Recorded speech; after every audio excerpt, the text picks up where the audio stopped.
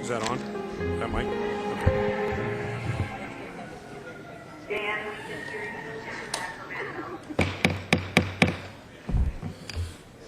Good morning, ladies and gentlemen. Welcome to this meeting of the California High-Speed Rail Authority. Before we begin, I'd just like to deal with a logistical matter. We have participation. Two of our board members are in Sacramento today, and one is in San Francisco. So first I would just like to confirm, could I ask Vice Chair Schenk in Sacramento, are you able to hear these proceedings? Yes, Mr. Chairman, we can hear you. Thank you. And in San Francisco, Director Rossi, are you able to hear us? Yes. All right.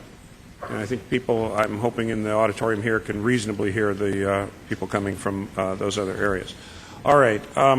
Before we begin, we have one matter that is very important to us. I'm very pleased that we're joined here today in Fresno by our newest member of the California High-Speed Rail Authority Board, Catherine Perez-Estelano.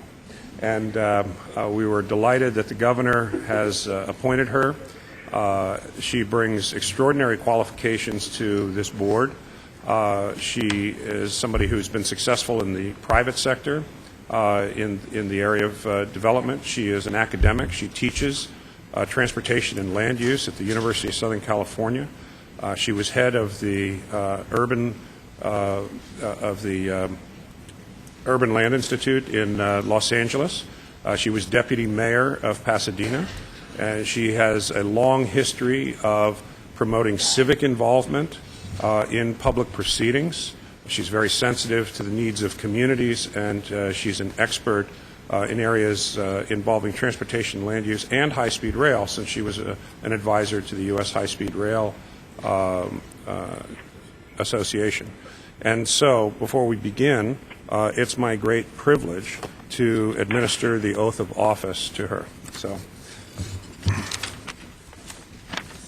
yes, stand and raise your right hand. I state your name. I,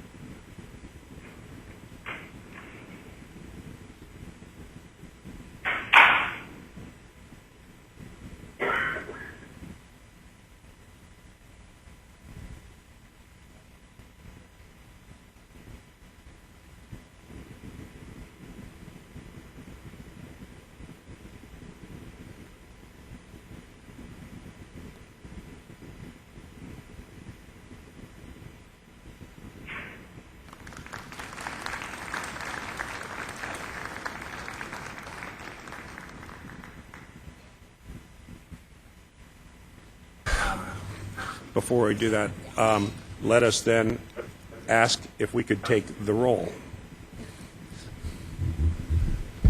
Vice Chair Shank, Here.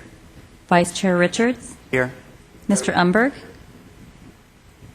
Mr. Hartnett, Here.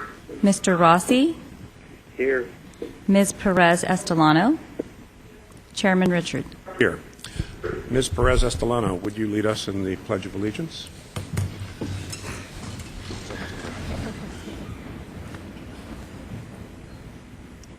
I pledge allegiance to the flag of the United States of America and to the republic for which it stands, one nation, under God.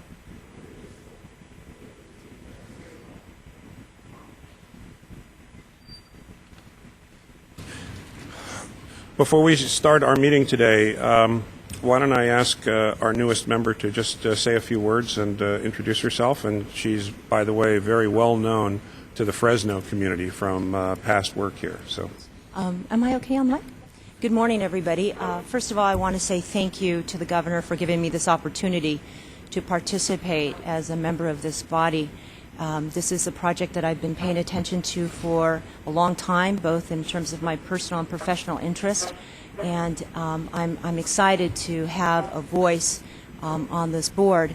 And I hope that in my term, I'll be able to contribute to the quality of the work that we're doing, the partnership that we seek to achieve, and the collaboration with the communities and the folks that will benefit from the project.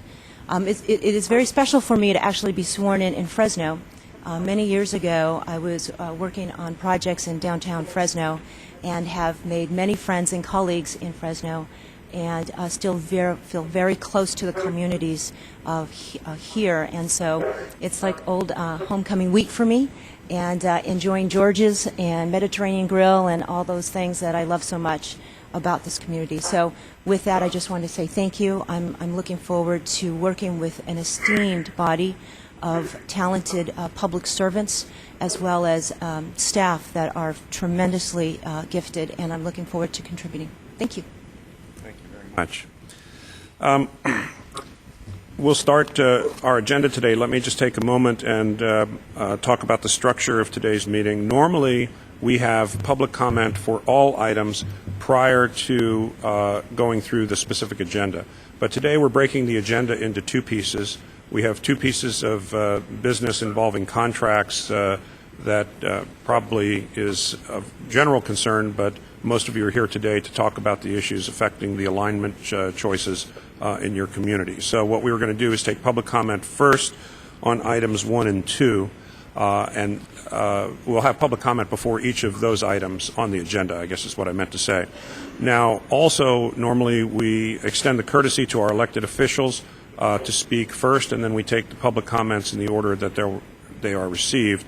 It's my understanding we have two people in Sacramento and one in San Francisco who want to speak, so we'll intersperse them in this process. But I will ask our elected officials if they want to speak first on the general topics or if they want to wait until we get to the alignment issues, and that'll be their choice. To start, though, I'd like to introduce and recognize Councilmember Blong Zhang here in Fresno and ask him to come forward. Good morning, Chairman. I hope I have a little bit more than 3 minutes because usually I give everybody 3 minutes, but thank you very much. Catherine, congratulations, well deserved. I know your heart is there, and I definitely believe that you'll do a great job serving the community. Just a little bit housekeeping, folks, to those in the back. We have opened up the balcony, so there is additional seating up there. Please, if you are looking for a seat, go on up there. It is fairly safe. Again, folks, good morning. My name is Blong Zhang. I'm the current council president, City of Fresno. And on behalf of the mayor and city council, I would like to welcome the board members here today, as well as those board members joining us by phone at City Hall. I also wish to welcome all the community members from across the state here today to participate in this meeting of the California High-Speed Rail Authority. I would like to note that both Spanish and Hmong translators are available to any members of the public who need them. Let me thank Chairman, or one of the board members, Tom Richards, and Mr. Jeff Morales, for taking the time to meet with me and our community partners over the last couple of months regarding employment opportunities for the underserved population in Fresno. It is important that the high-speed rail continues to take a proactive approach to try to address this issue. This constituent group deserves an equitable opportunity for employment, and having a direct consultant working on this issue would go a long way in demonstrating that commitment. I would also like to thank Diana Gomez for all the work she has done in our community. Since her arrival, her and her staff have worked actively with me and the communities involved, and especially with property owners along the Highway 99 stretch from Ashland and Clinton that runs in the heart of my district. From her staff, I would like to thank Robert Padilla for always being available to me, and with business owners to assist them in preparing for the HSR project. And no matter what people may say about the relationship between the county and the city of Fresno, I want to acknowledge the partnership and the two entities and working together in support of the maintenance facility here in Fresno County. Finally, I wanted to wish and thank the board for continuing to make Fresno, the Valley, and the starting project for this important project. Thank you. Enjoy the day, folks. Thank you very much, and we extend our appreciation to the council for allowing us to use the chambers today. So thank you. Next, going through our elected officials, we'll start with Supervisor Henry Perea, Fresno County Supervisor. Good morning, Supervisor. Good morning, Mr. Chairman. Welcome to Fresno. Welcome to Fresno County. Commissioner Perez Alonso, it's an honor to see you up there. I'm very proud to see you sworn in, and I know you're going to do a lot of great work with this commission because they've done a great job, and the heavy lifting is still more to do, and you're going to be right in the middle of it, so welcome. The county and the city, as Councilman Blong indicated, we're working very closely together on this issue of high-speed rail because we recognize not only the importance of high-speed rail for California and the future of moving people up and down the state in a more efficient manner, but also the jobs that have been committed to this project.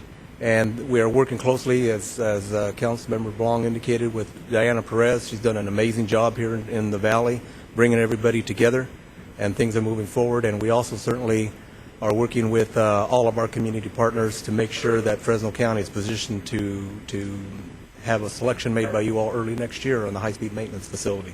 So we're working hard.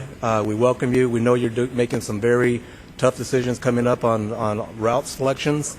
Today is a great presentation in terms of all the hard work you've done the last 6 months, and we stand with you all the way. So welcome again. Thank you. And if you ever have any ideas about where that maintenance facility should go, just be sure to let us know. Supervisor Doug Verboom is chair of the Kings County Board of Supervisors. Supervisor, would you like to speak now or later? Please.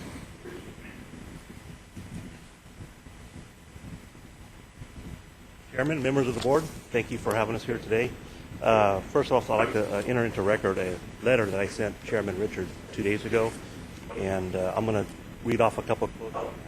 First off, I'd like to say that I'm not here to Excuse me, argue Supervisor, whether could you step a little closer so that... Sorry.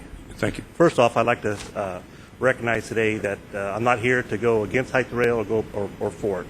My concern is the lack of communication, the lack of coordination, and the absence of high-speed rail in our county.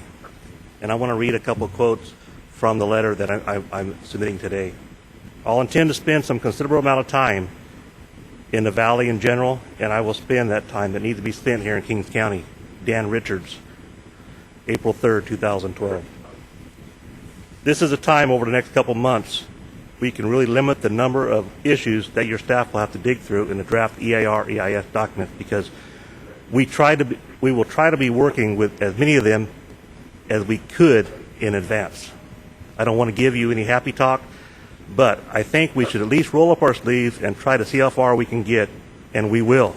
Dan Richards, April 3rd, 2012.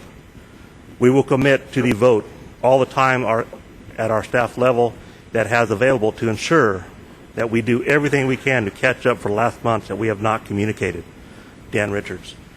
These are just a few of the comments from you, Mr. Richards, to Kings County over a year ago. And, the lack of communication, the lack of coordination in our county is absurd to have a route go through our county without any consideration for our local government. As a local official for the people of Kings County, I represent them at a government-to-government level, and I believe the staff has failed us to do so. Whether we're for or against it, we still need to have a line of communications open at all time. And whether or not we continue to have the route go through our county, we need to talk. As far as high-speed rail, the maintenance facility, I think Kings County would be a great place to have it. I think due to all the lack of respect that we've had in our county, we deserve something. But right now, today, I invite you back to Kings County to continue where you left off June 10th of 2012.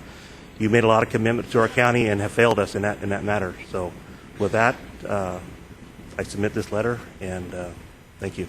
Thank you, Supervisor. Let me just say, while this is your time to speak to us, I may disagree with you on some of the history, but we're certainly committed to working going forward. And you and I had a conversation this morning. I'll follow up with you on that. Yeah, and in the record too that we said that last year. So we're looking towards you for leadership, and I welcome you back to Kings County. So I hope you can make it work. Well, as I said, I know my way around Kings County. I've spent a lot of time there, but we'll be seeing you soon. Thank you. Okay. Supervisor Richard Valley from Kings County Board of Supervisors.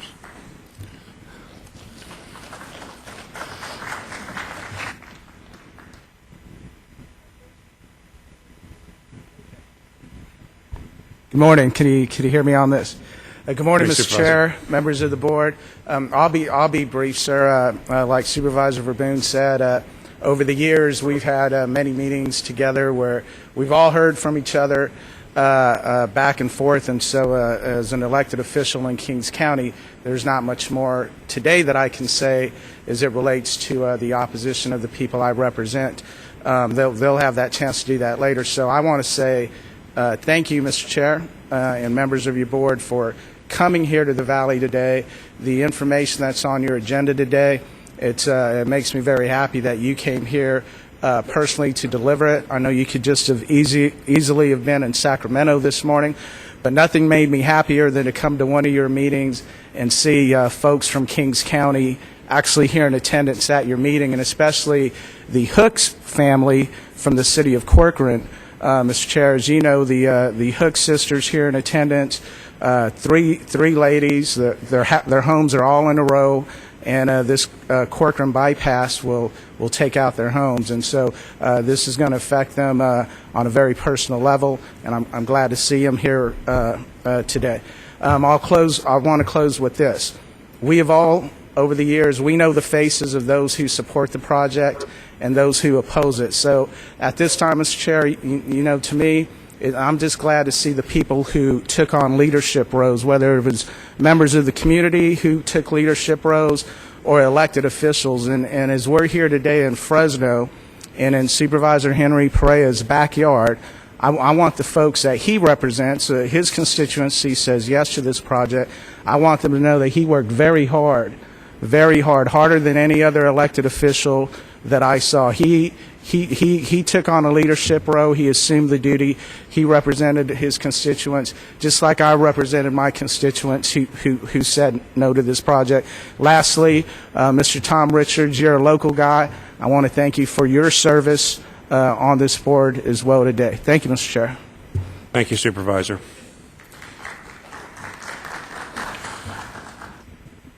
Next, we have Supervisor Manuel Navarez from Madera County. Would you like to address us now or on the other items? Great. Welcome. Well, good morning, members of Chairman and members of the authority. My name is Manuel Navarez. I am a little bit nervous. This is my first big public meeting. Well, actually, there was one prior to, but I'm still a little bit nervous. I am obviously the newly appointed Board of Supervisors for District 1, and I am here to express my joy with our recent board decision to get out of the lawsuit our county was a party to against the high-speed rail. I want to publicly thank Diana Gomez and Jeff Morales from California High-Speed Rail for their hands-on approach in addressing our county's concerns with regards to unavoidable impacts through Madera County. They have exceeded the call of duty by being flexible to personally meet with staff and decision makers from our county, which ultimately gave our board members the good faith and trust and comfort level to make the decision to exit the lawsuit. And I'm just really overjoyed. This is a very monumental day. I feel really proud to be part of a monumental decision that I know positively is going to impact our whole valley and the state in a positive way.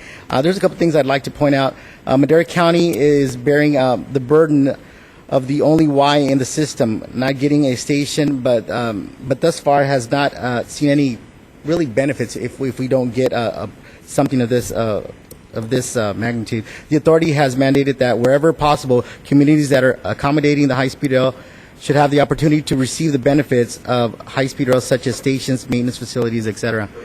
We have a site for the heavy maintenance facility called Gordon Shaw, which is offering 250 acres that would accommodate heavy maintenance facility, command, control center, maintenance way facility. This site is in the middle of the two largest metropolitan areas, which are Fresno, Madera, and Merced and Stanislaus counties.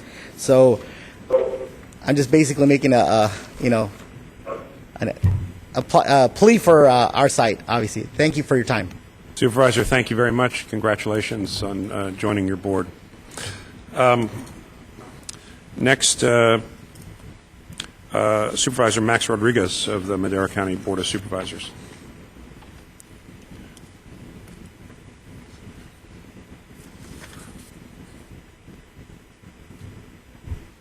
I want to thank the Commission for bringing this storm into the valley. I'm from Madera. It was pouring cats and dogs down there. We welcome it. Good morning. My name is Max Rodriguez. I'm Chairman of Madera County Board of Supervisors. Although this news may not come as a surprise, I am eager and excited to report that on Tuesday, the Madera County Board of Supervisors voted to withdraw from the joint lawsuit against the California High-Speed Rail Authority. As we all know, litigation will do nothing more than strain our already limited resources and attempted to delay this project. An environmental lawsuit cannot kill a project, only delay it. Our decision to withdraw stemmed from the good faith effort to come to the table and negotiate mitigation measures that ensure Madera County will benefit from the project. Over the last 4 years, I have remained committed in attempting to get the best deal for Madera County. My philosophy has been consistent, and my goal has been to place a heavy maintenance facility in Madera County. Both the city of Madera and the city of Chowchilla, along with the county and the Central Valley region, have an opportunity to reap the benefits. We have the chance to create a middle class and put people back to work, and this is what we want, put people to work. Every time I speak in front of a group of people, I always mention jobs, jobs, jobs. As you know, this region here is poverty-stricken. We just have to do something about it, and this is a project of the future, and this is a project that we must support. We must all come together and build this project here and make it make it a project that everybody can be so proud of, because this is just a start. I would especially like to commend your CAO, Jeff Morales, and Diane Gomez. They have met with me and my county staff and expressed a willingness to work with us and engage with all the stakeholders. Thank you very much. Thank you, Supervisor. Next is Fresno City Council Member Steve Brandon.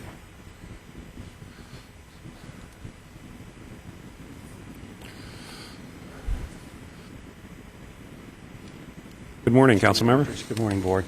I was looking over the agenda today, and the thing that I would like to just mention is not quite on the agenda.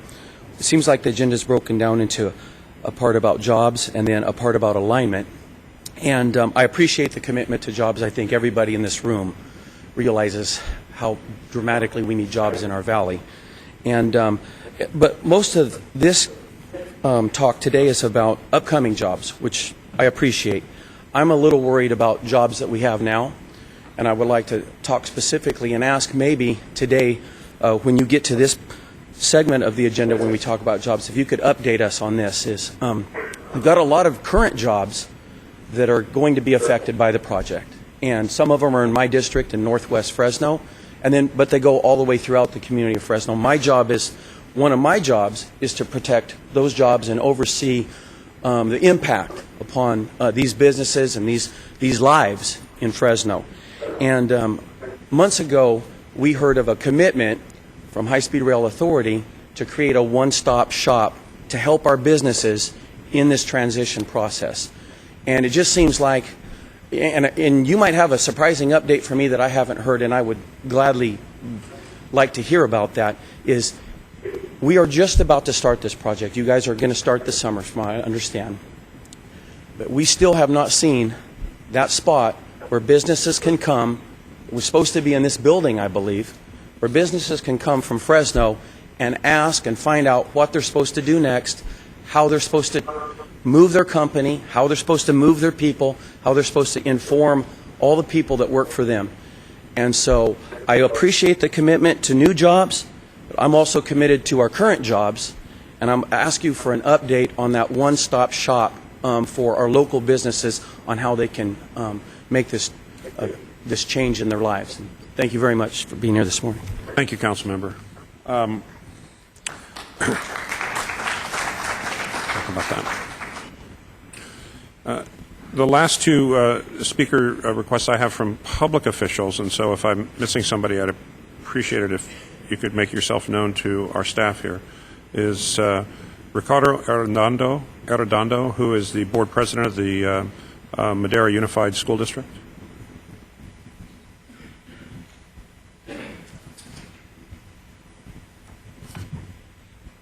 Morning, Chair, members of the authority. As mentioned, my name is Ricardo Arredondo. I'm the board president of the Madera Unified School District. And I first want to thank Ms. Gomez for taking the time to meet with us as we focus on improving our career pathways with a focus on science, technology, engineering, and math related and associated with this project especially. We are one of the largest school districts in the area. We serve nearly 20,000 students, employ nearly 2,000 people, and with a population of approximately 85,000 within our boundaries. And regardless of the selected alignment, the system will cross through our district.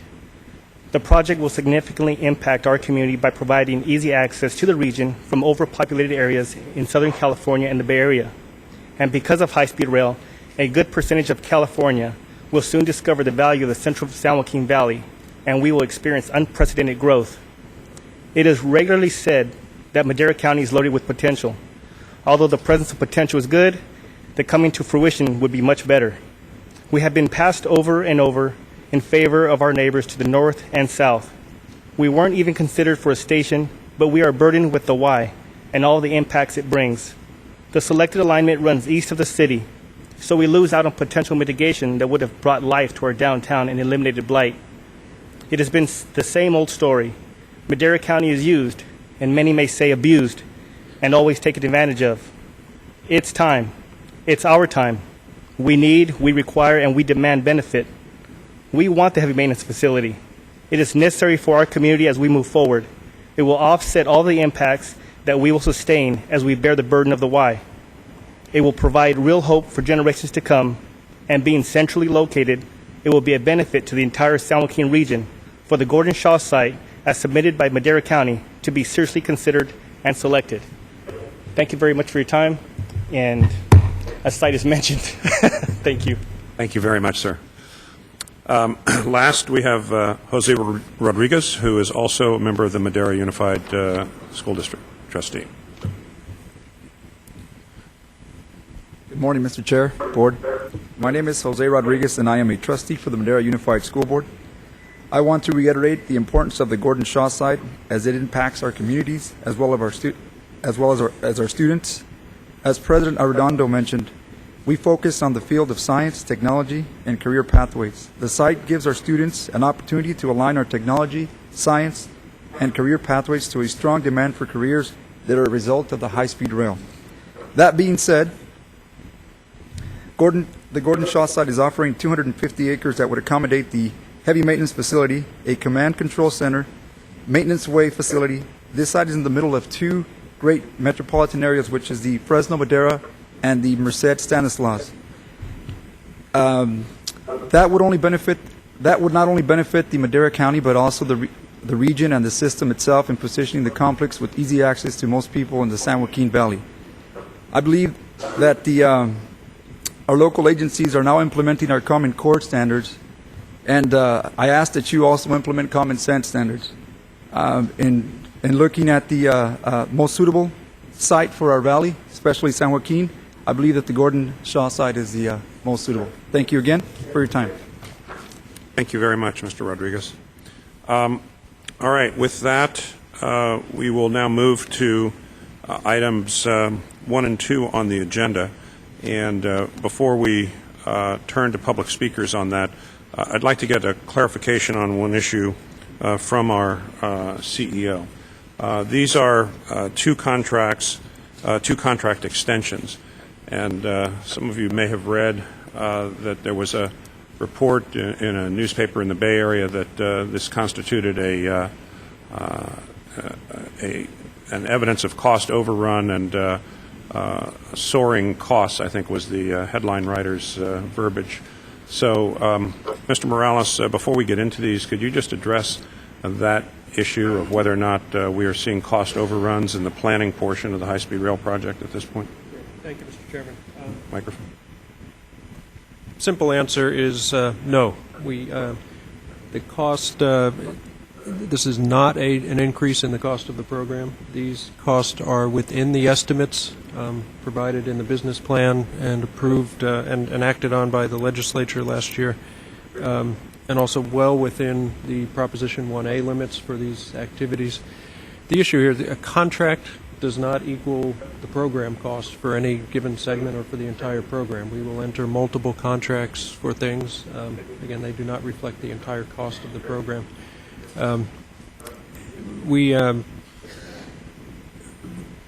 This is well within the contingencies that we've allowed. This allows us to continue the work, responding primarily to public concerns and local government concerns about additional reviews of alignments and additional studies.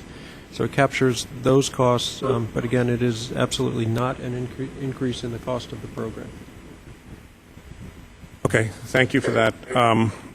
I just want to say and feel compelled to say, having been on this board for a year and a half, there are many controversial issues with high-speed rail. The things that brought many of the people here today involve impacts that high-speed rail would have on communities or on their homes or farms. There are questions about whether this is a program that the government should do or not do. There are questions about whether it's the right kind of thing, whether the alignments are right. You know, let's have those debates and discussions in a free society. But it is really frustrating and vexatious for me to read things that inject into the public debate things that are just simply flat out not true. So, you know, we live in a free society with a free press, but the purpose of the press is to inform the public.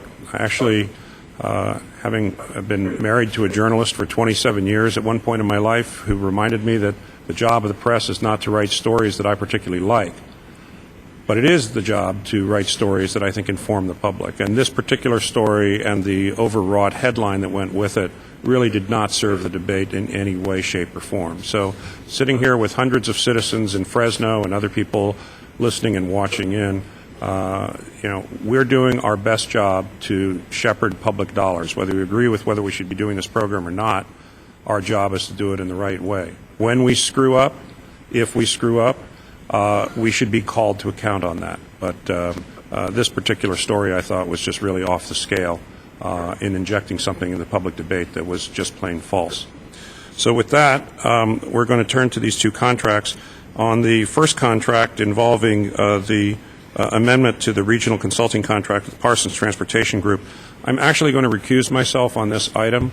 Prior to joining the High-Speed Rail Board, I did some consulting work with that company, having nothing to do with high-speed rail, but involving BART. I have no legal requirement to recuse myself because it's more than a year old, but at the time I was appointed, I sent a letter to the governor saying I wouldn't act on anything involving them for at least 2 years, and that period of time has not come up yet. So with that, I'm going to turn the gavel over to Vice Chair Tom Richards for this first item. He's going to preside on that, and I'll just step away for a few moments. Thank you, Mr. Chairman. Ladies and gentlemen, item number 1 is an action item for the proposal to amend the regional consultant contract with Parsons Transportation Group. Mr. Trujillo? Yes, thank you. I have with me Frank Bach, our Chief Program Manager, for presentation of these items. Well, some of you may be describing a lack of video. Let's make sure that they can hear us. Can you hear Mr. Trujillo? Mr. Trujillo, if you could hang on just 1 second. Is there any way to increase the volume, or is anyone here able to hear what he's saying? It's a little hard to hear him in San Francisco as well. Test, 1, 2, 3. That's good. Excuse me a moment, Dennis. Could you talk into the mic more closely and perhaps a little louder? If he stops anymore. Test, 1, 2, 3. How's that? It's better. It sounds like you're in a plastic bag. I will be obnoxious to everybody here and holler loudly. Yeah, it's not just the loudness, there's a tinny sound. Hang on a second again, Dennis. Are you able to... Okay, we have a technician here working on it. Say, Dennis? Dennis? Yes. Could you think you could talk from one of the microphones where Lynn and Jim are? Because where you're talking from is extremely tinny. Yes, I'll move right now. Be happy to remove the chair. Come on over.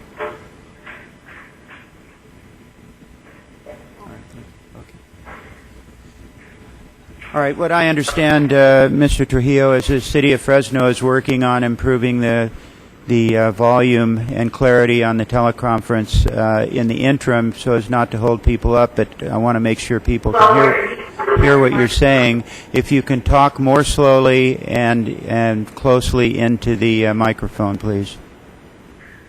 I moved now to the Sacramento City Council. Does this help? No.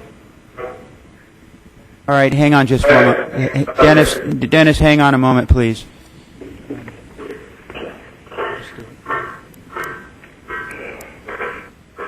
Mr. Trujillo and in San Francisco and Sacramento, as well as here in Fresno, we're going to change the presentation, and our CEO, Jeff Morales, will handle the presentation of item number 1. So, Mr. Morales, please. Sure.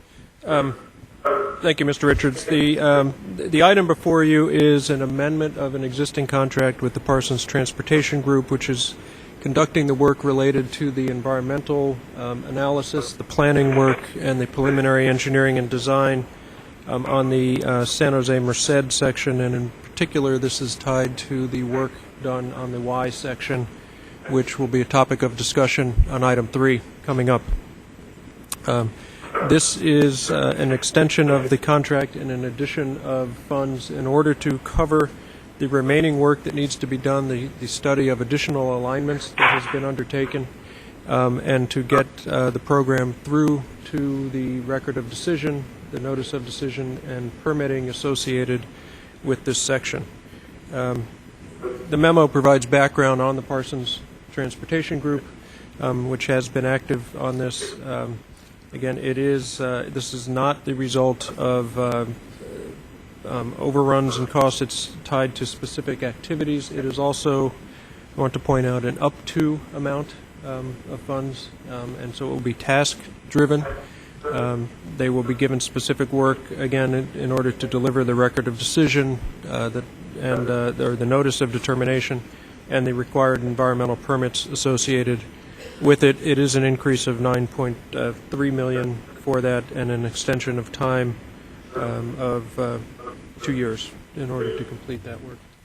All right. Thank you very much, Mr. Morales. Oh, yeah, sorry, Mr. Chair. One thing I do want to point out, very important because it's been such a priority for the board, in making this amendment, we are proposing to include within it the 30% small business goal. The current contracts for these environmental segments were awarded prior to the board having adopted those goals. When we make any amendments or enter into new contracts going forward, that 30% goal will be included, and so included in this recommendation and included in the contract, if amended, if approved by the board, would be the 30% small business goal. Okay, thank you. Before we go any farther, just to understand today's process, that we're taking public comment on an item-by-item basis. I'm not sure if what I was just handed here are comments for this specific item, but in Fresno, could I just see a show of hands of people who wish to address item number 1? Just Mr. Dean? Okay, and one other. I'm not sure I have the right cards here, so if in San Francisco and Sacramento, do we have any public comments for item number 1? Do either here which press item 1? San Francisco, no item on number 1. No speakers for number 1. No. All right, let's do Fresno. Item number 1, first, Mr. Marvin Dean.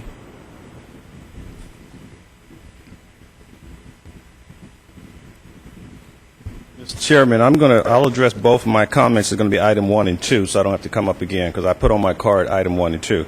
I'm here representing the Kern County Minority Contractors Association and my members. First of all, I should say welcome to the Valley and welcome to the new member for willing to serve. A lot of times not a lot of money involved, but you commit a lot of time, and I, for one, understand public service, and I appreciate people that are willing to put themselves out to do that. My purpose for coming up here is for twofold. One is I wanted to comment and support what the CEO talked about was the 30% goal included in these contracts. I am a part of the Small Business Advisory Council for the High-Speed Rail Authority, and that was one of our concerns, that these new contracts going forward wouldn't capture that 30% goal for small and minority-owned businesses because in the DBE businesses, because as you know, in the past, many of us supported the project, but we weren't being included in the subcontracting and so forth. I support this, but I have to also say this. I've been asked by a lot of people saying, well, why do you support high-speed rail? Are you being paid? Do you have a contract? I says, no. I support it because of the benefit of what high-speed rail will do to this valley, and also that they're making progress to include small and disadvantaged businesses. But in closing, I have to say this, and I'd be remiss to say this because I hear it from my own community. There's no people of African-American descent that I know of that have a subcontract as a subconsultant or anywhere included in any of these contracts or included in the process. I hear that. So as a supporter, I defend the fact that we're going to do better as this project goes forward, but I have to put that part of the public record. But again, I do support this project. So thank you for giving me the time. Thank you, Mr. Dean. Oh, one other thing. I'm going to leave this handout because this is an event we're doing in Bakersfield. I forgot to say that. If I can give this to somebody. It's April 13th. It's a high-speed rail, and not high-speed rails. We call it a transportation forum, and we're asking that someone from the high-speed rail to come, and also these prime contractors come, and we can help them. There's a forum meet and greet, and also prime contractor panel, so we can help them generate those subs that they're going to be looking for in this extension. Thank you for giving me Mr. Dean. additional time. Thank you. Thank you. Ms. Beverly Rodriguez, please.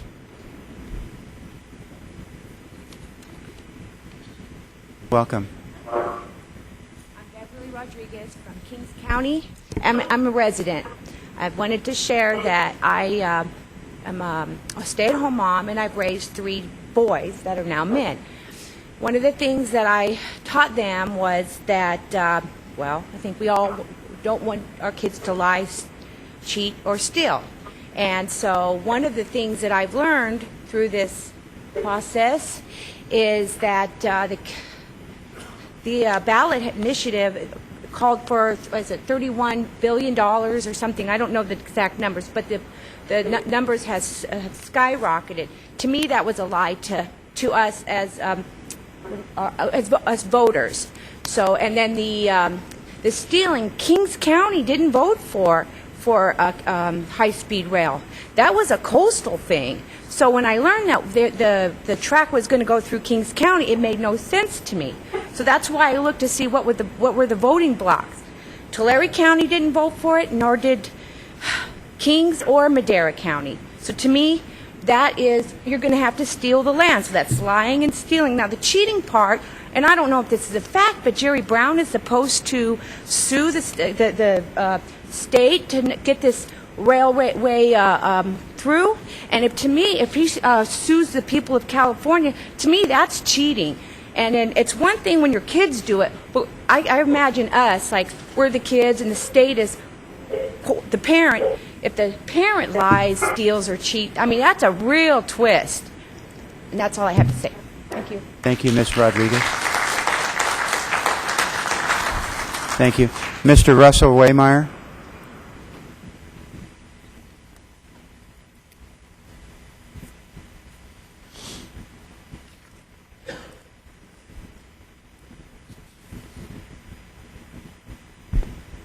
Well, thank you for the forum today for us, an opportunity to speak.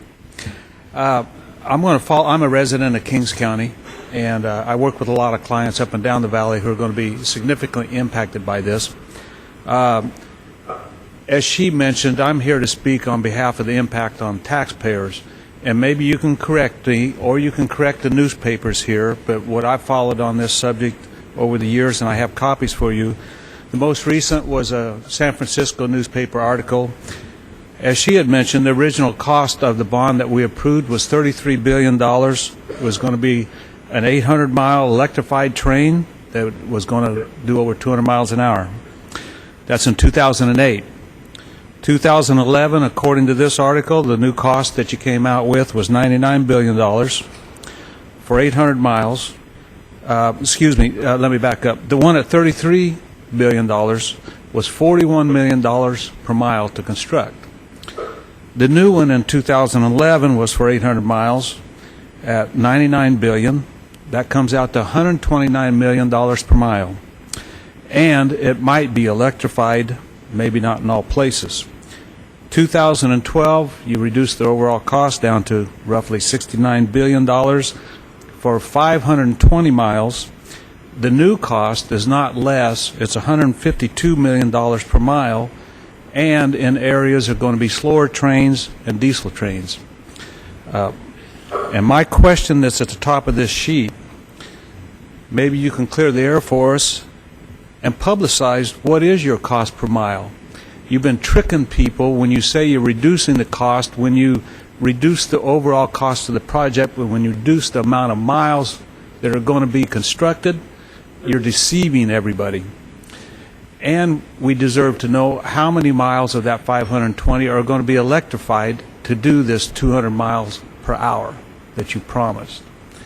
And until that time comes, this whole project needs to go back to the drawing board and let these people re-vote on it again and know the facts of what you're accurately going to do instead of deceiving us. Thank you, Mr. Waymeyer. Thank you for your comment.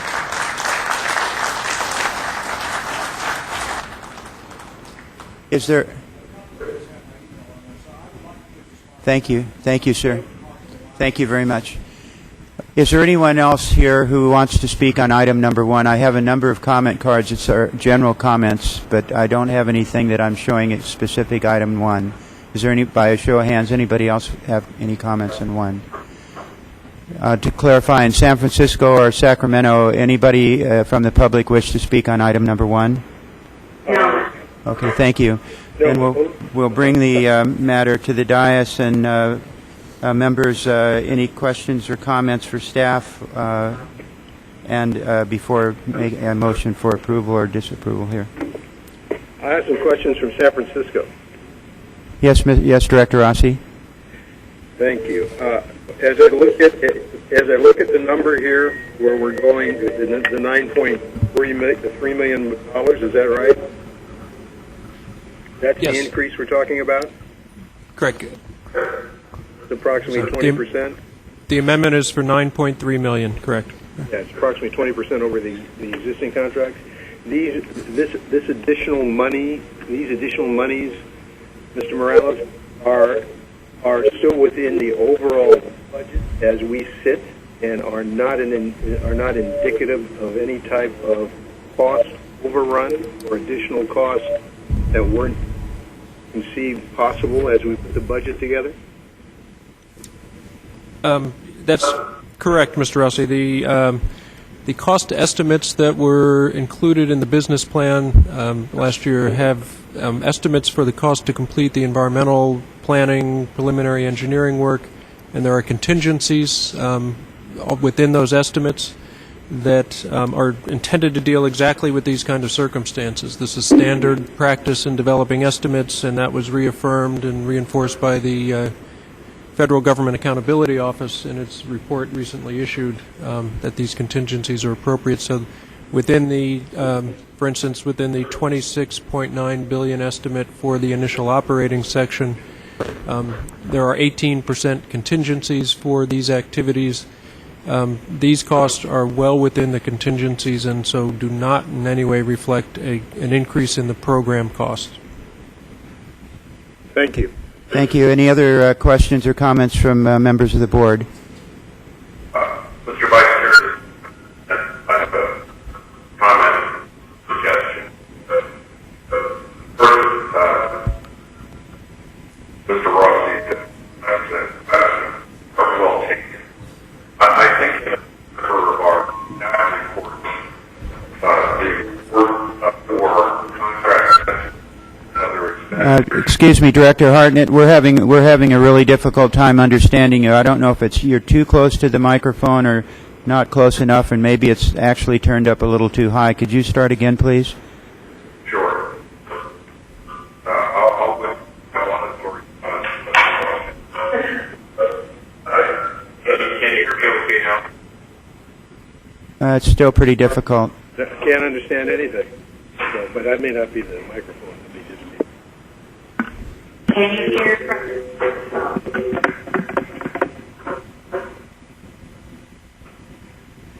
Denise coming. Tom? Yes, so go ahead.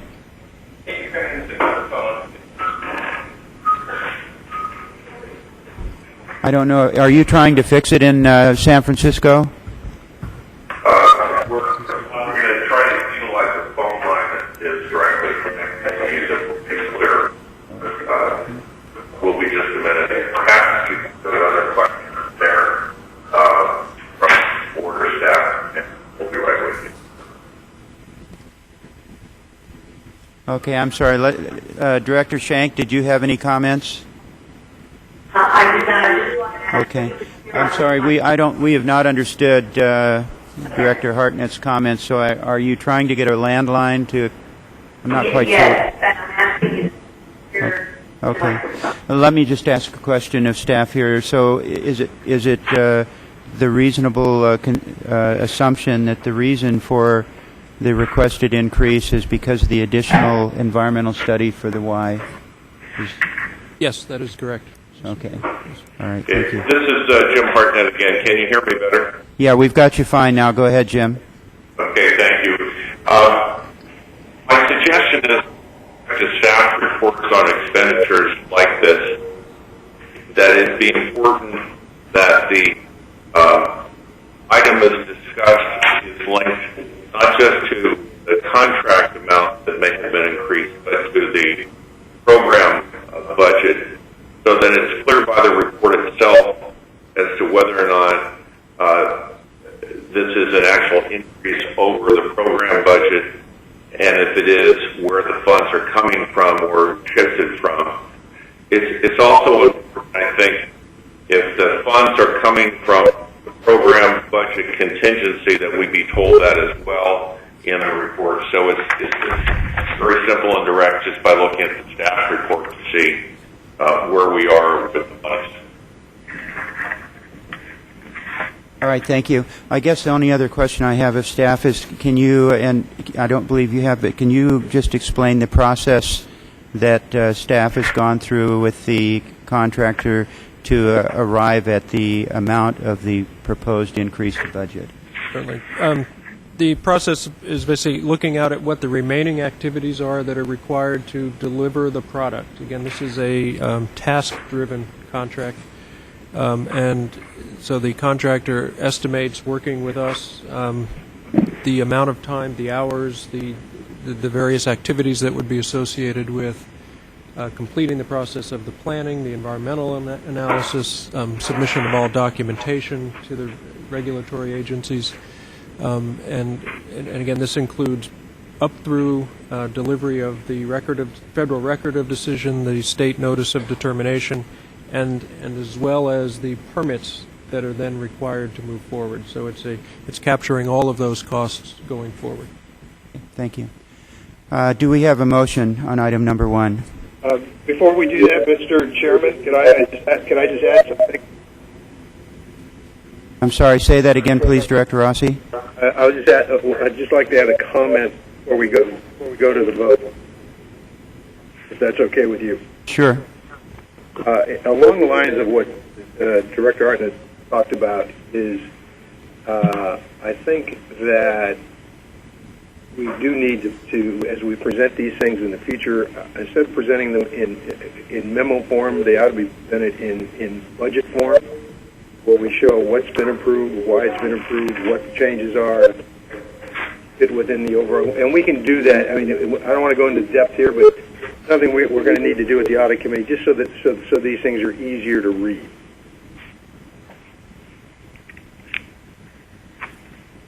We'll certainly take into account all the comments in Okay. terms of how these materials are presented as we go forward. All right, thank you. Sure. Yes. So moved, by the way. I just have one question here from Fresno. I'm assuming with the draft EIS and EIR that we're going to have the same commitment to a community outreach program, and that's embedded within this the programming that is in this additional budget. Yes. Okay. Those activities are included within this. Yes. The scope. Okay. All right, are there any other questions or comments from members of the board? And hearing none, do we have a motion? So moved. Is that by Director Rossi? Yes. And a second? Yes, by Shank. Was that Director Shank?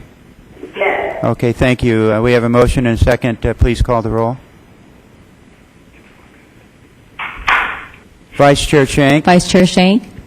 Yes. Vice Chair Richards? Yes. Mr. Hartnett? Yes. Mr. Rossi? Yes. Ms. Perez Estelano? Yes. Thank you. Motion carries. We'll move to item 2 if we can get the chair back, please.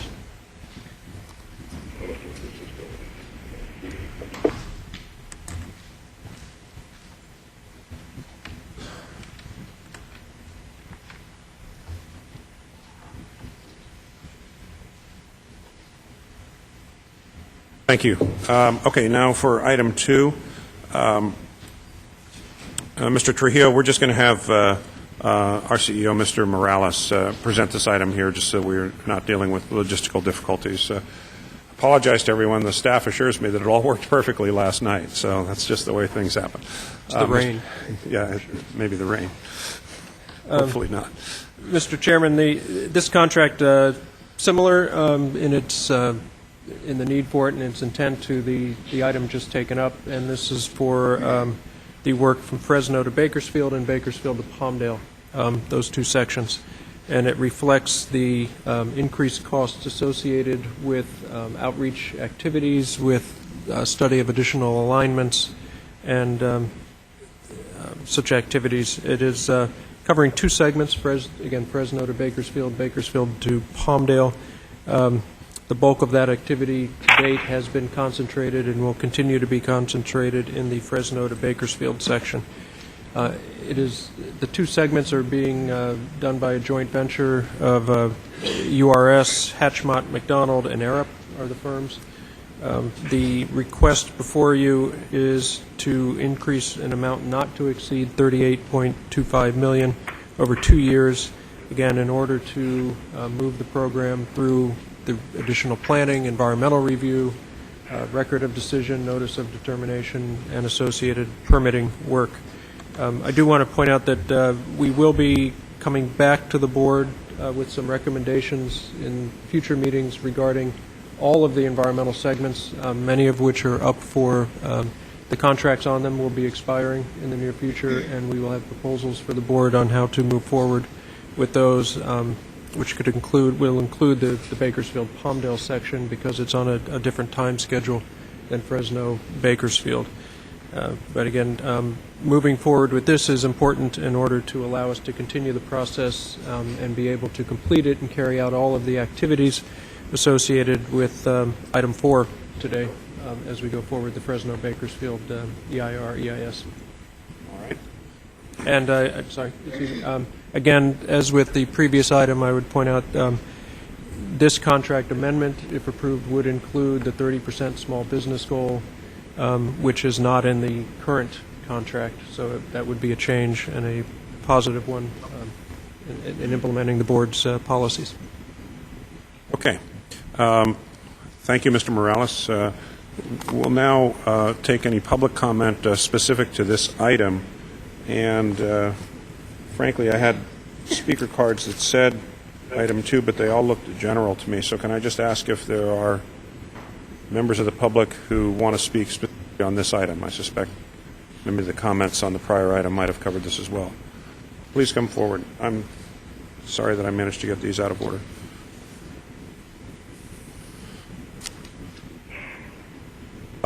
Speaker request. Good morning. Appreciate your being here. I know this is a really hard thing to deal with. Reading about... Excuse me, ma'am. Martha Kolstad. Could you give us your name, please? I'm from Fresno, Martha Kolstad. Thank you. I'm a citizen and a small business owner here in Fresno. And I've been before you several times over the last few years, trying to follow closely what's going on. On this proposal for amendment number 2, I'd like to know if I read properly that this was a requested $38 million increase. And when you're talking about consultant, are we talking about pretty much consultants? And I was curious why that would be such a huge increase if we've been going over this for several years. Wouldn't that part of it have been established already? And hearing like number 1 and number 2, we're bringing up the environment part of it again. Are we talking consultants again? What percentage of environmental studies are we talking about in this? And I was curious exactly how much has been spent to date of the monies that were requested for the original program. It seems to me we started at 2008 with the $68 billion, and I think the citizens would be very, very curious to know how much actually has been spent to date. Ms. Kolstad, this is your time to speak to us. We generally don't respond there, but I will tell you that in the back and forth, we'll have questions for the staff, and I'll make sure that those facts come up. I do think we would all appreciate it because the fiscal part of it, though we are addressing this number 2 at the $38 million, I'm concerned that we're looking at a $50 million projected shortfall in funding, that the governor's requesting another additional $4.8 million for rail authority staff, and most of that I read was going to 44 staff members, 826,000 of which would be to salary increases when the rest of us can't even give increases to our staffs and so on, and we're cutting back. I think it's a noble idea. I don't think it's the time, and I don't think California has the money, and the citizens don't have any money extra in their pockets to give. Thank you, Ms. Kolstad. Thank you. You're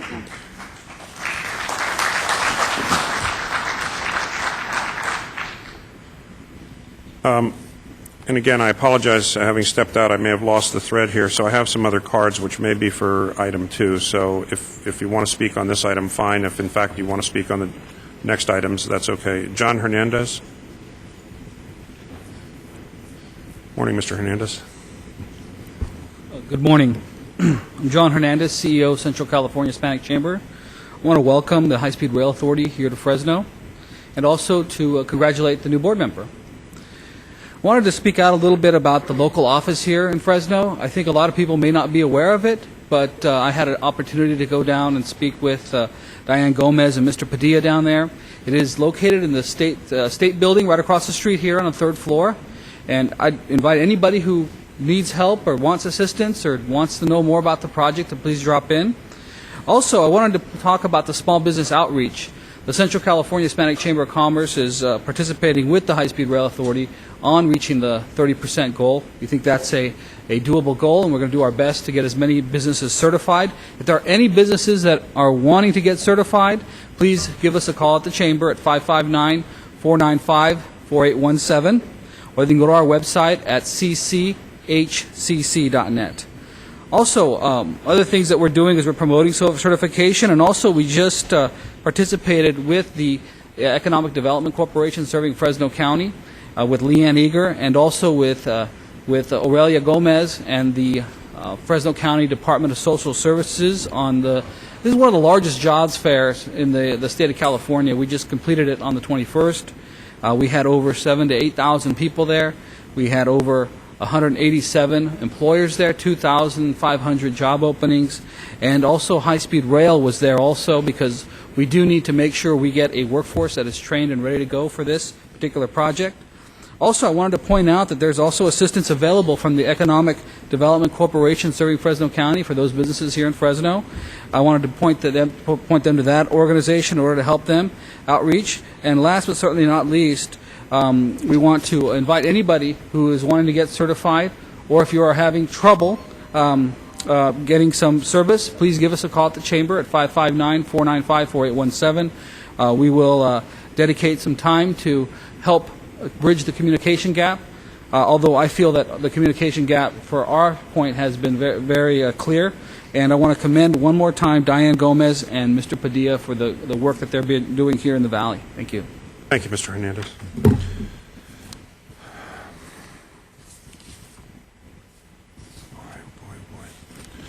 Next is Randy Gahn, followed by Dave Mercer.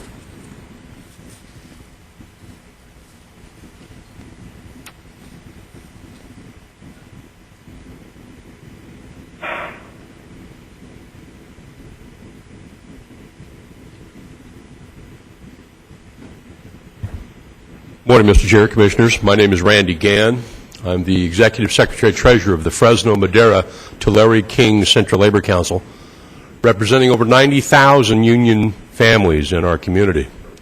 Our Central Valley, unfortunately, for a number of years has been testament to a unusually high unemployment rate. Our people suffer as a result of that. We see the high-speed rail idea and advancement and progress and build-out as an answer to those unemployment concerns. We thank you for being here. We thank you for bringing high-speed rail to our community. We applaud your good work. We thank you for your efforts. Full speed ahead. Thank you so much. Thank you, Mr. Gann. I think I slightly mispronounced your name. I apologize, sir. Dave Mercer. Hi, my name is Dave Mercer. I'm a district representative for Operating Engineers Local 3.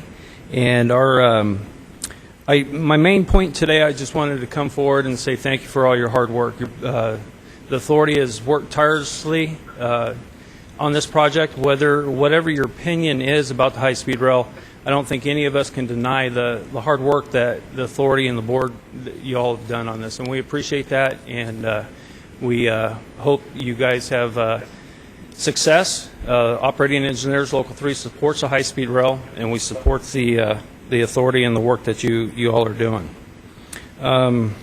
Also appreciate, and I want to mention what Mr. Rodriguez from the Madera County said. Appreciate him coming forward saying he was dropping the lawsuit. And one of the things that he cited, one of the reasons was because of our unemployment rate. And I think Fresno County, we're at 16, 18%, somewhere around there in our unemployment rate. And that's probably a conservative estimate. And we feel that the high-speed rail is definitely going to help out not only our members, but the citizens of the Central Valley get back to work, get back on their feet, and help our economy. And again, we just want to say thank you and continued success. Very much. Let me just turn now to Sacramento. Are there people who wish to speak on this item, item 2?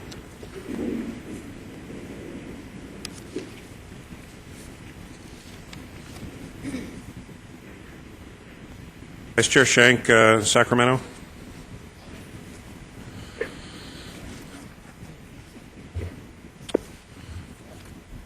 There are no Sacramento. I just heard you say there are no speakers on this item. Mr. Rossi in San Francisco? No speakers. All right. All of the other speaker cards I have here in Fresno are either general or other items. If I'm incorrect on that, could you please come forward right now?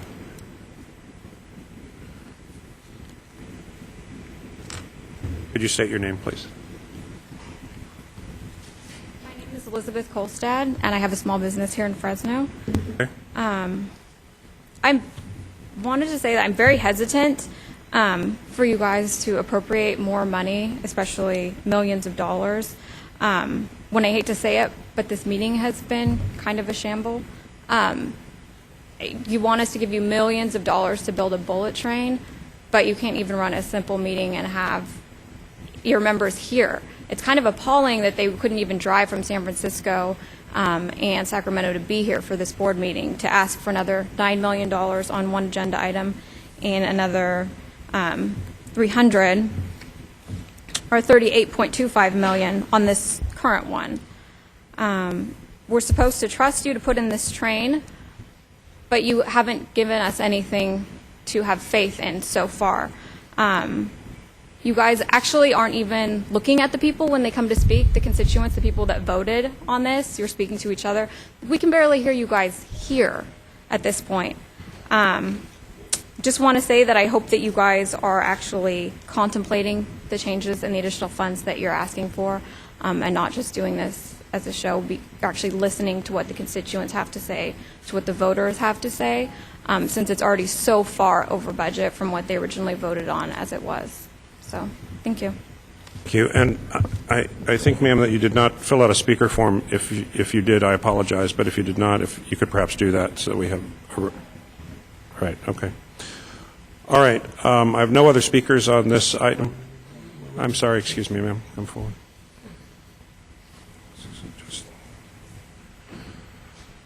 Hi. My name is Kay Aradaberry. Yes. I am a taxpayer living in Fresno. Many years ago, my husband and I signed a contract to purchase a home. It was 3-bedroom, 2-bath, the American dream. For several years, we had lived in a crummy little apartment in austerity, saving every penny we could to put down a 50% down payment on our first little home. Now, we signed the contract. If the builder would have come back to us and said, "Oh, I'm sorry, that house is going to cost twice as much. It's going to cost $60,000. Oh, and by the way, you don't get that second bathroom." We would have said, "No, we can't buy that house." Even if they said, "Oh, it's okay. You can take out bonds. You can sell bonds. You can borrow the money." No, no one would be that stupid to still buy that house, knowing that we couldn't afford it.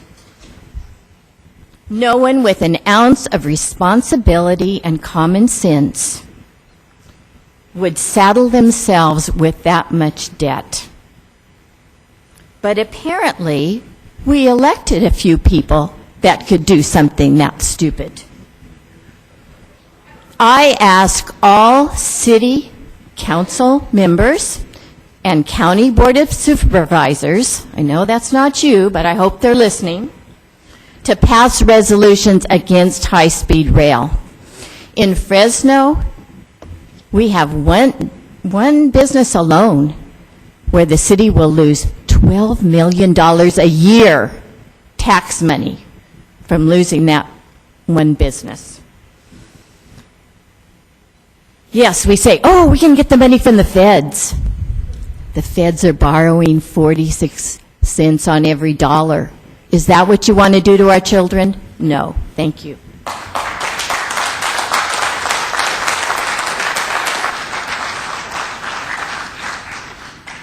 Thank you, Ms. Roddenberry. Now, I actually had that down as well, we're going to close on this item, and everybody's going to have their opportunity to speak. I'm going to have the next item include all the general comments as well at that point. So with that, questions for the staff from members of the authority board? Let me start in Sacramento. Ms. Shank or Mr. Hartnett?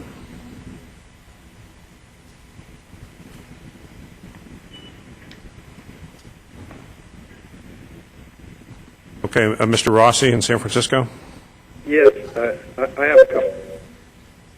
First of all, you know, this is, if I've got this right, Mr. Morales, we are looking at about a 40% increase on this contract, and I'd like to understand why why that number is that much of an increase, given the 4 points that are to be covered on page 3 of the presentation.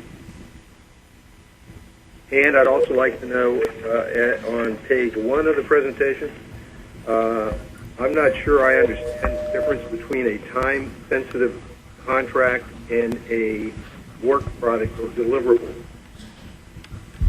I'm not sure I know how you differentiate between those two types of contracts. So could you just fill me in on those, please? Could you repeat the second part, Mr. Rossi? Yeah, if you look at the third paragraph, page 1, you go down to the last line of the third paragraph. It says it is important to note that the extension is not based solely on specific time frames, but rather on deliverables. Given that the contract has a time frame fixed for maturity, I'm not sure what that means. So I'd like to have that explained. The point of that discussion, Mr. Rossi, is that the amount in the contract is not a guaranteed amount to the contractor. It is an up-to amount, and the actual amount paid will be based on the actual work delivered and product delivered. And so that was the intent of that paragraph, I believe there. In terms of the increase... Hold on a second, Jeff. That may be the intent, but I'm still not sure what that means. If, in fact, there is a deliverable and there is a time frame, how are they different? The amount of the dollars may be... Okay, let's turn it on. The issue of not deliverable within a time frame, not the business. So I'm trying to understand that. Okay, I'm going to go in here.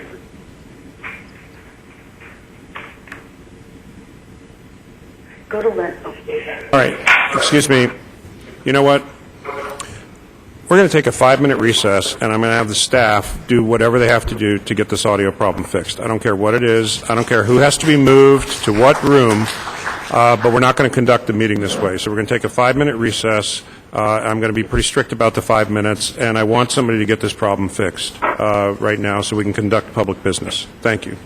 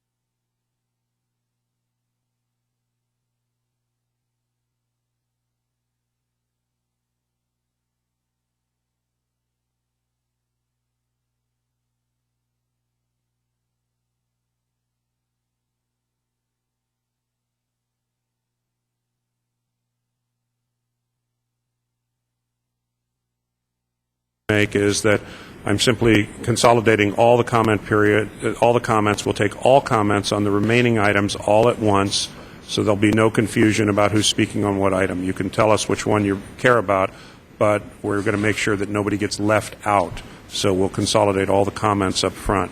So again, my sincere apologies and on behalf of my colleagues for the technical difficulties this morning. Before we move back to the agenda, Vice Chair Richards has an announcement he'd like to make. Thank you, Mr. Chair. I just wanted to let you know that with regards to where you're parking, I don't know where it might be, but on the north side of the City Hall building, parking has been relaxed. So if you're parked elsewhere and you're concerned about being here for too long, parking on the north side of the City Hall is relaxed, and you shouldn't have problems with meters or anything over there. So thank you.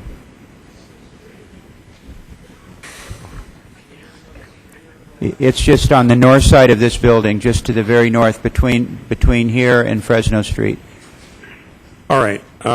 With that, when we took the break, Mr. Rossi was trying to ask a question to Mr. Morales. What I asked Mr. Rossi to do so that we would maximize the opportunity to hear this was I asked him to direct his comment or question to Mr. Morales directly by telephone, which he did, and I'm going to ask Mr. Morales now to repeat the question and to provide an answer.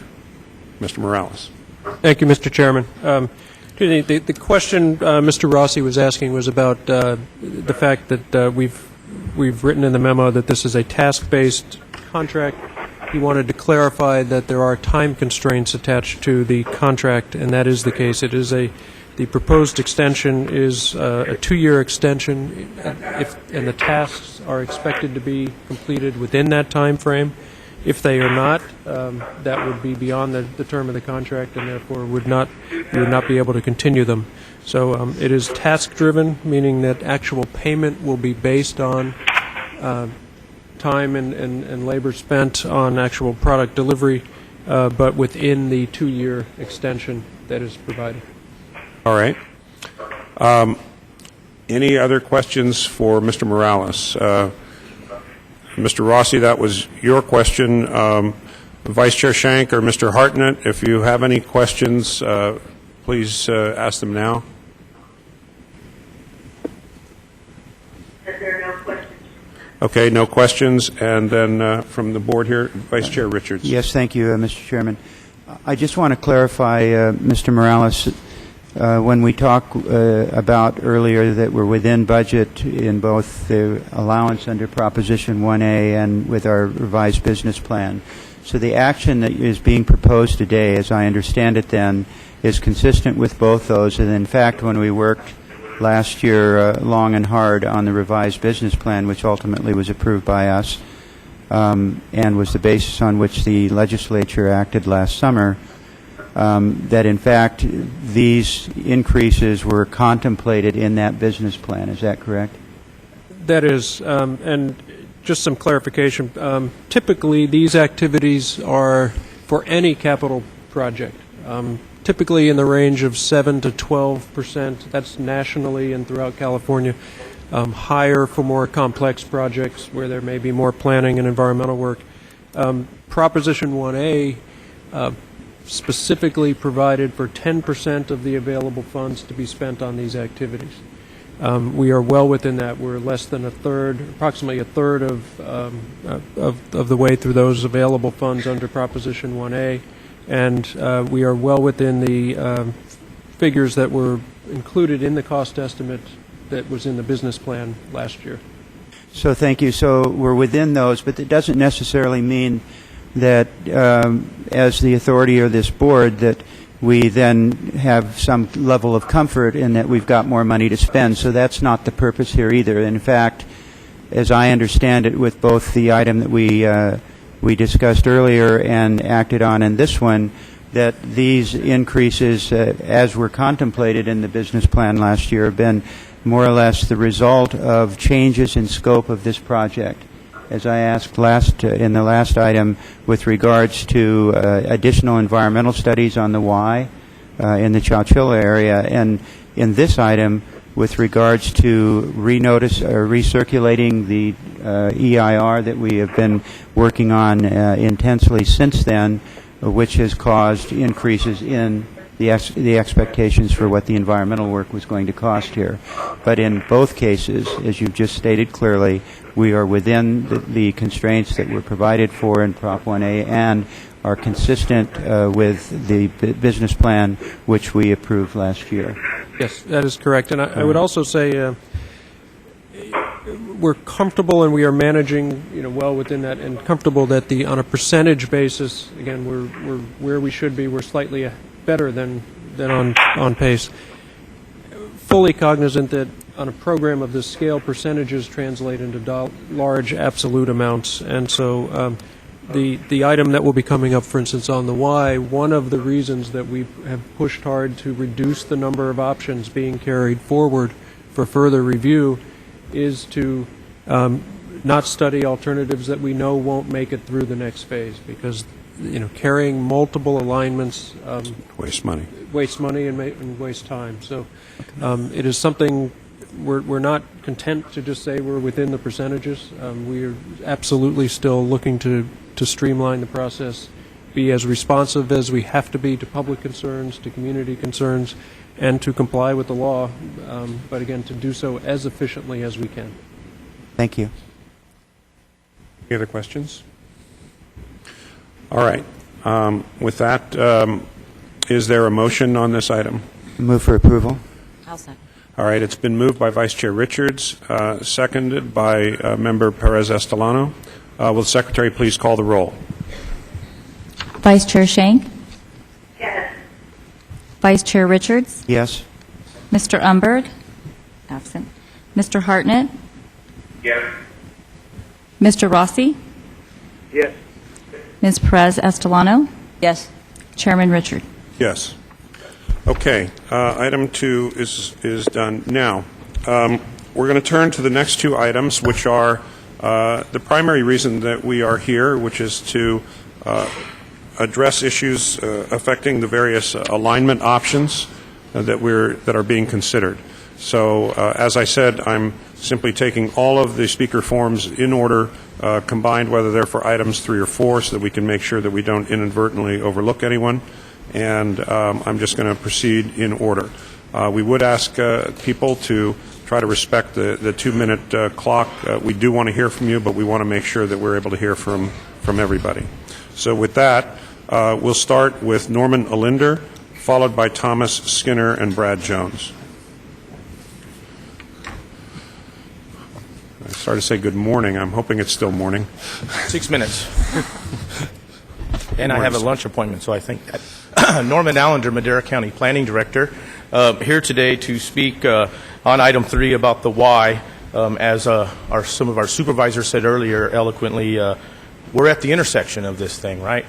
It comes in our county. I don't know any other jurisdictions that have a Y such as this that can have up to 1,000 acres inside of a triangle. So we, as we've said, do receive a lot of impact without a station, but we are at the perfect site to have a heavy maintenance facility, a light maintenance facility, a dispatch center. What better spot to be more efficient than at the intersection of the north, south, east, and west, or north, south, and east, right? So we would suggest wholeheartedly that the rural nature that you chose to put the Y in also lends itself to these types of facilities, and these are the most efficient places to put them. Our staff stands ready to work with your staff to make that come to fruition.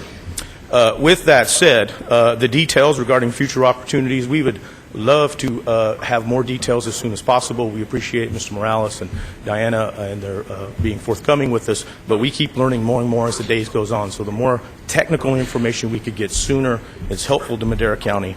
And with respect to business relocation, that's been talked about earlier, if you're a displaced business and you're looking for a favorable regulatory environment, there's a one-stop shop for you. That's Madera County, 675-7821. Call my department. We'll be happy to accommodate you. Thank you very much. Thank you very much, sir. We appreciate that. Thomas Skinner, followed by Brad Jones, followed by Mark Williams. Good morning, Mr. Chairman, members of the board. My name is Thomas Skinner from Valley Planning Consultants, Madera, California. We've submitted written material to back up this summary statement. With regard to the board's consideration of the supplemental alternative analysis for the Central Valley Y, I request that the board direct an additional east side alternative be recalled for analysis. This prior alternative is the A4 alternative considered in 2009, modified to utilize the westward route as proposed in Road 18Y in the study you are considering today. We've submitted a diagram for your use and consideration. We feel, along with several major property owners in this area, that the Road 21 and Road 23Y are superior for the following reasons. They do not conflict with the Chowchilla General Plan. They support general plan growth, balanced growth policies. They require few street overcrossings. They are located on poor agricultural soil, preserving the west side quality soils. They need only 2 crossings of Highway 99 and UPRR. They have fewer bridge crossings, stream crossings of bridges, rather, or bridges of stream crossings, excuse me. Utilizing an existing railroad corridor for a longer distance, more than a mile. They are about half a mile longer than the Road 18 Alternative Y, and may provide overall construction savings compared to the Road 18Y, particularly in right-of-way, structures, and accessibility. Thank you for your time. Thank you very much, sir. Excuse me, Mr. Chairman. Yes, Mr. Rossi? We do have one gentleman here for public comment in San Francisco. Yes, I was, what I was going to do, I had announced these next 2 speakers. I'm going to let them speak, and then I was going to turn to San Francisco and Sacramento, so I'll be right there. Thank you. Okay, so next is Brad Johns, followed by Mark Williams, and then we'll go to speakers in Sacramento and San Francisco. Good morning. I'm sir. Brad Johns. I'm a third-generation farmer from Kings County. I support high-speed rail in all of its intent, and I really am urging you to go for an eastern alignment. Hold on one second, Mr. Johns. Can everybody hear Mr. Johns? Could you speak into the microphone more closely? Okay, can do. Thank you, sir. I'm Brad Johns. I'm a third-generation farmer from Kings County. I am urging you to adopt an eastern alignment as it goes through Kings County. There are multiple side issues that high-speed rail can bring to our county that are positive things that will happen for us. The western alignment is going to run into some problems as you get up into the Layton area as far as Indian burial grounds go. It will run in direct conflict with a major developer that's building on the west side of Hanford. The east side of it I've already talked to, and I have a list here, and I have given it to Diana. I've already cleared you roughly about 5 miles of track on the east side that the growers are willing to do business with you. We welcome you there. We think you guys are going to help us earn our way back to prosperity in the state of California. So thank you so much, and we're urging an east side alignment, please. Thank you, Mr. Johns. Mark Williams.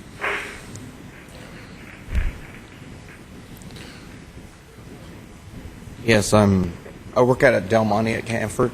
I've worked out there for 25 years, and You speak in the microphone, sir. Thank you. And I lived in Hanford for 46 years.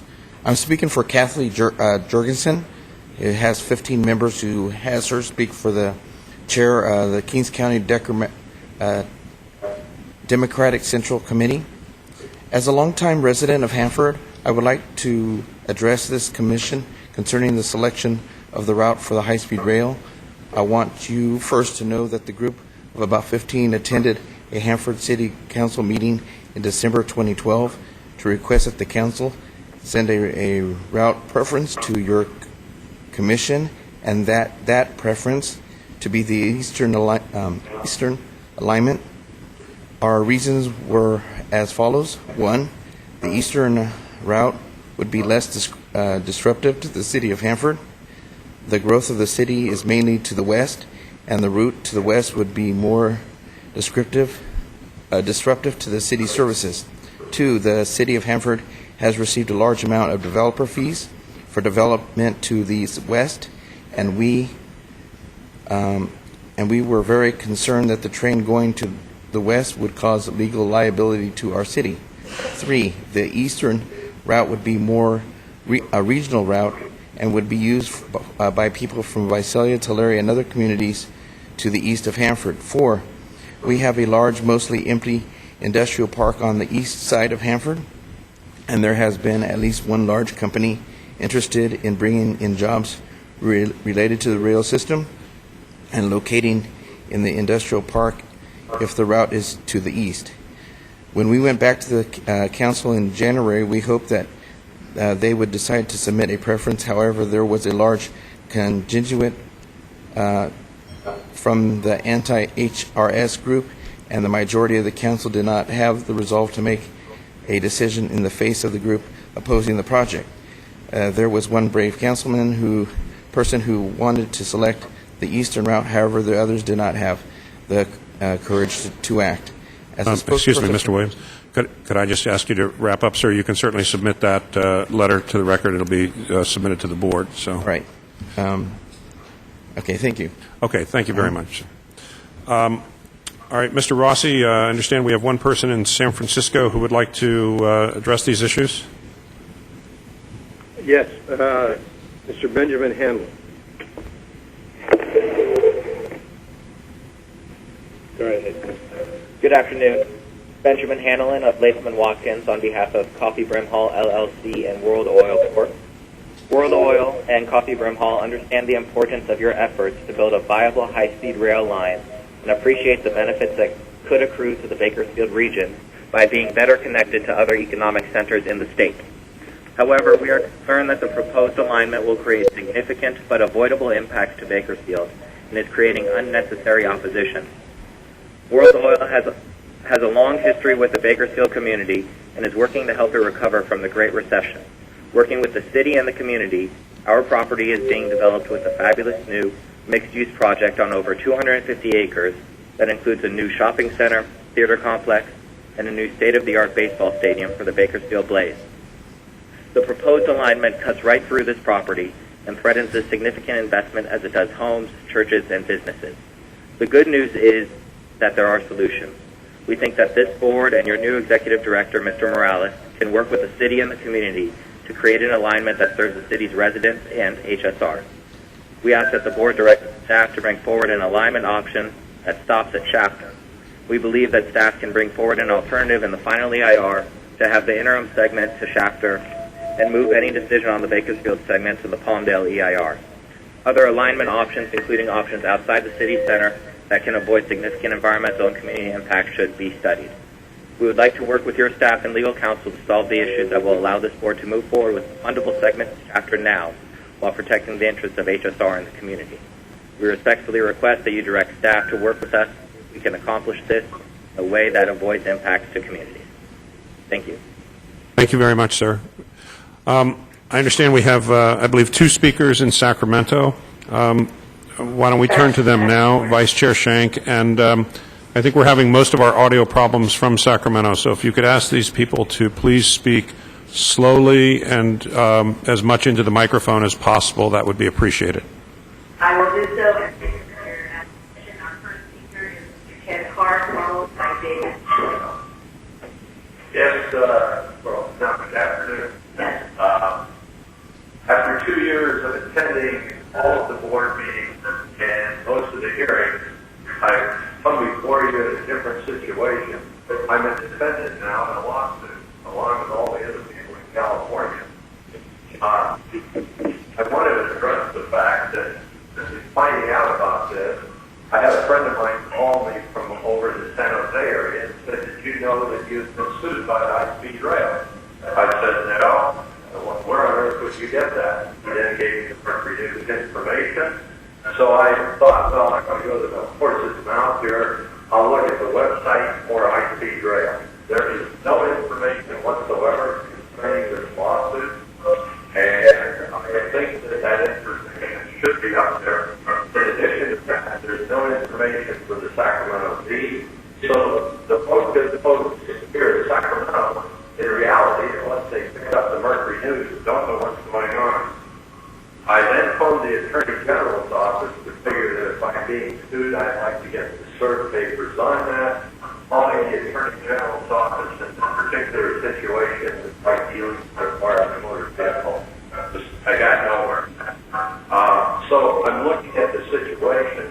I guess what I'm going to do is have to hire an attorney if I want to defend this, or maybe I can go to the Pacific Legal Foundation and convince them that they might represent all of California.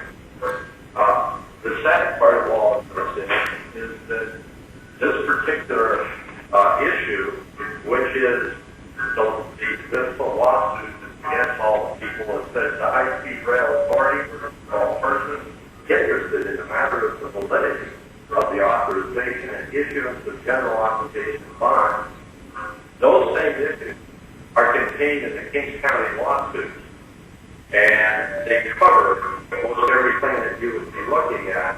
In essence, the time here, I'm not going to go through, but the introduction and summary of the argument is that the bond funds provided as an example no more than half the cost of this project corridor segment, and it goes on from there. Could I ask you to please try to finish up at this point? Only one last sentence, and that would be the question of this new suit would appear to be either a diversion of the attention of the existing suit, which is coming up May 31st. It seems like it's difficult for the good citizens to be able to figure out why they suit. Thank you very much. Thank you. Our next speaker is David Schwetzel. All right, and let me just point out for everybody that all of the comments are being recorded at their locations. They'll all be available to all the board members and be part of the record. So even though we're having some difficulties here, this is part of the public record of these proceedings. So, yes, please proceed. Yes, Mr. Schwetzel. Hello, David Schwegel, expressing my appreciation for how you're speaking. Could you speak? Yes, does that work better? Okay, David Schwegel, expressing my appreciation for how you're speaking. Billion-dollar market of the century resonates extremely well with the engineering value of protecting the public health, safety, and welfare.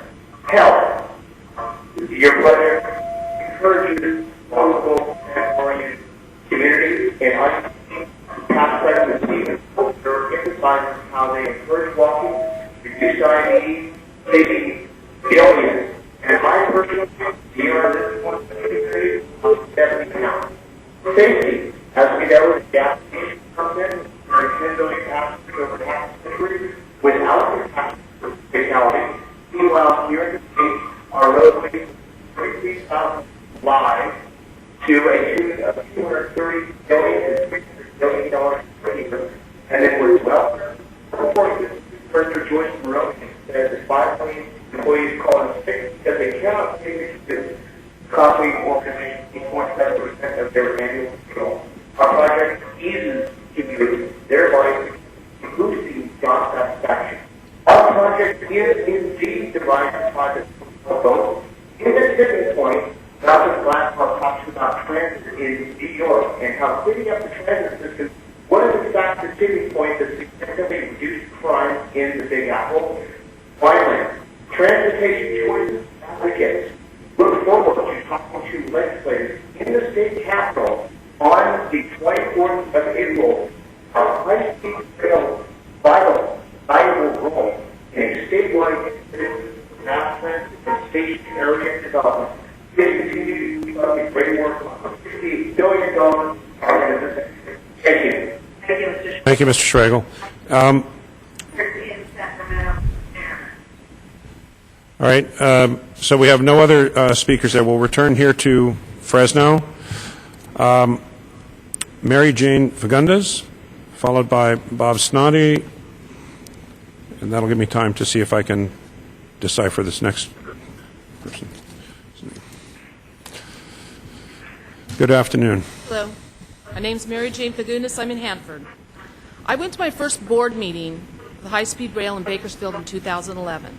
I will reiterate what I stated then, and that is that you, the High-Speed Rail Board Authority, are like snakes slithering on the ground.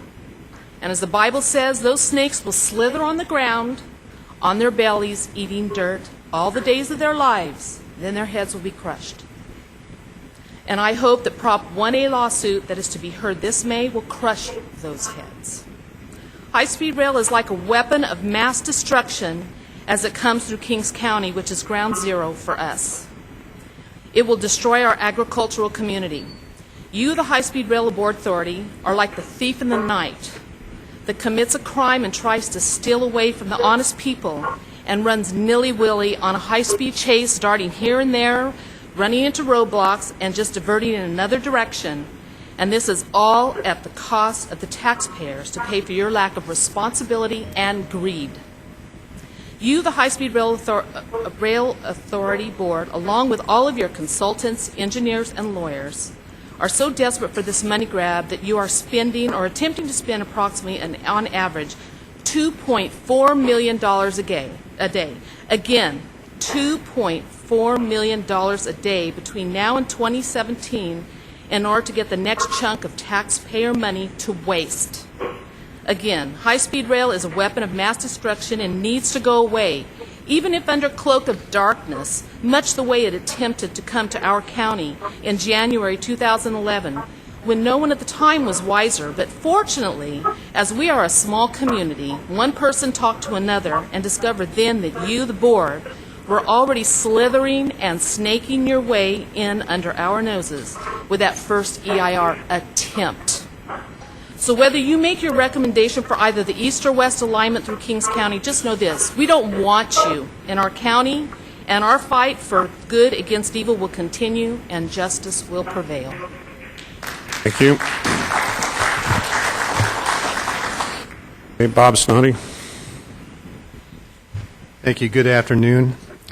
My name is Bob Snoddy, and I am a regional planner for Kern Council of Governments. First, I want to remind the authority members that Kern Council of Governments, the cities of Bakersfield, Shafter, Wasco, and the County of Kern's elected officials and staff have supported and worked closely with the High-Speed Rail Authority and staff for over 20 years. However, today I am here to inform you that Kern Council of Governments will be drafting a resolution to inform you that for our board in May opposing your staff preferred alignments through Kern County. I am also here to report inconsistencies in your staff's reporting of our collective local comments regarding the preferred alignments you are considering this afternoon, and to urgently request continued cooperation in planning efforts to avoid unnecessary harm to communities and properties in Kern County. In the California High-Speed Rail Train Project EIR-EIS preliminary staff recommendations document that you have before you today, your staff states on page 2-1, section 2.0, and also on page 2-2, section 2.2, the project area local governments the following. The City of Bakersfield, Kern County, and the Kern Council of Governments do not support a high-speed train alignment through the downtown Bakersfield with a downtown station. They wish to see an alignment that bypasses downtown Bakersfield with a station on the outskirts of the city. I personally checked with the staff from the City of Bakersfield and County of Kern to confirm this claim. Although both agencies have identified in resolutions and also with meetings with your staff concerns about properties located in the downtown area that would need mitigation, neither agency or Kern Council of Governments has taken an official position to that effect. Today I am providing you with copies of a letter our staff sent to Chief Executive Officer Morales on March 20th, 2013, explaining exactly what concerns Kern Council of Government staff, and has the authority staff alignments for Fresno to Bakersfield section and what we recommend as a possible mitigations. We have also shared this information with staff from the BNSF Railroad. We also would appreciate delaying your fourth RFP to our area until these issues can be resolved. We appreciate the opportunity to speak to you today and appreciate Mr. Morales' invitation to meet with our Executive Director next week to discuss our concerns in more detail. Thank you. Thank you, Mr. Snoddy. We appreciate that and look forward to working together on these issues. I believe the next person, and I apologize, is it John Gwynn of Shafter?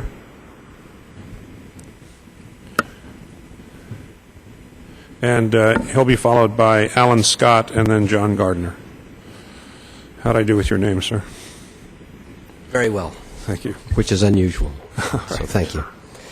I am John Gwynn. I'm the city manager for the city of Shafter, and I want to thank the authority for this opportunity. I'm here today with our mayor, John Johnston, and Councilmember Fran Flores. As many of you know, Councilmember Flores was a longtime member of the authority. I know a number of you have been to Shafter and seen the various alignments that are being considered. Today, we want to emphasize that the city prefers the BN alignment rather than the bypass alignment. The bypass alignment has very devastating impacts on our community. For those of you who have been at our industrial areas where the community has put a lot of effort into developing rail infrastructure, freight rail infrastructure, as well as jobs. We have areas that have well over 5,000 jobs with numerous companies coming today. The bypass alignment will have can have a very, very detrimental impact on that. We believe that the BN alignment is much preferred over the bypass alignment. I did bring a letter that just re-emphasizes some of the resolutions and letters that you've received previously that says the city of Shafter prefers the BN alignment over the bypass alignment. Thank you. Mr. Gwynn, thank you. And first of all, I believe we met the day that Mr. Morales and Vice Chair Richards and I spent reviewing these issues in the Wasco-Shafter area, and we certainly appreciated your doing that. And thank you also for reminding me of something I was very remiss on, which I meant to do at the outset, which was to recognize and acknowledge our former colleague, Fran Flores, who spent 9 years on this board. So I apologize, Ms. Flores, for that, and thank you, Mr. Gwynn, for reminding me. So thank you. Mr. Scott, good afternoon, and then followed by John Gardner.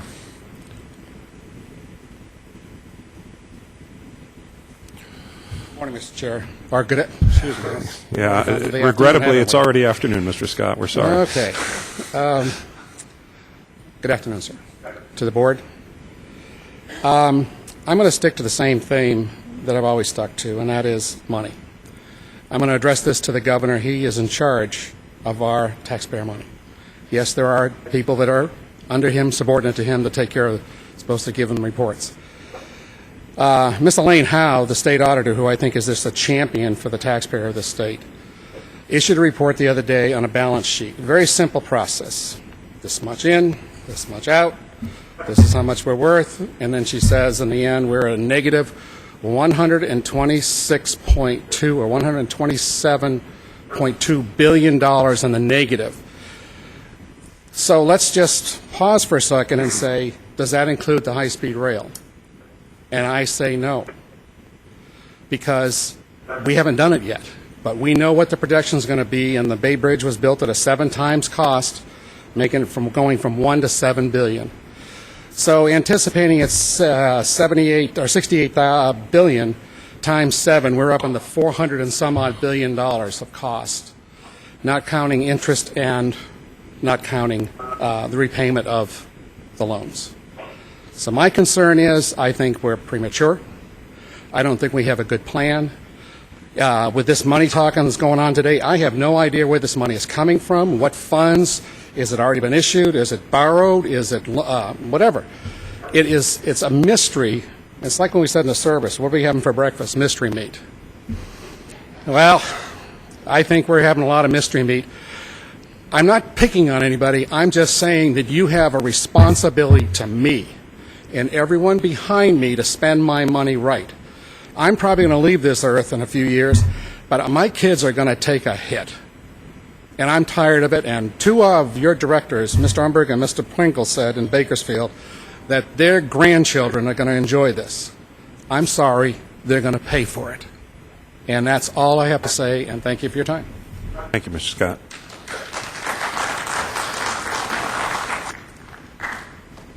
John Gardner, and followed by Charlene Hook. Good afternoon. My name is John Gardner, and I'm the manager of Heritage Equipment Company based in Wasco down in Kern County. We're a custom farming service provider, providing service for about 11,000 acres in the Shafter-Wasco area. One of our biggest concerns are the number of road closures in the Shafter-Wasco area.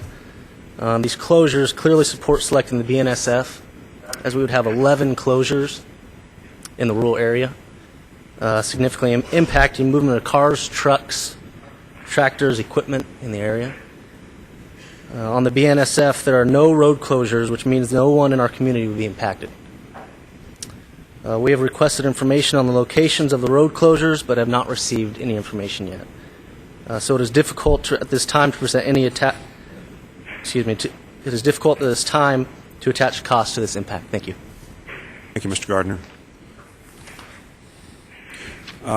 Charlene Hook.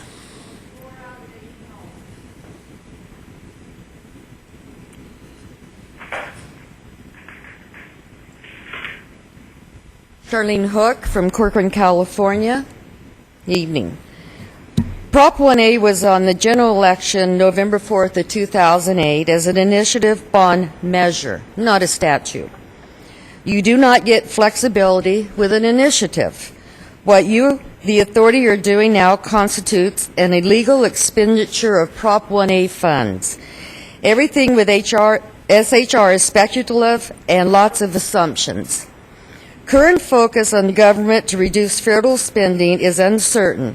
The HSR will receive any funding. The blended system is a major catastrophe waiting to happen and not approved under Prop 1A.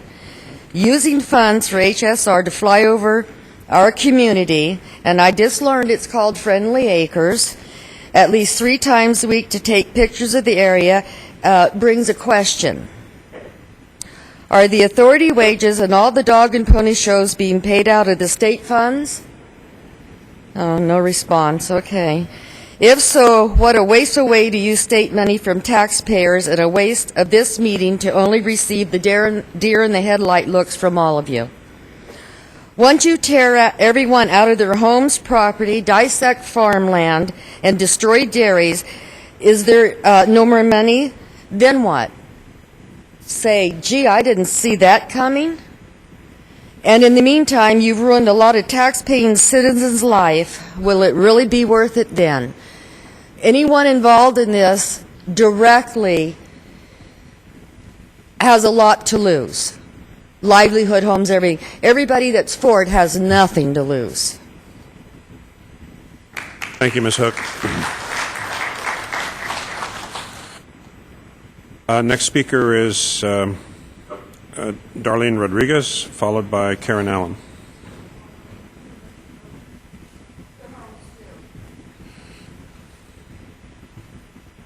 Good afternoon. My name is Darlene Rodriguez. I live in Corcoran, in the Corcoran bypass area. And I am one of the 3 sisters that's going to be affected that Richard Valley told you guys about. I understand what's going on, but I have a question for you. It's a very serious question. Farmers can go out and plant their fields, and it's not affecting us a whole lot. But have you guys done any studies at all on the valley fever fungus that you're going to be bringing up when you start digging in the ground? What it's going to do, it's going to affect those people whose health problems right now are already in great demise. Myself, personally, 2 family members. I almost lost my son to valley fever. I have a brother-in-law who's had valley fever twice. What's it going to do to some elderly individual who's already ill? It's been proven with the valley fever fungus. Look at the prison system when they started building, and it affected all the inmate population, and it affected staff and members also. I don't want to be one of those individuals. I don't want my sisters to be one of those individuals. I don't want any of my family members to be one of those individuals. It's horrendous, the treatment they have to go through. So if you can answer that question for me, I would greatly appreciate that. What is the health effect? That's what I want to know. Thank you. Thank you.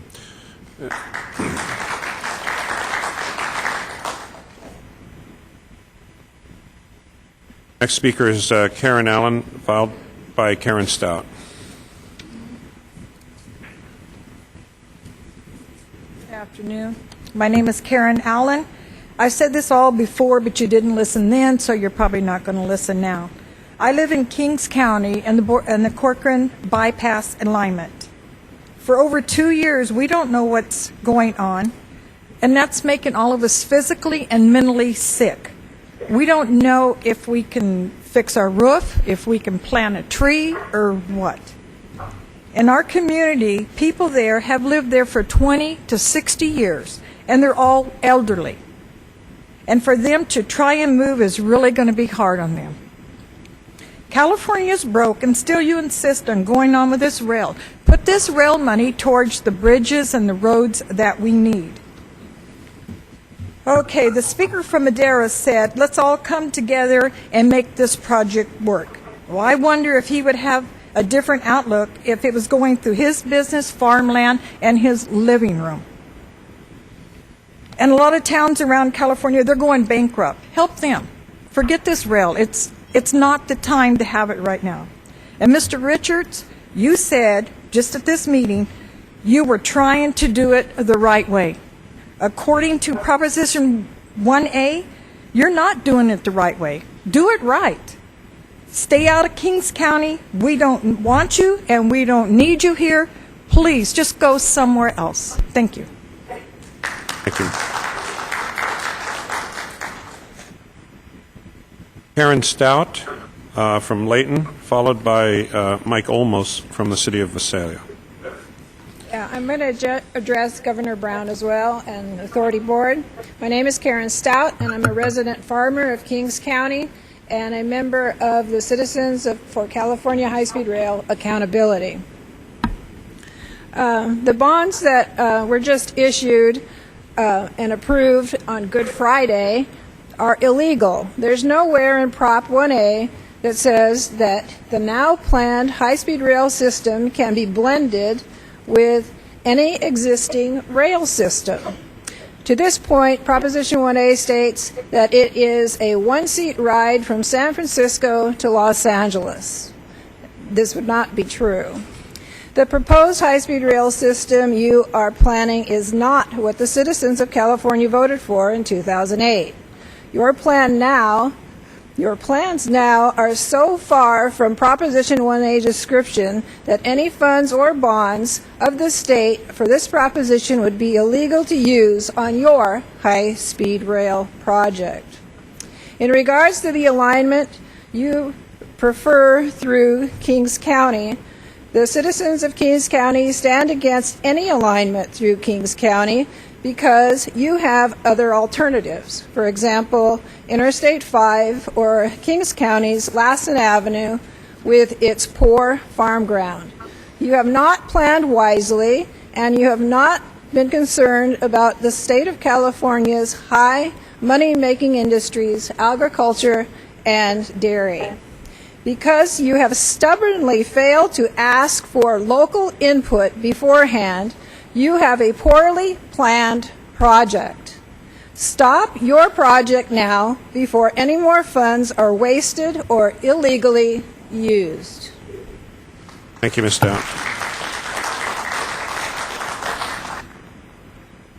Good afternoon. I'm Mike Olmos. I'm the Assistant City Manager for the City of Visalia, and I'm here on behalf of Mayor Amy Shucklian and the City Council of the City of Visalia.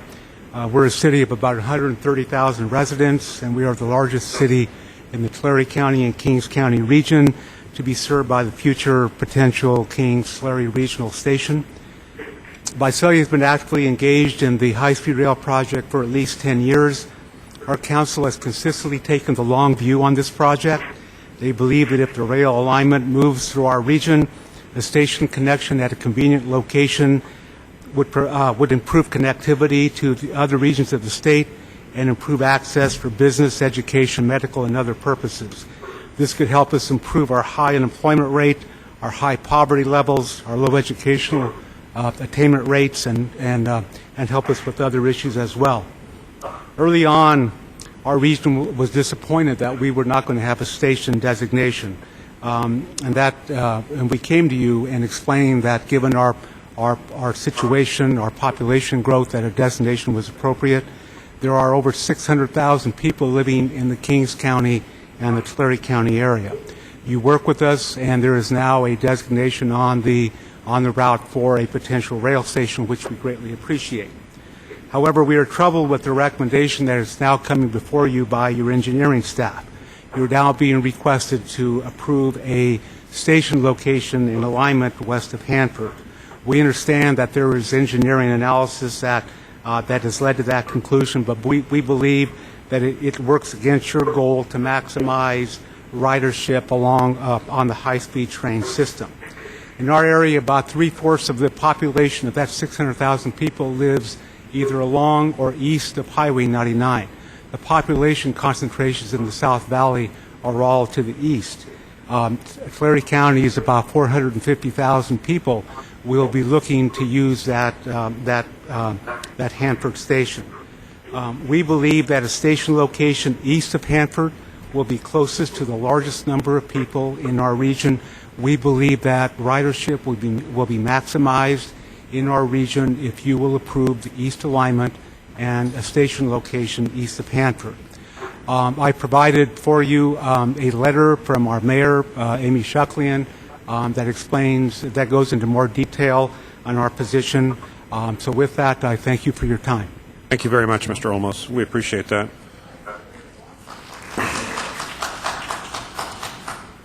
Next speaker is Stan Wilson, followed by Ben McFarland.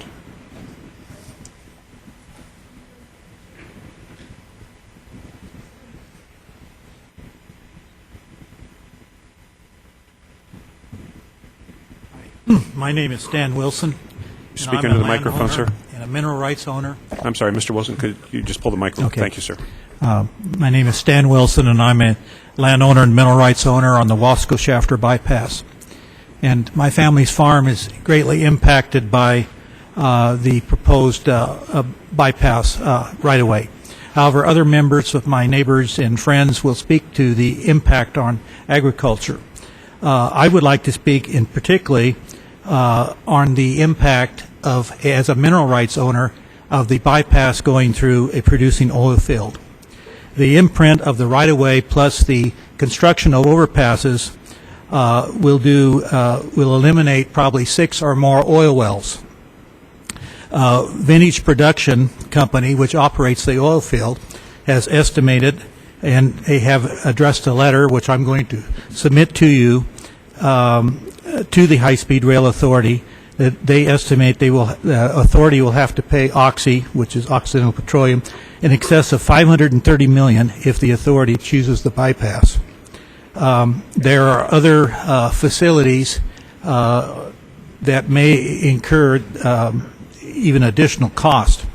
But I ask you how you will compensate the mineral rights owners from their loss of revenue from producing oil wells. These costs are not calculated in the vintage estimate, nor they appear to be taken account of by staff.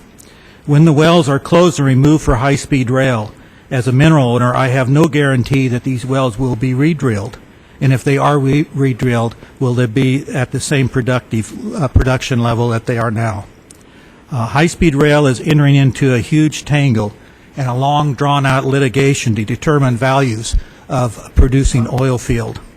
I think it is a mistake to try to put it through the North Shafter oil field. There is no oil field on the BNSF right-of-way, and so I strongly suggest they reconsider the BNSF right-of-way for the alignment. Thank you. Thank you, Mr. Wilson. Ben McFarland from the Kern County Farm Bureau, followed by David Hartsfeld. Good afternoon, Rail Authority, board members, and staff. My name is Ben McFarland. I'm the Executive Director of the Kern County Farm Bureau, an organization that represents more than 1,400 farmers, ranchers, and their families in Kern County. As way of background, the Kern County Farm Bureau opposes the California High-Speed Rail project due to its resulting irretrievable loss of important farmland and significant negative impacts it would have on neighboring farming operations.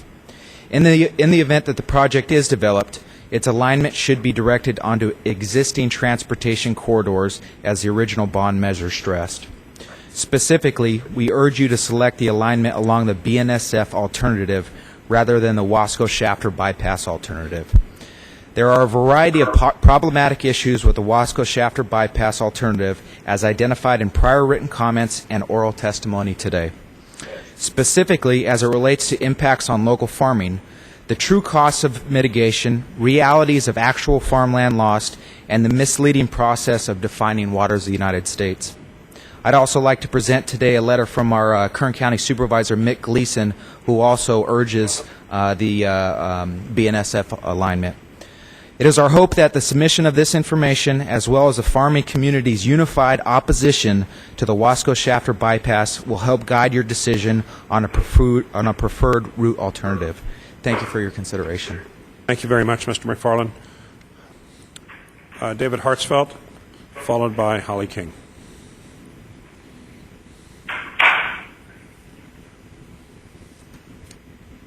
I am Dave Hartisfeld, senior biologist with Live Oak Associates, an ecological consulting firm specializing in issues related to waters of the U.S.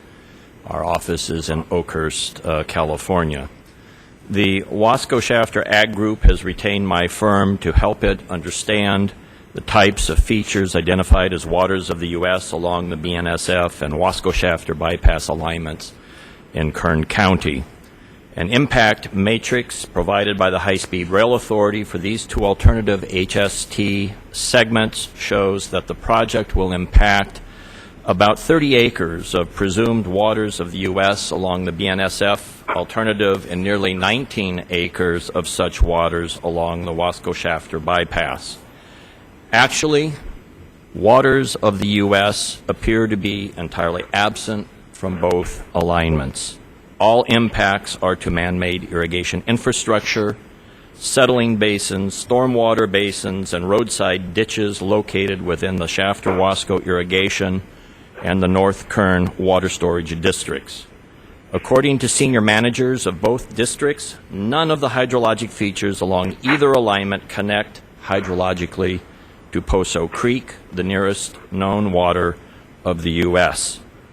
Thus, the preliminary jurisdictional determination issued by the Corps of Engineers on February 7th commits the High-Speed Rail Authority to select an alignment, seek a Section 404 Clean Water Act permit, and provide costly compensatory mitigation because of man-made hydrologic features that are not actually waters of the U.S.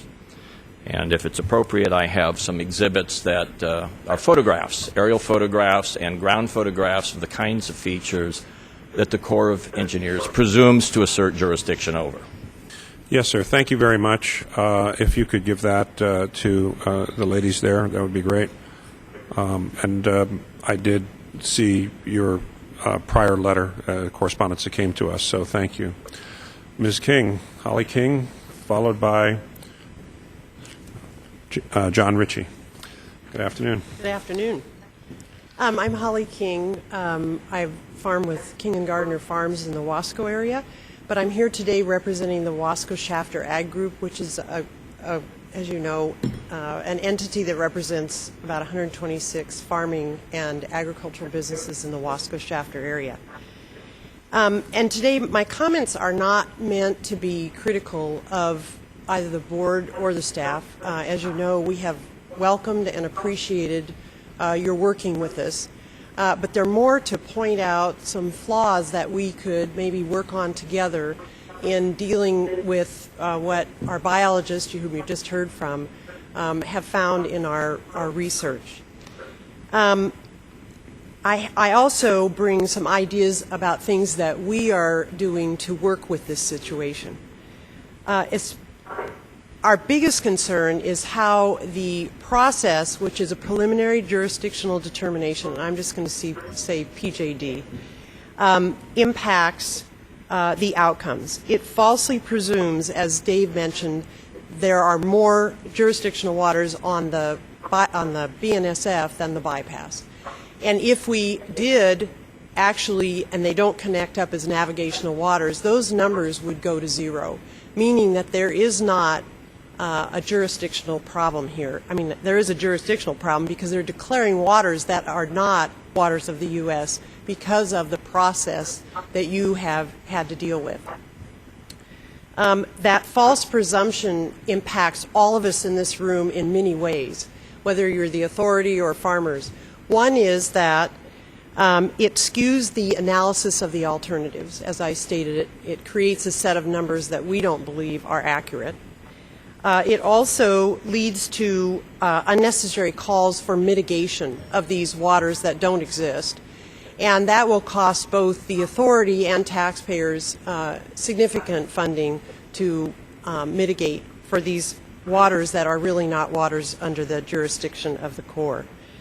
It also sets a precedent. You're a very high-profile project, and because it declares waters on our property that are jurisdictional, and they are not, anytime we go try and take out a retention basin, we're going to have to deal with the Corps and convince them that it is not a jurisdictional water and we don't need a permit to take out a retention pond. And lastly, I'd like to just share this idea. The Wasco Shafter Ag Group has requested final jurisdictional determinations on each of our waters. We have engaged a biologist who's qualified and asked for final determinations because we think it will find that there are no waters of the U.S. and that a permit is not required. And we have been in communication with your staff to work together on, because we know this permit is really important to you. Thank you. I just want to tell you that we're taking this issue very seriously. You had your correspondence that we saw, and so we understand it, and we'll work together to try to address it. So, thank you. We appreciate that. Thank you. John Ritchie, followed by Eric Miller.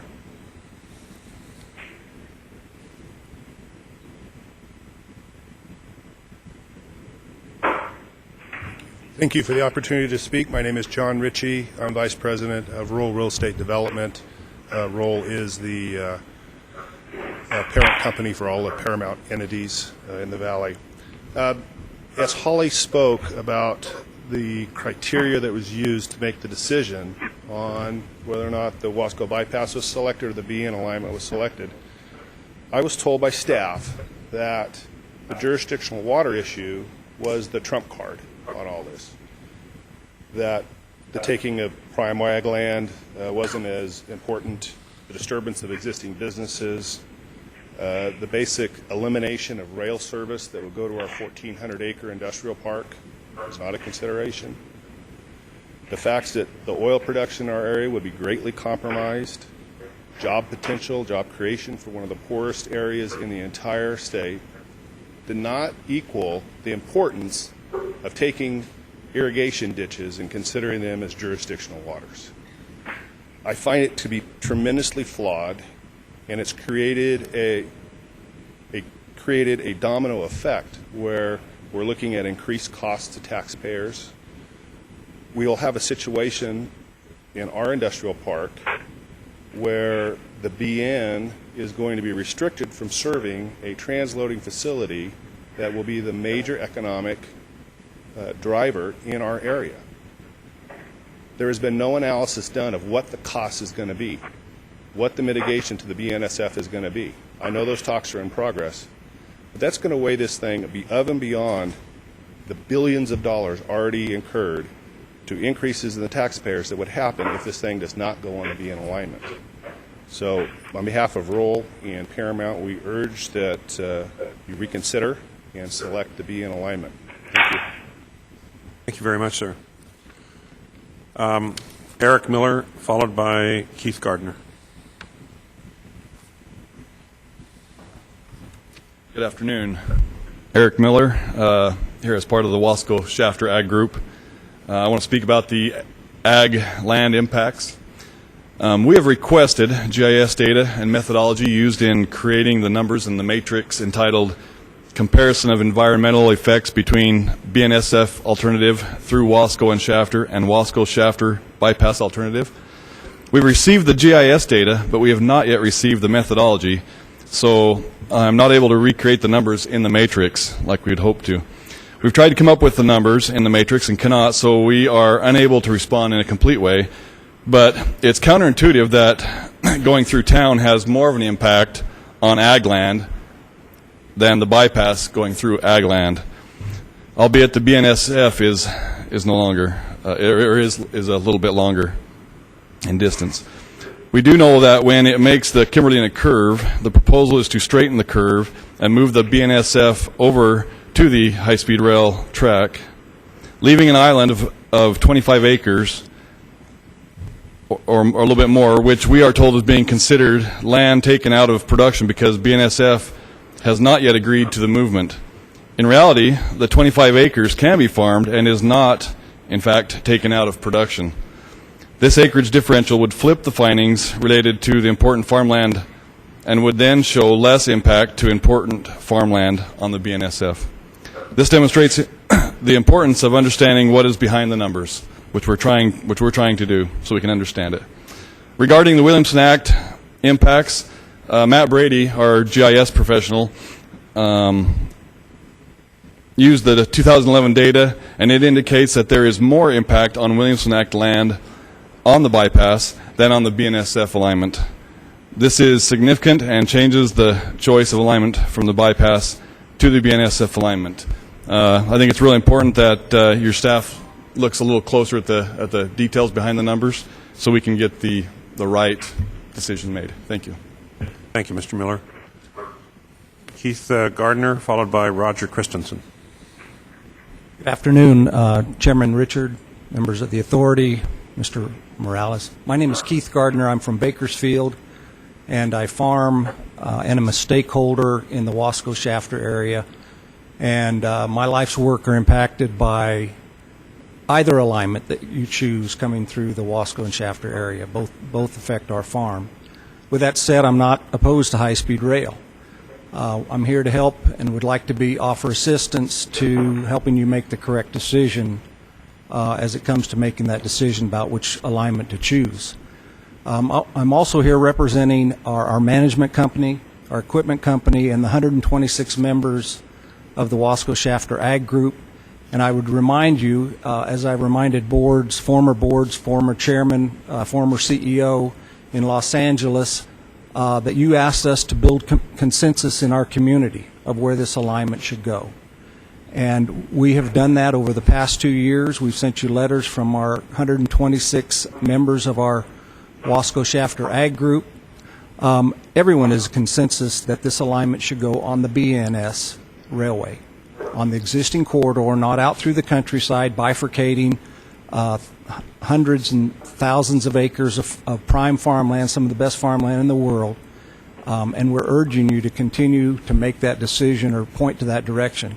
We believe much of the matrix that we've been seeing numbers on is flawed, as others have spoken to.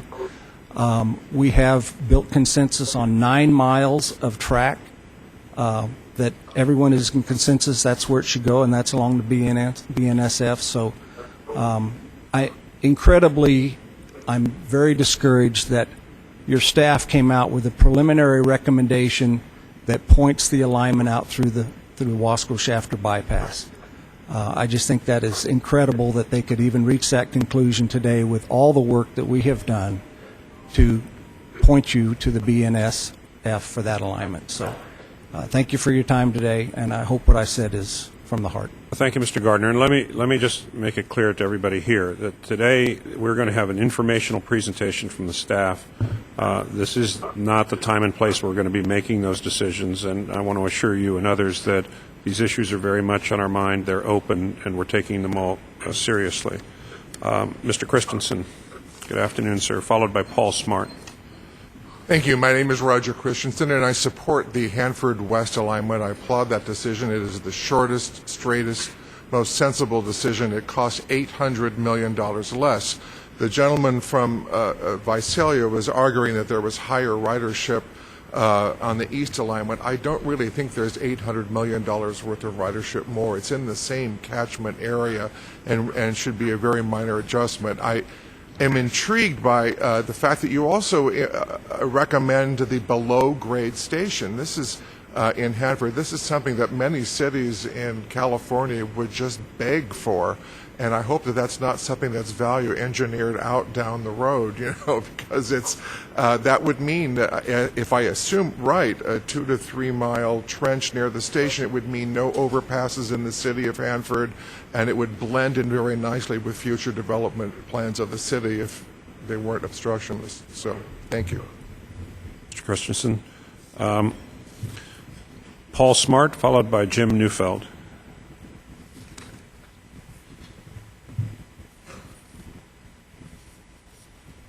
Thank you, Mr. Chair. My name is Paul Smart. I live in Corcoran. Several people have been up to the microphone today and pleading for the heavy maintenance facility for their town to create jobs and to help their cities. And I think they should all be commended for that action.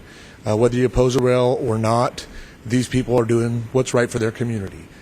What I'm here to ask you to do is the same thing. Do what's right for my community. Corcoran is one of the cities that is going to be forced to have a train run through it. And as it stands currently, that's a fact we have to accept. I believe that the authority should give us, at the very minimum, the least impactful alignment to our community. There is an elevated alignment. Yes, it is more expensive. We lose no homes. We lose no jobs. We have no change of our traffic flows to the businesses that are already existing. We will never be given an opportunity to profit on the high-speed rail. There's no chance of that for us. We'll never have a stop. We'll never have a job. All the communities that you are running this train through should be given the same consideration. Don't just take from us the abilities to have the jobs that we already have, and then on top of that destroy our communities without considering the moral and the human aspect of this. You have the ability right now to do this train alignment without taking away people's homes. Essentially what you're saying is your happiness and your lives we are able to place a monetary value on, and that's inappropriate. Don't do that to us. Don't do that to any of the towns, Shafter, Wasco, Taft, Corcoran. We'll never have an opportunity to do anything better because of this. It's going to be detrimental to our town, and we're asking you in a humanitarian sense to consider that over money and let the towns that are going to be able to profit from this cover the difference. If they want to stop, if they want a heavy maintenance facility, find a way for them to raise money to help pay for it. Don't destroy us. Thank you for your time. Thank you, sir.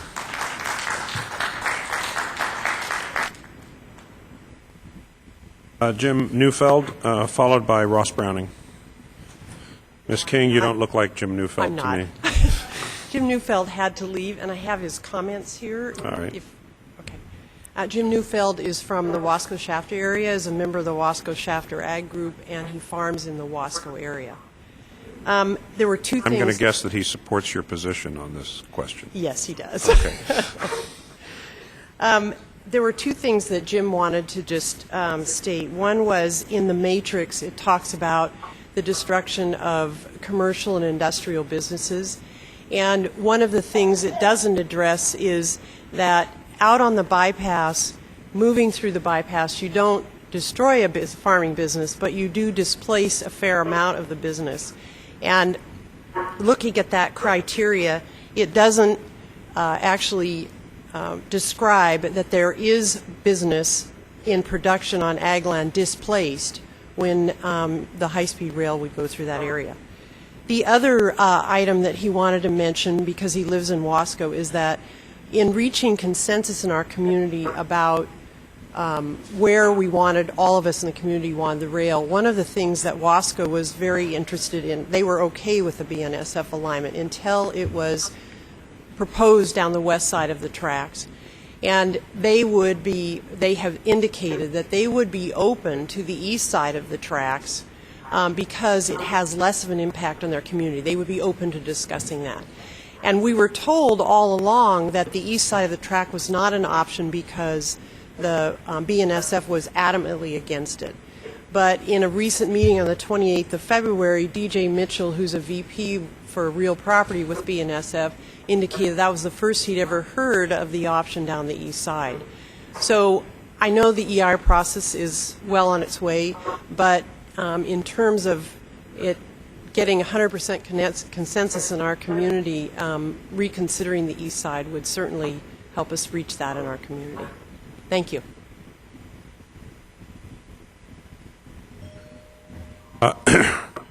Ross Browning, followed by Jeff Taylor.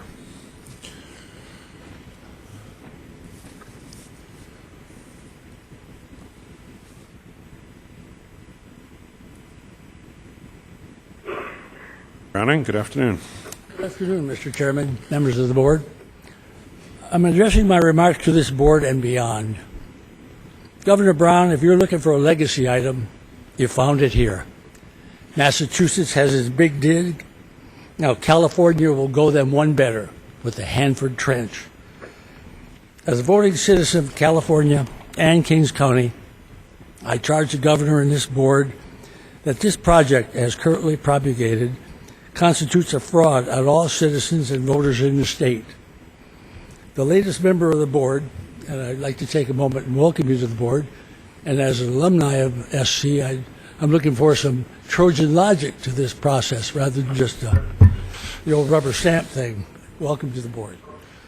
The latest member of the board took a solemn oath to uphold the Constitution and laws of the country and of the state. I presume that all board members took a similar oath. And yet that board continues to ignore and violate a state statute which requires the authority to engage in coordination with all local governmental units. You haven't done this with Kings County. And I hereby challenge this board to correct this violation. Personally, I'm dismayed when I hear the governor announce that this project will require an operating subsidy, when the language in Prop 1A clearly states, no subsidy in this matter.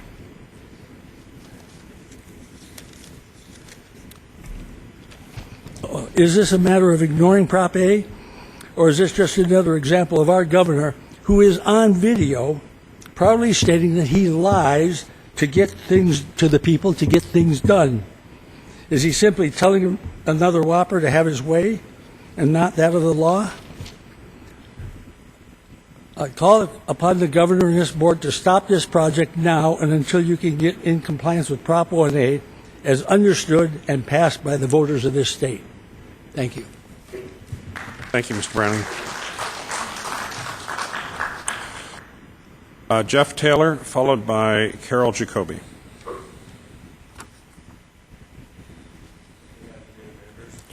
Good afternoon. Board. My name is Jeff Taylor. I'm from Bakersfield. Available funding, including bond funds, will not be sufficient to construct the project into Bakersfield.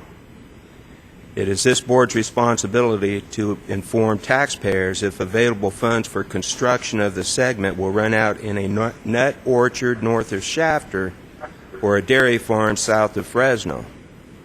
As the project currently stands, the city of Bakersfield is not even a part of the Merced to Bakersfield corridor or usable segment for which construction funding exists. Additional funding for the project is uncertain, and the possibility the funds may ever materialize to complete the project is very high. The Kern County Board of Supervisors, the cities of Bakersfield, Wasco, Taft, and other Kern County agencies oppose the project as planned because of the massive, unacceptable impacts the project will cause Kern County industry, jobs, community infrastructure, and tax revenues. In Bakersfield, environmental studies for alignment alternatives have only been completed for roughly half of the city, which puts the risk of the portion the project has been studied.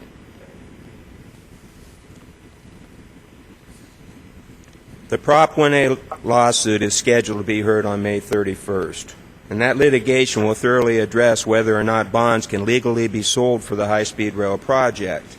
It is irresponsible for Governor Brown to waste tax revenues in civil court proceedings against everyone in the state seeking validation for issuing and spending bonds for the high-speed rail project when the matter is expected to be resolved in the May 31st Prop 1A litigation.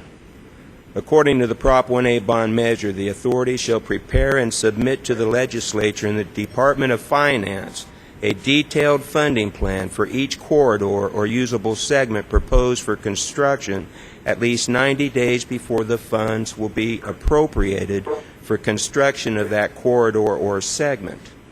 However, the construction bids have not been released by the authority, and there is no detailed funding plan to complete the proposed corridor into Bakersfield. Due to these circumstances, it is irresponsible for this board to choose a preferred alignment for Bakersfield. I ask you to finish up, sir. Okay. Thank you. Okay. I'd like to submit further comments to the board, please. Thank you. We'd be happy if you did that, Mr. Taylor, and if you could give them to the staff there, they'll be distributed to all of us on the board. Thank you.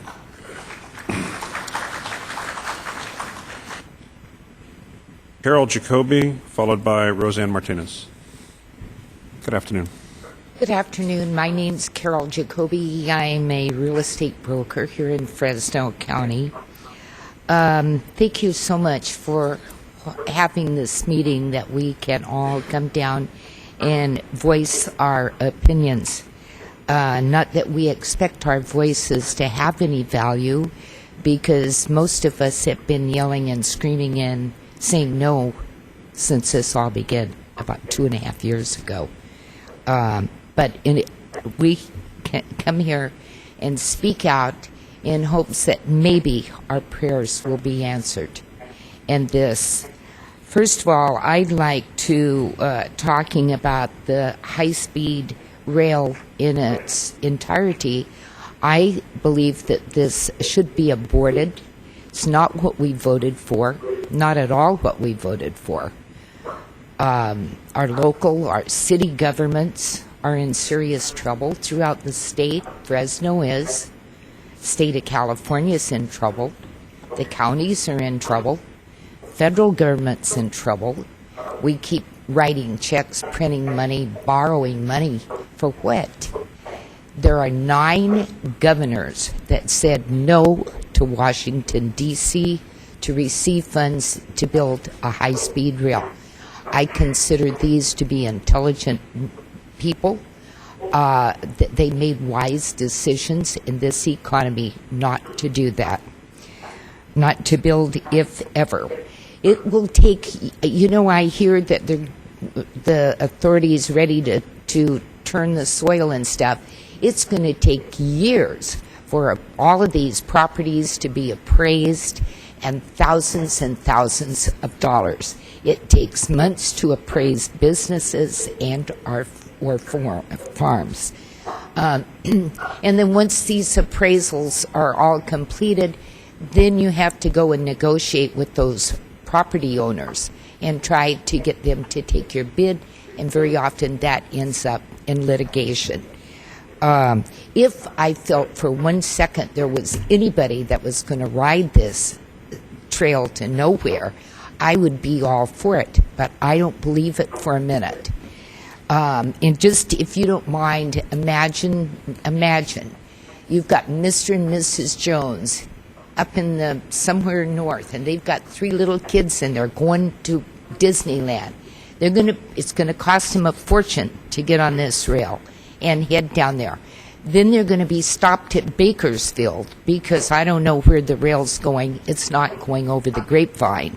So I don't know where the rail is supposed to end up.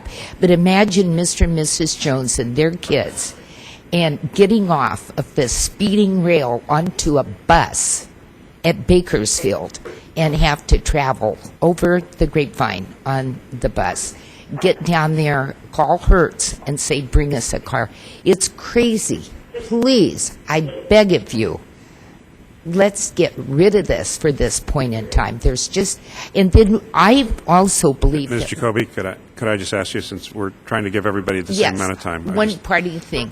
I just ask that we give consideration as to who's going to ride the rail. We are told all the time, if we don't have the rail, we're going to have to spend money on highways.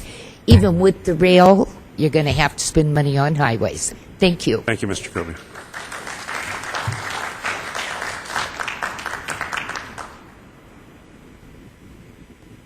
Roseanne Martinez, and I have a card from John Ritchie, but I believe Mr. Ritchie already spoke, so I'm going to have to...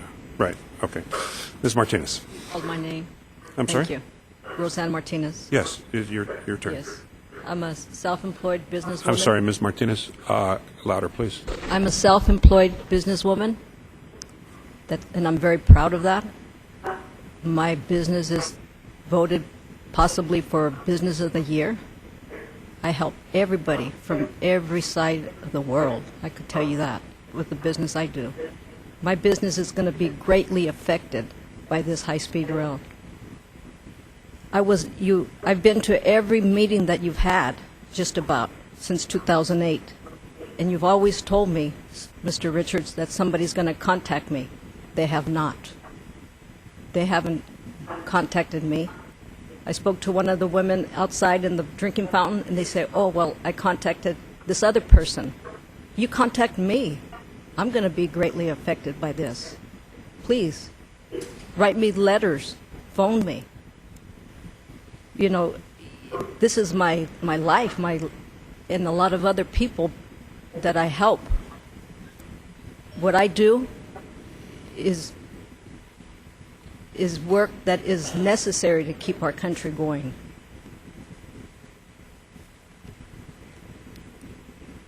And to this day, you haven't sent the person to me. Is there a reason for this? Martinez, I don't know what the situation is. I'm going to ask our CEO, Mr. Morales, if he could ask a staff member, whether it's Ms. Gomez or someone else, to contact you before you leave here today so we can make sure. Writing as well, any changes or anything, contact me, please. Thank you. Thank you, ma'am.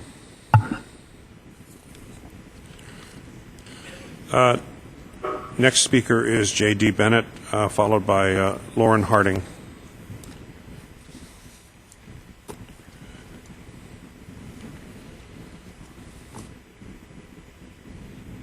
Good evening, Board. My name is J.D. Bennett. I am a Fresno County resident and a tax-paying citizen of the state of California.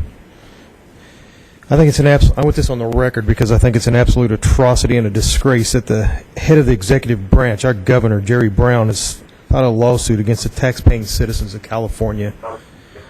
Proposition 1A narrowly passed by the voters in 2008 and set forth that the authority would prepare and submit to the legislature and the Department of Finance a detailed funding plan for each corridor or usable segment proposed for the construction at least 90 days before funds would be appropriated for that construction of the corridor or segment.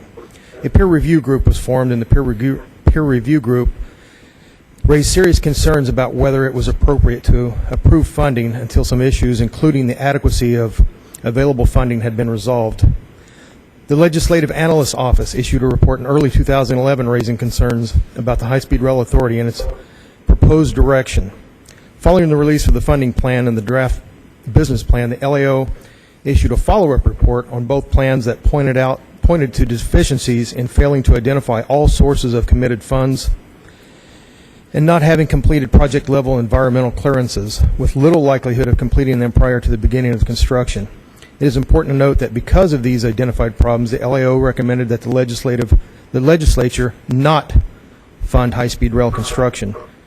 Governor Jerry Brown, as head of the executive branch of California, has a duty to administer the laws of the state.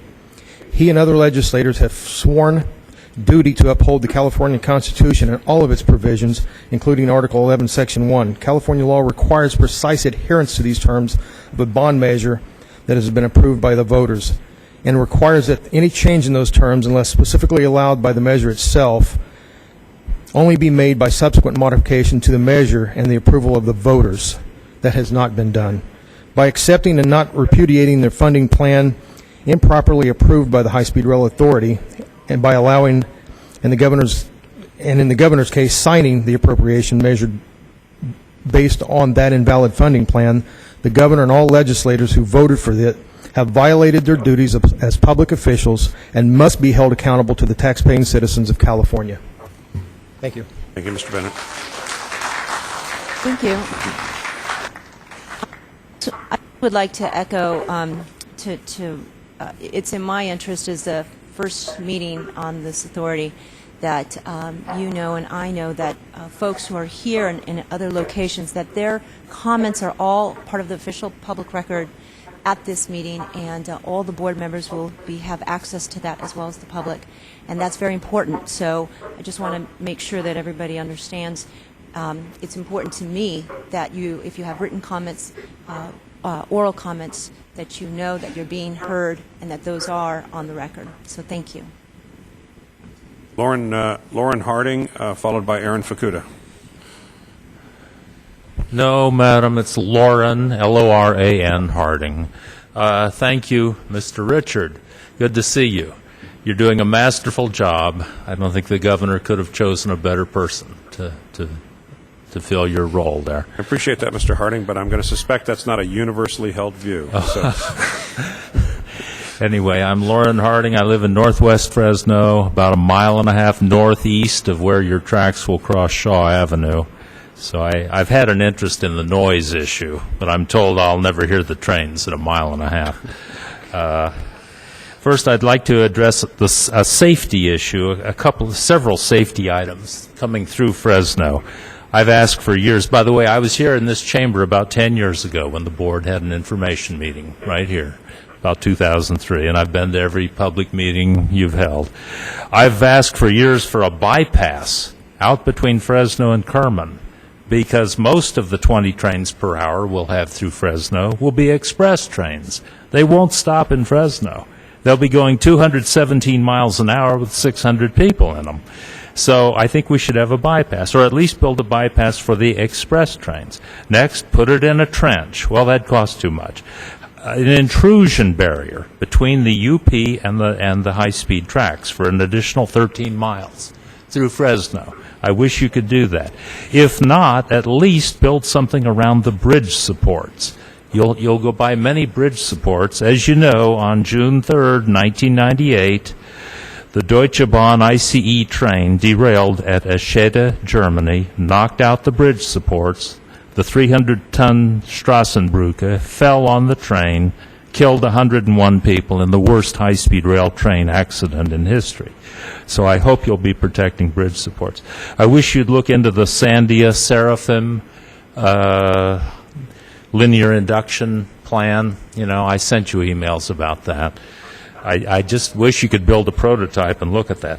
Here's a piece of advice. Prop 1A said you can do it in 2 hours, 40 minutes from San Francisco to L.A., and now you're being sued because with the blended approach, it looks like that'll be tough to do. I would go into court and try to change that if I were you. I would say, listen, we know we can't do it in 2:40. Let's say 3 hours 15, maybe 3:30. I think the people of California are reasonable. I know where the 240 came from. Morty Moorshed kind of picked that out of the air. He said 500 miles, 200 miles an hour. Well, that sounds like 2.5 hours. That's where it came from. And I have a document in my computer somewhere saying that. So why don't you go into court, petition the court if you have to go back to the legislature and say, we just can't do it. Not with the blended in L.A. and on the peninsula. We'll have to go 217 through the Central Valley to make it. And I think I suspect you can't do it. And, somebody's dug in their heels and said, we're going to stick with that. But now you're being sued based on it. So if I were you, I would change. Where does the money come from? We spend $700 billion a year to defend the whole world.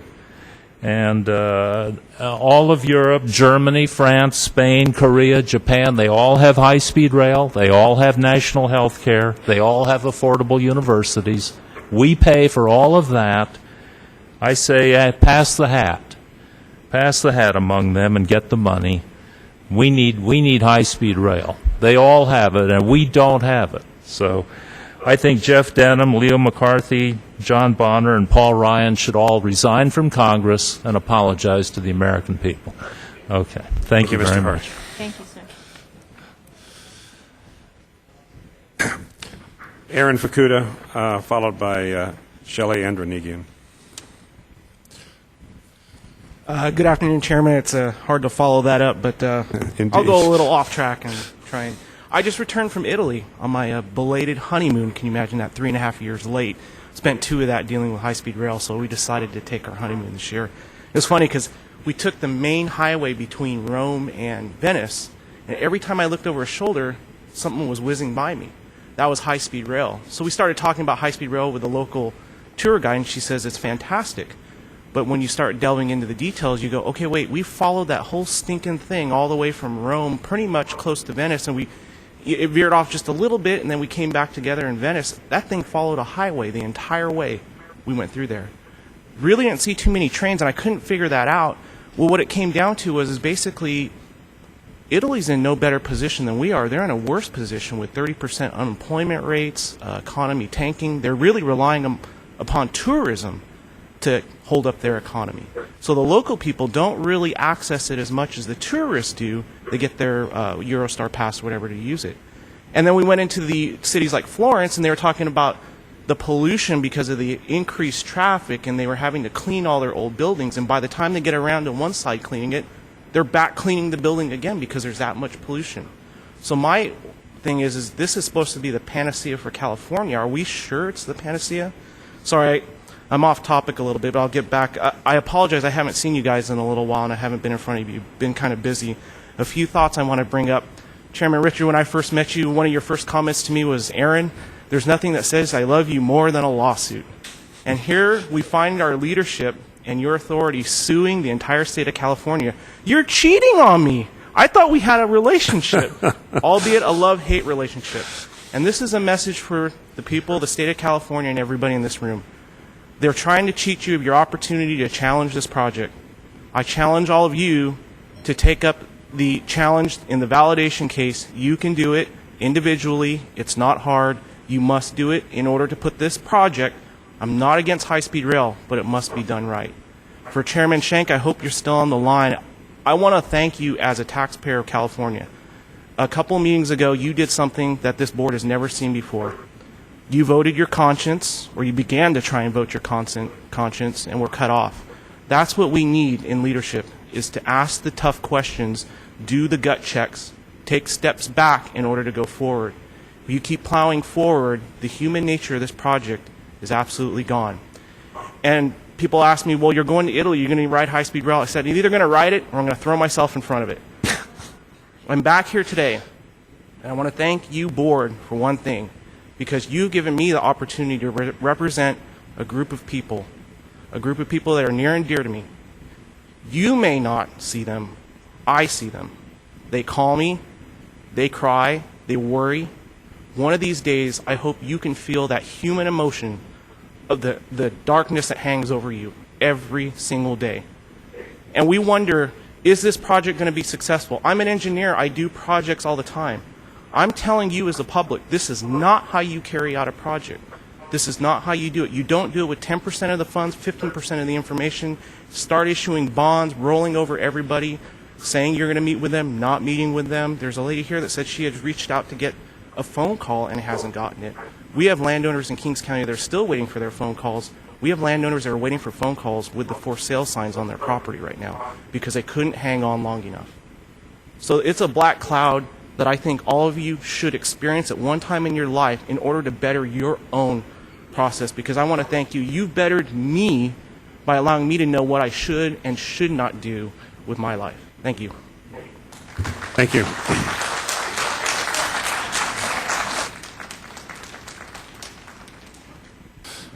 Shelley Andronigian.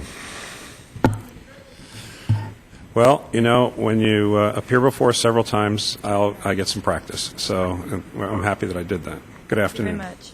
Good afternoon, Mr. Chairman, CEO, Mr. Richards, and welcome, Ms. Perez de Stellano. This letter is actually addressed to our Governor and Vice Chair Schenck. Dear Governor Brown and Vice Chair Schenck, good afternoon. My name is Shelley Andronigian, and I am addressing you directly today as a lifelong Californian who also shares your fondness for trains. In recent years, I have been able to rekindle this through many wonderful shared times with my young nephews at Travel Town, which, for those who may not know here today, is a very cool train museum in Los Angeles. Many of us who really like trains and who may or may not have voted for Prop 1A back in November 2008 are not getting the train they wanted. Governor Brown and Vice Chair Schenck, you are not getting the train you wanted. Californians who voted by a very slim margin to buy that shiny new train they've always wanted and dreamed about since they were a child have been betrayed. I want for my nephews and for future generations a train that is the gold standard for all speed trains the world over. This one isn't it. The current plan for this high-speed version is a tarnished one. I realize it didn't start out that way, but it has been headed down the wrong track, pun intended, for a while. I have met many individuals in the proposed routes whose hopes and dreams for their families have been in a holding pattern the past few years, all while the California High-Speed Rail Authority continues to play games with people's lives and livelihoods by changing the true meaning of high-speed rail. They, authority, continue to make up their own set of rules along the way.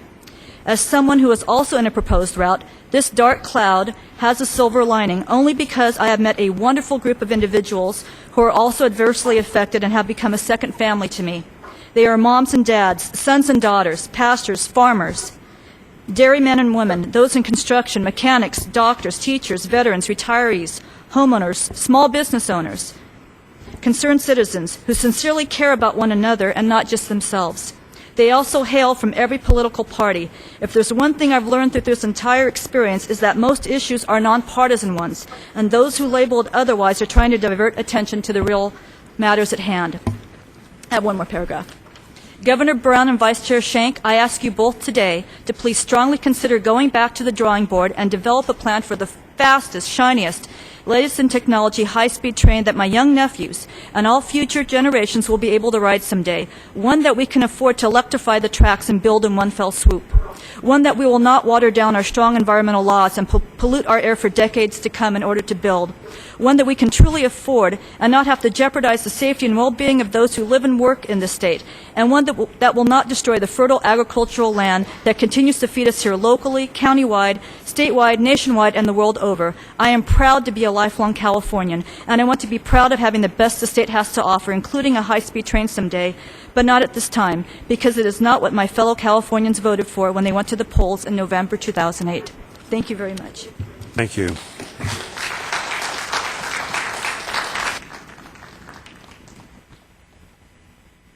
Kevin Cole, followed by Cassandra, I think it's Maria. Mr. Cole? Okay. Cassandra, is it Maria? I'm looking from Kings Canyon Road in Fresno.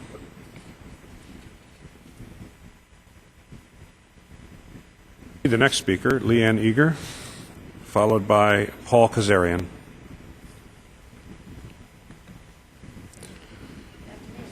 Good afternoon. Leanne Eager. I'm the president and CEO of the Economic Development Corporation right here in Fresno.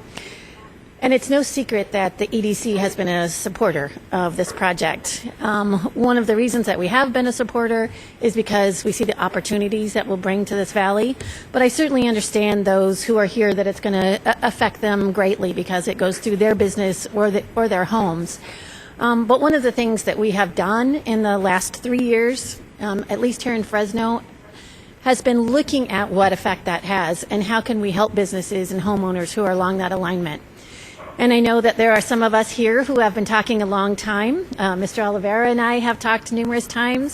Supervisor Vaboon and I have talked numerous times, and we've agreed to disagree on whether or not this project is appropriate for this time. But one of the things that we have agreed on is if this is coming through our communities, let's make sure we prepare for it. Here in Fresno, what we've been doing is meeting with all of those businesses along that alignment, making sure they know what's coming, making sure that if they need to move someplace, that we help them do that. And I have to say that Diana Gomez and I have been taking our show on the road and making sure that we meet with all of those and in response. And I was hoping that Councilmember Brandow was still here so that we can tell him that even though we don't have the one-stop shop here yet, we are meeting with all of those businesses. And if we need to bring in the big guns, Mr. Morales comes down and helps us meet with some of those folks. And I know in all of the communities we need to do that. We need to make sure that our businesses and our homeowners are prepared for this and that we help them through this process. And we have been doing that here in Fresno. And just a real quick note on the heavy maintenance facility. In Fresno, we have been preparing for this for 3 years. We have been supportive of the project for 3 years, that we certainly understand about the jobs and the need for the jobs in the Central Valley. This project will bring jobs to everyone in the Central Valley. The high-speed rail heavy maintenance facility will also do that. If you have 1,500 permanent jobs that are coming out somewhere here in the Central Valley, here in Fresno County, that there will be jobs coming from every which way. And as much as I love my brothers and sisters in Madera and Kings County and Kern County and Merced, the best place for that maintenance facility is right here in Fresno County, and we welcome folks to come here and work on it with us. Thank you. Thank you, Ms. Eager. We have, I'm sorry, almost skipped over that. Paul CAHSRA. Mr. CAHSRA, are you still here? Mr. Kazarian. Anya Radaba from the Madera Farm Bureau, followed by our last speaker, Frank Oliveira.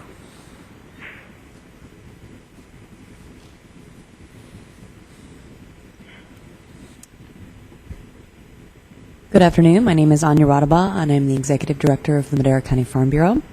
I would like to thank the board for having a meeting about the Valley in the Valley. I would also like to say that the recent outreach effort and numerous meetings provided by your staff on the recent Chowchilla Y alternatives discussion has been exemplary, and it's appreciated by our Farm Bureau. For the record, Madera County did not contribute any money to any lawsuit known to man. They also have been made very aware by your staff and your board that the Gordon Shaw heavy maintenance site is unviable.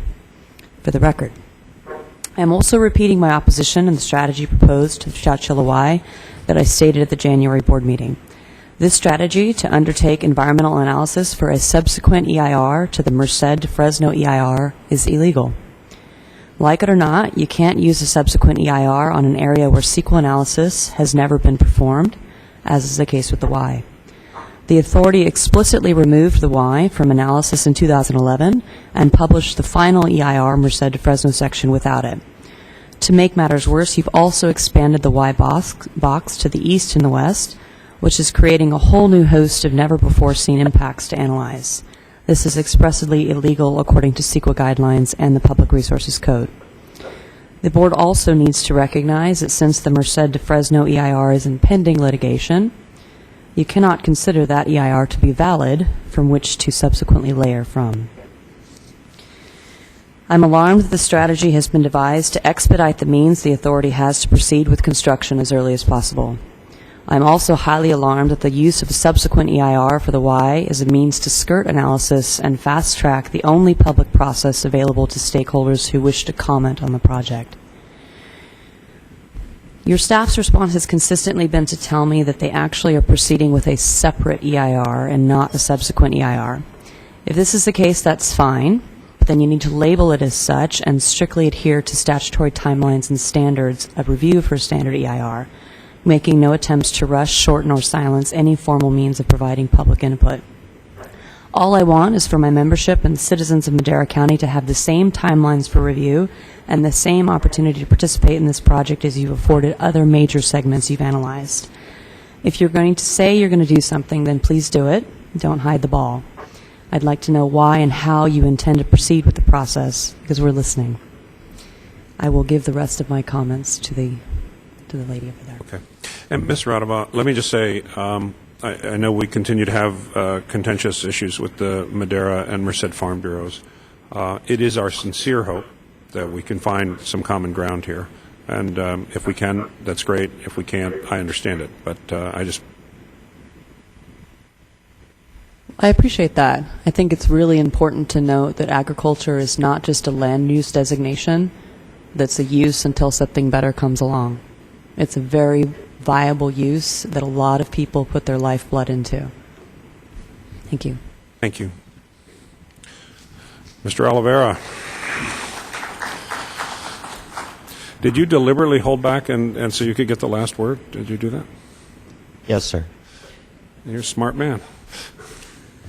Good afternoon, board members. Welcome to the conflict, ma'am. Good afternoon, staff members. And I hope Governor Brown is listening to these proceedings today. Well, he would be if we had better audio, I think. That's noted. I want to continue on with the theme of the 6 Ps. Piss poor planning equals piss poor performance. Over 4 years ago, the voters of California was presented with a plan to build a very sleek, elegant conveyance system, which apparently will be blue and yellow in color. Will travel at 220 miles an hour, will bridge the gap between San Diego and Sacramento, San Diego and San Francisco. We'll move people from the big metropolitan areas of the peninsula to the LA basin in 2 hours and 40 minutes or less. We'll operate on no subsidies, be operated on green power, and it won't cost the taxpayers very much money in the realm of things, but they do have to borrow some money to make this work. What could go wrong with this plan? I ask you, what could go wrong with it? It's planning. Piss poor planning equals piss poor performance. We are here today in 2013 talking about 2008, a project which was supposed to bring us all these benefits. By building this project, a side benefit would be people would get jobs, communities would prosper, the air would be cleaned, fewer people would drive on roads, we wouldn't have to invest in roads and airports. But let's talk about the reality of what we're doing. Our money is going to run out. We will have illegally given money to the basin, LA Basin. We will illegally have given money to the peninsula because we will be spending Prop 1A money on things that are not high-speed rail. We will extinguish our money here to build an Amtrak line, to follow an existing Amtrak line. There will be no electric trains. We'll still have to invest in roads when the money runs out. So this is what I have to say. You have sued us to prevent us from exercising our due process to criticize this or to challenge this project under bond considerations. You've sued everybody in this room. You sued everybody in the state. Why? This will all be settled in 2 months. Stop spending the money. It's illegal. If you take somebody's money, it's a crime. And it should be a crime for you to do it also. Thank you. And Mr. Oliveira.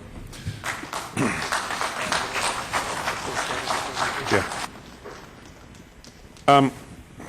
Okay, we have two presentations here. It's 1:30. Mr. Dean. You filled out a card to be heard on this item. All right, Mr. Dean. Although I'm going to have to explain to Mr. Oliveira how he wasn't really the last speaker, but thanks, Frank. I'm going to Mr. be brief Dean, I'm because sorry. everybody's tired and will leave. I'm here on this part. I'm out of Bakersfield. I'm speaking for the supporters of high-speed rail. And I wanted to also start by saying I'm going to take a different position from Bob with the KernCog and also Jeff with the Save Bakersfield and some of the other folks that oppose Bakersfield, the project. I'm speaking on item number 4, but I support their right to come and raise these concerns. And I want to also start by saying a lot of people say, well, this guy supports this project. He's got nothing at stake. I want to say publicly now, when I looked at the aerial view of this proposed route staff recommendation, when it leaves downtown station going to Palmdale, it cuts right through an acre of my family property where we currently have our building, and we also are planning to do an industrial development there. But I still support high-speed rail. I only say that to people that think that I'm not affected by this project. I'm personally affected by this project. But I can still stand here and say I support the project. I have not taken personally a position on the routing, and this is my position on routing. First of all, you should look at the engineer design to get the set speeds that you have to get, and also the timelines because of the project, the way it's designed. Second, it should impact, the routing should impact the least amount of people in prime ag land. And thirdly, whoever's going to have to, property is going to be taking, it should be made whole. They should be paid fairly, quickly, and not play around with the price, because I'm going to want the same for me as I would want for anybody else. And I thought that it would not be right for me as a supporter to take a position on the routing to say move it off of my property onto someone else. It would make me a hypocrite. Now, so I support some of the concerns that the people that are raising before you. I too have some concerns. But I also believe net, this project is going to be a benefit for the Valley and the state of California as a whole 10 to 20 years out. We have to look long term. I would only say do not delay your design, your preferred route that some people are asking you to do in Bakersfield. I say that we should not do that. You should to move forward with that recommendations fast, as quick as possible, because what it does, it let the property owners know if they're going to be affected. They can start planning for it now. And at the same time, those other people that are on these other routes, they know that their property's been dropped out. So it doesn't have the confusion having everybody clouded. And then the last thing is I believe it allows the high-speed rail, as this thing moves forward, to firm up your money. And as other money comes in, you've already got a lot of the right-of-way stuff is already cleared out. You've already negotiated the stuff. So I think we'll be better ahead by keeping this thing moving instead of slowing it down. And then, again, that's just my general overall concern, is that I support it. Somebody's going to be affected, but I think long term it's going to be a benefit for the state of California and the Valley. So we have to keep moving this project forward. Thank you. Thank you very much, Mr. Dean. And I'm sorry I hadn't picked up on your card, but thank you for those remarks. Appreciate it. We do have two presentations, and of course they go to the issues that the public has been talking about. But it's 1:30. I didn't want to break up the public comment period, but I'm going to suggest we take about a 15-minute break, give people an opportunity to stretch their legs, run downstairs if they want to get something, and come back, and we'll have the staff presentation at that time. So we'll be in recess for about, well, why don't we say 2 o'clock? We'll say till 2 o'clock, and we'll come back. Thank you all.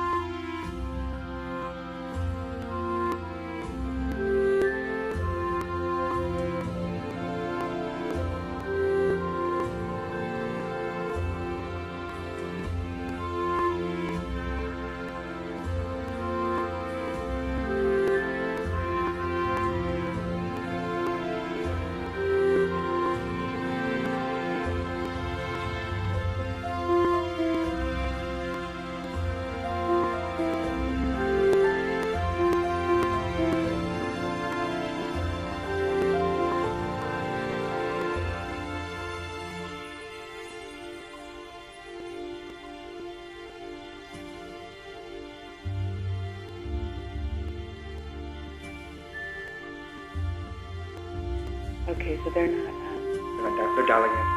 Oh, they're delegates.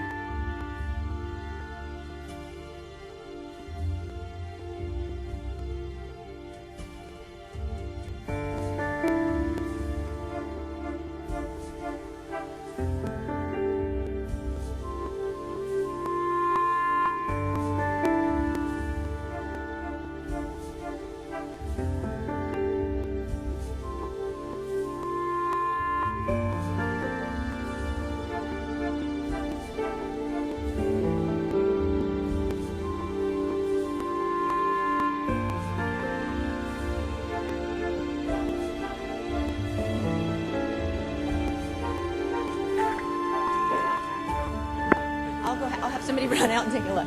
Maybe, should I ask them? They won't tow your car if you're just over on the...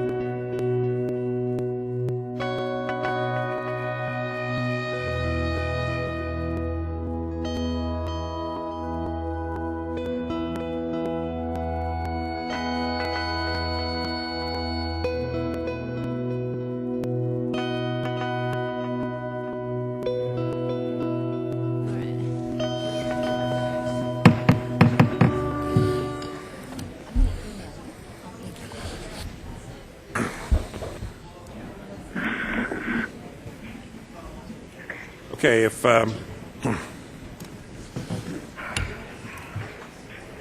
we could reconvene.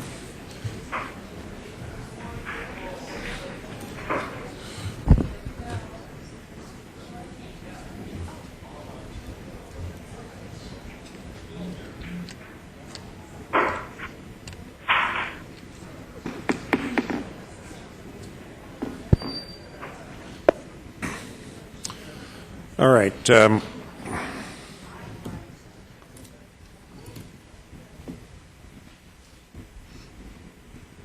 Just going to say, Maureen Fukuda must have been a heck of a teacher because I could hear her up here, so she commanded a classroom, I'm sure. Well, that's a problem.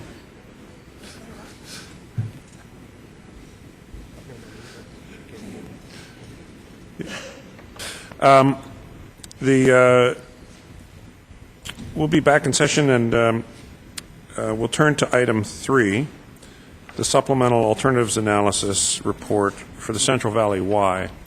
Mr. Morales, if I could ask you to lead the presentation on this, or introduce staff who will be doing that.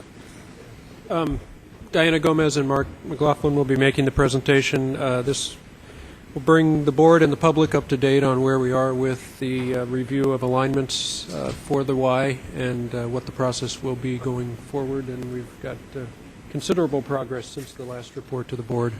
I'm pleased to report. And so, Diana. Well, good afternoon. Afternoon. And thank you again for being here in Fresno. And as you can see, we had a lot of comments, so I do appreciate you being here in person. So myself and Mark are going to talk about the next two presentations will be given by both of us. So I'm going to go ahead and first talk about the Y. And so what is the Central Valley Y, just to give you an update in terms of a history of the Y. So what we call the Central Valley Y, it's a junction where the trains will head west and north and south. So they'll come from the west and they'll either go north and south, or they'll be traveling both north and south. The Y covers about 12 miles, square miles.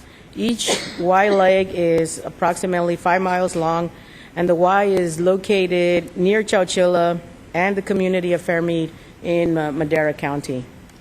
Next slide.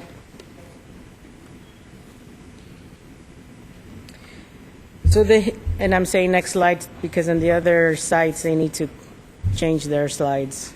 So in San Francisco and Sacramento. So the history of the Central Valley Y, since 2009, the authority has worked with residents, stakeholders, and others to identify a range of Y alternatives. The Y was originally analyzed as part of the Merced to Fresno section environmental process. In 2011, the authority decided to carry forward the Y area for study as part of the San Jose to Merced section EIR-EIS process. At that time, 14 alternatives were initially identified for further evaluation. And those are the 14 that you see up on the presentation. So next slide, and then next slide. So in Sacramento and in San Francisco, you should be seeing the 4 alternatives that were initially identified for evaluation. And next slide. As part of the process, we've had quite a bit of stakeholder engagement.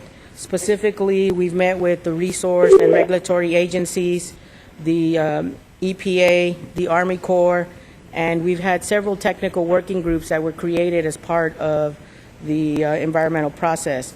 We've had numerous public and stakeholder meetings, specifically with Caltrans, who would be impacted in terms of our proposed alignments along State Route 152 and over 99, the California Department of Corrections and Rehabilitation, which has 2 facilities near in the city of Chowchilla, cities and counties, elected officials and staff, school districts. There are several school districts that would be impacted, the 2 farm bureaus, Merced and Madera County Farm Bureaus, several of the irrigation districts, and the local community groups as well. Now I'm going to go ahead and turn it over to Mark, who's going to talk a little bit more in detail of the actual criteria.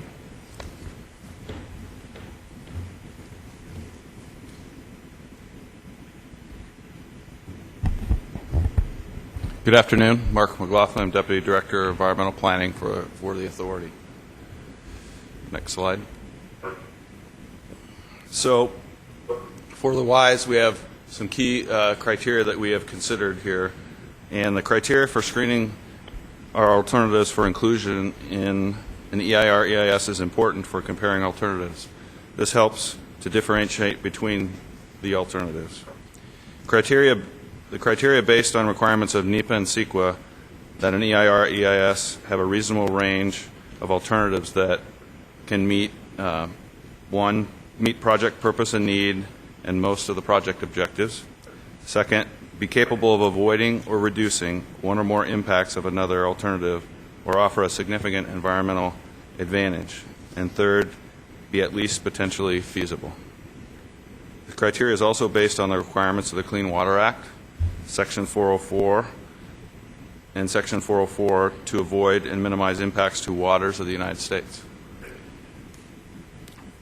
Also, environmental considerations include a broad range of issues, but the main distinguishing factors are shown here: the impacts to waters of the United States, endangered species and habitats, agricultural land conversion, displacement of residents and businesses, impacts to communities of Chowchilla and Fairmead, impacts on schools, and also noise and vibration is included. Next slide.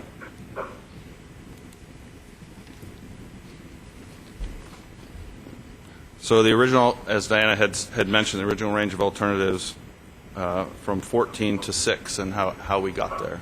So late in 2012, the authority staff recognized the opportunity to possibly extend early construction further north in the Merced-Fresno section. The analysis of the Y alternative into a subsequent EIR supplemental EIS for Merced to Fresno section provided flexibility to reach a Y decision. This past January of 2013, the authority staff provided an informational update on the Y to you, the Board of Directors. Based upon further study and stakeholder feedback, 6 alternatives were preliminarily identified for future evaluation. Next slide. These 6 alternatives preliminarily identified here. Here's the map, make sure everybody can see that. Next slide. So some progress since January, as Diana had mentioned. We have continued stakeholder engagement. We've talked with the regulatory agencies, which are the U.S. EPA and the Corps of Engineers, and we've continued to evaluate the data for these Y alternatives. Next slide. Dana, do that.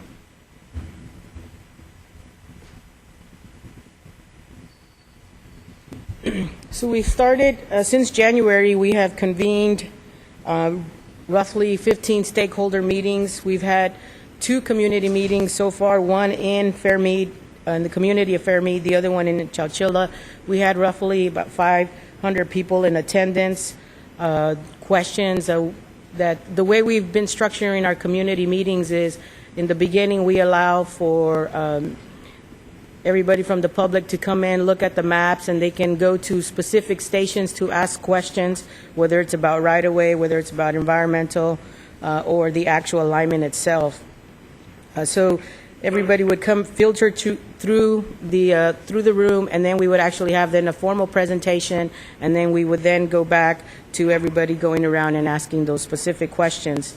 So it's more of a one-on-one type of question and answer. So some of the information that we were being asked is the impacts to the local roads, which road closures we would have, what would be the traffic impacts due to our road closures and realignments. A lot of the questions around the right-of-way process, how does that actually all work? How are why were the Y alternatives reduced from 14 to 6 and then 4? Understanding the process is some of the questions that they were asking us. And then there was also interest in terms of the jobs and the small business program.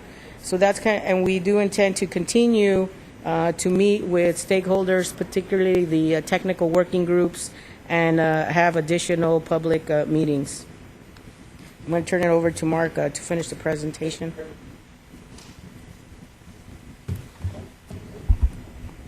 Thank you, Diana. Next slide. So on this, how we got from the range of alternatives, how we got from 6 to 4. So the data gathered for the alternatives was refined and further analysis performed since January and since the prior staff presentation at that time. This is also for the purpose of submitting to the US EPA and the Corps of Engineers for their concurrence of these range of alternatives to carry forward in the environmental documents. This additional analysis has led staff to the recommendation of studying the 4 most promising alternatives. And I wanted to go over the original 6 that was included in January, and then I'll touch on the top of the slide. The original 6 alternatives in January included Avenue 24 to Road 11Y, SR 152 North to Road 11Y, SR 152 North to Road 18Y, SR 152 South to Road 18Y, Avenue 21 to Road 11Y, and Avenue 21 to Road 13Y. So one thing I wanted to point out on these 4, 152 North to Road 13 is a new alignment that came forth during our reevaluation since January. So I want to make that clear that everybody sees that, and it became a performing alternative.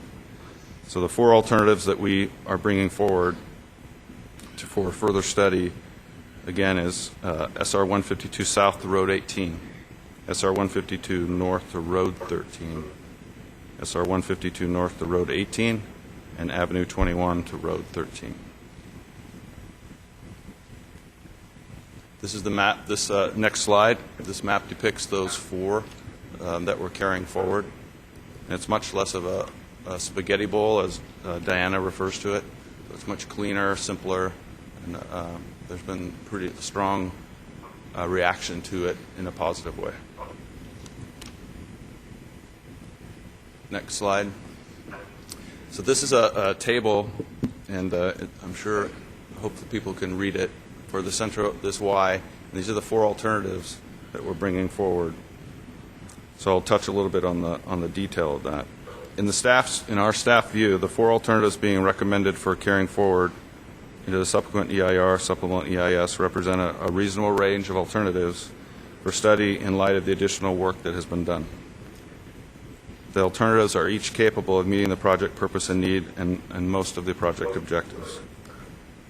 Of those 14 originally considered, the 4 recommended here include options to avoid impacts to one alternative through locational differences, as well as options that involve more or less impacts in a particular resource area, depending on the types of those impacts. The variation among the 4 recommended alternatives are relatively modest for aquatics and biological resources due to largely to the importance of avoiding and minimizing impacts on these regulated resources under the Federal Clean Water Act and the State and Federal Endangered Species Acts. Next slide. So for our next steps, there are a couple or several important next steps for us to highlight. First, our staff plan on continued regular communication with local stakeholders and to keep them apprised of the SEIR and SEIS and when they can expect a document to be available for public comment. The authority must also submit its recommendation again to the U.S. EPA and the U.S. Army Corps of Engineers and obtain their concurrence on these range of alternatives for study. This is a procedure that must take place pursuant to the authority and FRA's MOU with the EPA and the Corps to integrate Clean Water Act Section 404 process with the NEPA process. We as staff are very hopeful that these regulatory agencies will concur in this range of alternatives, but they could potentially ask for more to be studied. Staff will report back to the board as to the outcome of that consultation process. Staff will prepare the draft SEIR, SEIS, and hope to release for public comment and hold workshops in the fall. The final SEIR and SEIS would then be prepared and decisions by the authority and FRA planned for the spring of 2014. And that closes the presentation. If we have any questions, technical nature, we have technical staff available also. But are you technical staff, Mr. McLaughlin? I hope I can answer your questions. All right. Yes, I'm sure. Questions from members of the board at this point? Vice Chair Richards. Thank you, Mr. Chairman. I think more than questions, a couple of comments and a request. First of all, over the last 12 or 18 months, the outreach and the work that's been accomplished has been the kinds of things that it's nice to look back on and say you're proud of, because I believe our CEO Morales and your field staff and Diana Gomez have accomplished some really amazing things in dealing with stakeholders and solving problems. And it's a perfect template for what we would like to do everywhere we go. With regards to, and bringing this down to 4 alternatives helps alleviate a lot of the concern that people have raised over the last 12 months. In addition to that, however, because we are now taking a hard look at 18 and it falls out as one of our final 4 that is being studied, I'd like you to be equally as sensitive to people who are now addressing their concerns that I'd not heard before. And I would ask Mr. Morales if you would ask staff to ensure that they talk with Pembroke Development, and specifically Glen Pace, the developers of Green Hills Estates, as well as Don Kojima and Mr. and Mrs. Ping Ho, all of whom have indicated to me that they're major landowners along Road 18, and to do whatever you're able to do to help mitigate the impacts and concerns that they have as you study that alignment. But beyond that, I just want to frankly say with great praise, thank you very much for how you've handled a number of issues in that area, and it's a very complex part of this alignment. I think you should be congratulated, and I would hope that as we work through problems in or issues in other parts of the valley and across California, we can have the similar kinds of successes that I see here. Richard, if I could, I think I appreciate your comments and would echo that the staff has done a great job of moving this along. I have to note that, again, it's been a two-way communication that's allowed this progress to take place, and the constructive engagement of the stakeholders along the various alignments, and that's really helped facilitate progress. One of the advantages now of being down to 4 alignments is that it allows for much more targeted outreach and consultation with potentially affected stakeholders. So what you've asked for absolutely will happen. Some of it already is underway, but we will, yes, we'll be consulting with each of those and everyone else along the alignment and as we move forward with the process. Other questions at this time? Well, I just want to say I'd like to associate myself with the remarks of the Vice Chair. I think it was very well said, particularly his call to the positive dialogue that's been out there as we move up and down the line. So I appreciate those comments, Tom. And Mr. McLaughlin, Ms. Gomez, thank you very much. I know we've still got a lot of work to do, but this looks like a very rational way to proceed. Thank you. Diana does great work. You know that, but you did pretty well yourself on this. Mr. Morales? Mr. Chairman, just one other comment, and it will apply for the next presentation as well. I think one of the things that was pointed out in the slides was the criteria involved in the evaluations are derived from both federal and state statutes and regulations. Much of the evaluation at this stage is very much objective, based on quantitative analysis of particular impacts. In the materials that have been provided to the board and to the public are details of all 16 of the alignments, how they ranked against each other. So all of this information is available, and it lets people see exactly how and why decisions were made as we go forward into this next process. Very good. Okay, with that, we'll move to the next item, which is the informational update on the identification of preferred alignments and station locations for inclusion in the Fresno to Bakersfield final EIR-EIS. Okay. Ms. Gomez. So again, myself and Mark will be sharing the podium and making this presentation. I do first want to acknowledge all of the staff that has been actually working on both of these projects. It hasn't just been myself. We do have the team here that's now in Fresno, and we have several of the staff from Sacramento, and so again, Mark also has been very instrumental, and so I do appreciate everybody's help in this, and we're really doing this as a team effort. So I do want to mention that. So we are going to again, this is for information, an informational item, and we want to present our preliminary staff recommendations for the alignments from Fresno to Bakersfield. Next slide.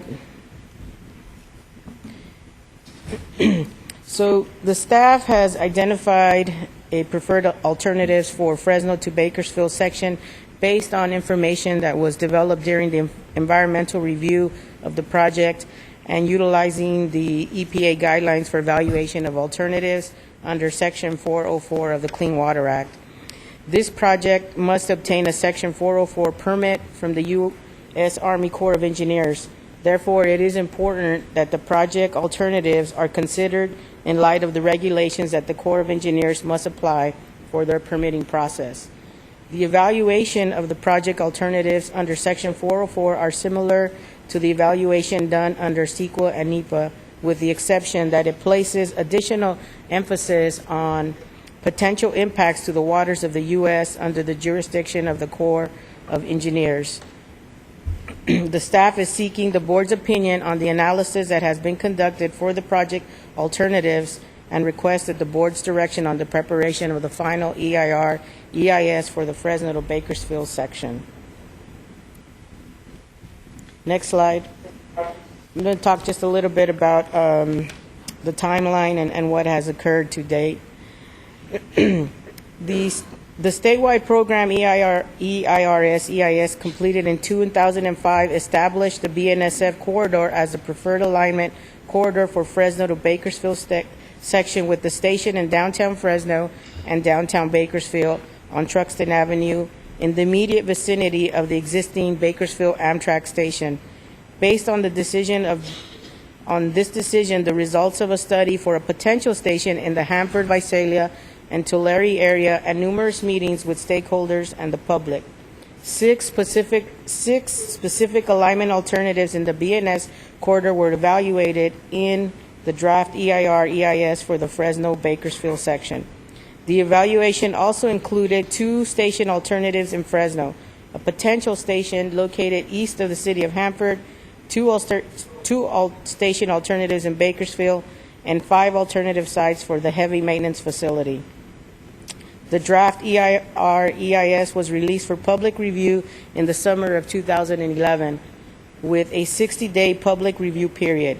Based on public and agency comments, the authority and FRA decided to reintroduce an alignment alternatives around the west side of Hanford, similar to the preferred alternative identified in the statewide program.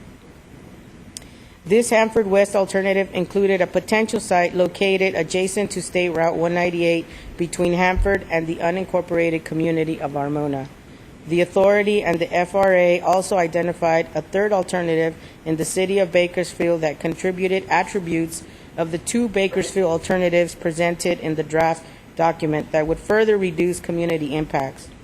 The environmental assessment of these new alternatives, along with additional environmental information and corrections suggested by the public and agency in the comments on the draft document, were incorporated into a revised draft, supplemental draft document that was published in the summer of 2012.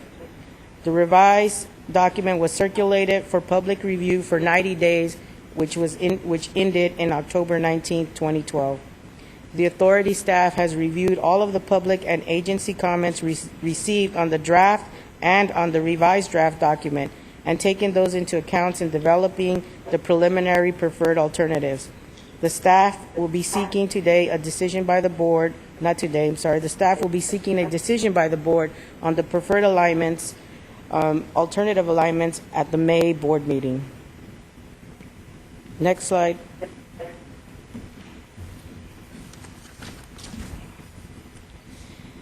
The alternatives that were considered for the project include 7 alternate alignments in the more rural area between Fresno and Bakersfield, and 3 alternate alignments in Bakersfield. Any combination of these alternatives could comprise the complete alignment from Fresno to Bakersfield, creating a total of 72 distinct alternative alignment combinations. To simplify the presentation of information on the alternatives, a single alignment from Fresno to Bakersfield, termed the BNSF alignment, was identified that mostly closely follows the BNSF railway. The additional alternatives that deviate from this one alignment can be then identified separately, and the environmental impacts of those alternatives can be compared to the impacts associated with the corresponding segment of the BNSF alternative to gain a clearer picture of the environmental effects of the alternative alignment. As it can be seen from this map, a decision on an alternative in one area of the corridor between Fresno and Bakersfield is independent of a decision or an alternative in another area of the corridor. For example, a decision on which alternative alignment to follow in Hanford area will have no influence on the decision in the Allensworth area. The BNSF alternative bypasses the city of Hanford to the east, with a potential station located near the interchange of State Route 43 and State Route 198. 2 alternatives were considered on the west side of Hanford. One was termed the Hanford West Bypass number 1, and the other one number 2. These alternatives are essentially the same, except for the geometric requirements for a high-speed train requires a slight deviation in the southern end of the alignments. With the Hanford West Bypass number 1, alternatives lining up with the alternatives that go through Corcoran, and the Hanford West Bypass lines up with the Corcoran Bypass alternative. A potential Kings County Tulare Regional Station could be located at 13th Avenue and State Route 198 for both of the Hanford West Bypass alternatives. The BNSF alternative crosses through the city of Corcoran at grade on the west side of the BNSF railway tracks. An alternative was also considered through Corcoran on an elevated structure on the east side of the BNSF railway. Finally, an alternative was included that bypasses Corcoran on the east side. In the Allensworth area, the BNSF follows the east side of the BNS railway. Because this alternative will impact a state park and a state wildlife refuge, an alternative termed the Allensworth bypass was identified to the west of the BNSF railway. The BNSF alternative runs through the cities of Wasco and Shafter on elevated guideways adjacent to the existing BNSF railway. In Wasco, the alignment would be on the west side of BNSF, and in Shafter, it would be on the east side of the BNSF. The alignment would be at grade between Wasco and Shafter. The Wasco-Shafter bypass alternative would cross farmland east of the downtown areas of these two cities. All three alternatives in the city of Bakersfield closely follow the BNSF railway from 7th Standard Road in the north into the North Bakersfield Station site near Truxton and the existing Amtrak station. East of the station, the BNSF alternative and the Bakersfield hybrid alternative continue to follow the BNSF railway along the side of East Bakersfield. The Bakersfield South alternatives takes a more southerly route through the East Bakersfield along East California Avenue to the terminus of the three alternatives at Oswell Street. Next slide. Over 2,100 letters, comment cards, emails, and presentations at meetings were received on the draft EIR-EIS and the revised draft supplemental. These submissions contained a total of over 7,800 comments on the environmental documents and the project planning. The main issues of concern raised in these comments involve project impacts to the communities, private properties, particularly farms and dairies in the South San Joaquin Valley, and on alternative alignments that did not closely follow existing transportation corridors. As a consequence of property impacts, many comments received from the residents of Kings County preferred an alternative that paralleled either State Route 99 or Interstate 5. The city of Bakersfield and the citizens of the city raised numerous concerns over the community impacts that would result from all three Bakersfield alternatives. Many comments raised the issue of project funding and expressed concerns that the project would not be completed, causing environmental impacts without benefits of a high-speed train. Finally, numerous comments questioned the ridership projections for the high-speed train. Next slide. And these are just a snapshot of the meetings that we had in the various cities and in the counties. The staff continues to reach out to stakeholders and to the public to identify concerns, answer questions about the project. Since the publication of the document in the summer of 2011, the authority has held over about 150 meetings with city and county government representatives, school districts, water districts, special districts, and stakeholders in the project area. Also, since the comment period closed in October, we have been meeting with many of the same stakeholders to address their comments that we received.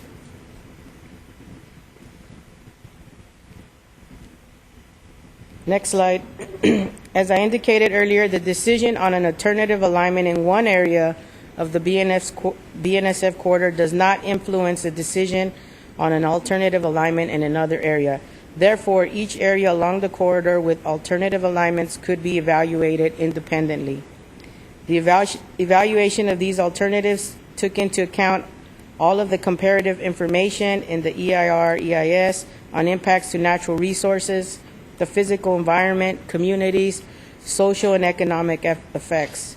Staff used the Clean Water Act Section 405 guidelines as a framework to structure a comparison of the alternatives and help us focus on issues that differed between alternatives.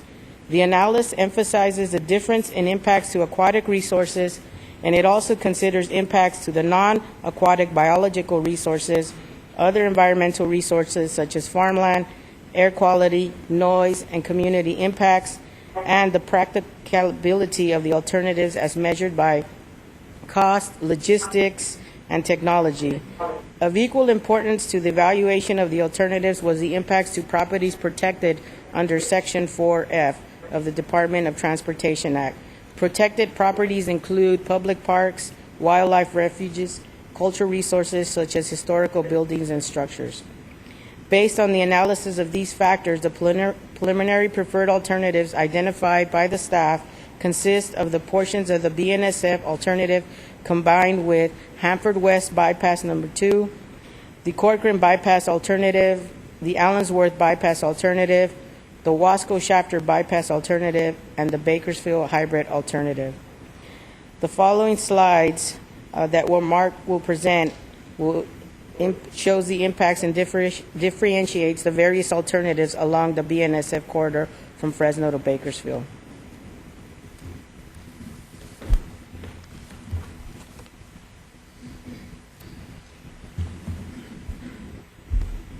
Thank you, Diana. Let's do the next slide. So we'll go through these alternatives a little bit more into detail. So we're going to talk about today on this portion right now, Hanford alternatives, which include Hanford West Bypass and then the BNSF Hanford East Bypass. The Hanford West Bypass was selected as a preliminary preferred alternative in the Hanford area because it has less direct permanent impact to waters of the U.S. than the BNSF alternative. It would result in less harm to 4F properties. It would impact fewer acres of important farmland, impact fewer dairies, displace fewer housing units, and it would not divide the rural residential community that exists along the Ponderosa Road, in which would be divided by the BNSF alternative. Next slide.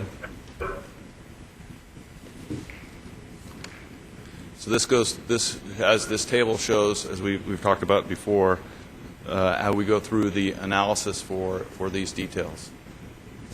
I just summarized the details of this table. Next slide. So we'll move on to the Corcoran alternatives.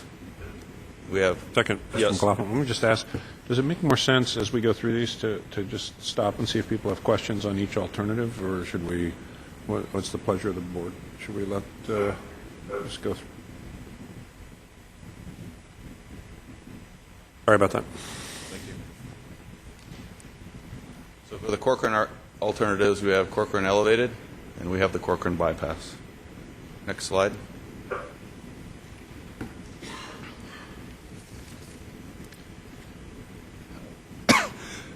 Excuse me. The Corcoran Bypass alternative was selected as the preliminary preferred alternative primarily because it would impact substantially fewer acres of waters of the U.S. than either the BNSF alternative or or the Corcoran Elevated alternative. The Corcoran Bypass would also encroach on fewer acres of floodplain than the other Corcoran alignment alternatives and displace fewer businesses than the other alternatives. Next slide. And we'll discuss the Allensworth alternatives. We have the Allensworth Bypass, and then we have the BNSF. Next slide. The BNSF in the Allensworth area would take property from the Colonel Allensworth State Historic Park and the Allensworth Ecological Reserve, which is administered by the California Department of Fish and Wildlife. Both of these are important 4F properties of great value to the state of California. The Allensworth Bypass alternative would avoid these two properties and have fewer impacts in all environmental areas that differentiate between the two alternatives, including waters of the U.S., which is why it was selected as the preliminary preferred alternative. Next slide. We'll talk about, next will be the Wasco Shafter alternatives, which include the Wasco Shafter Bypass and the BNSF. Next slide.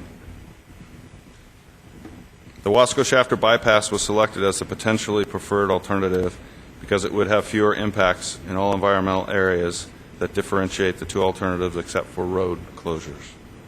The authority continues to receive important information on agricultural and oil and gas resources in the Wasco Shafter area from local stakeholders and we wish to further evaluate this information before making a final recommendation on the preferred alternative in this area. Next slide.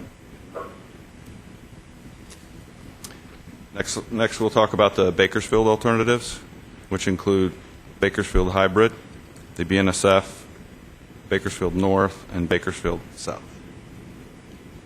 Next slide.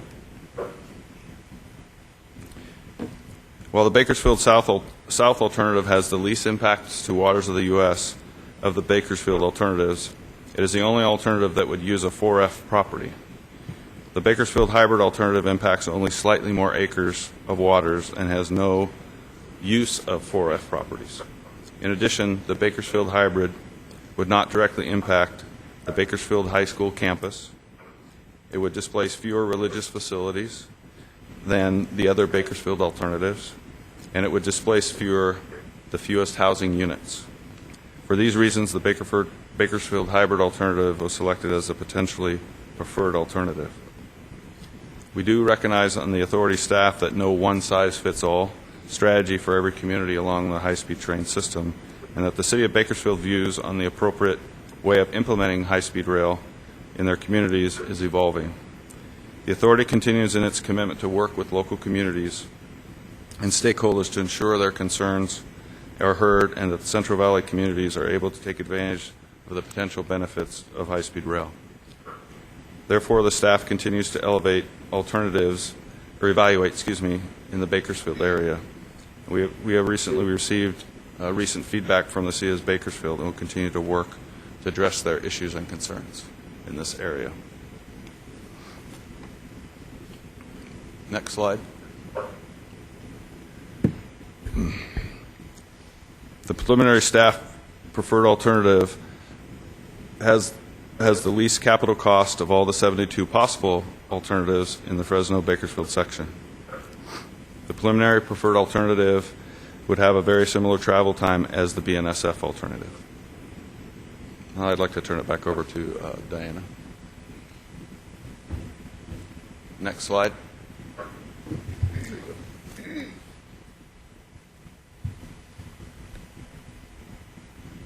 Five heavy maintenance facilities, and we heard a lot about the maintenance facilities earlier today. 5 heavy maintenance facility sites have been evaluated in the Fresno to Bakersfield section, 1 south of the city of Fresno, 1 in the Hanford area, 1 east of Wasco, and 2 in the Shafter area. None of these heavy maintenance facility sites factor into the identification of the preferred alternative alignments. The staff will not be proposing a preferred alternative for the heavy maintenance facility at this time. The decision will be brought before the board following the environmental assessment of the San Jose to Merced section of the high-speed system. When we have sufficient information has been developed to provide an informed assessment of all of the possible heavy maintenance facility sites in the Central Valley. Next slide.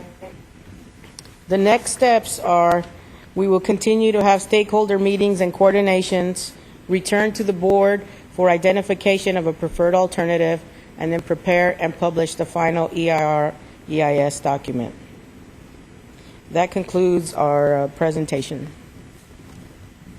All right. Thank you very much. Mr. Morales, would you like to add some comments at this point? Just a few quick points. One, I want to make sure the public knows the presentations are posted on our website.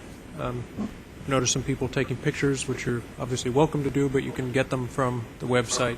So all of the information that's been presented is available to you. Secondly, just on the heavy maintenance facility question, just to clarify, the same what Diana just said about the Fresno-Bakersfield alignment is the same for the Y, that there no decisions were made about a selection of a heavy maintenance facility in the Y, nor was the location of a facility a determinant regarding alignments, and we'll be working on those as we go forward. I also just want to note, and there were public comments by the Kern Council of Governments this morning about how the counties and the city of Bakersfield's position was characterized in section 2.2 of the report. I was also contacted by the Bakersfield city manager this morning about that. It's not as, it doesn't affect any of the numbers, but it's the text that was used to describe the city's position. They have some concerns about how that was done. We will be working with the city to address that and make sure that it accurately reflects their position. And as was noted, I and others will be meeting with both Kern COG and the city of Bakersfield prior to the next board meeting to work through those and other issues with them. Okay. Questions from board members? All right, I will, Mr. Or two, but I'm just waiting to. Okay. Go ahead. Thank you. Is this on? Yeah, it is. I know that all of us sit here and listen very carefully to all the comments from the public, and so there's nothing that I would suggest to you that was stated earlier today that we didn't hear.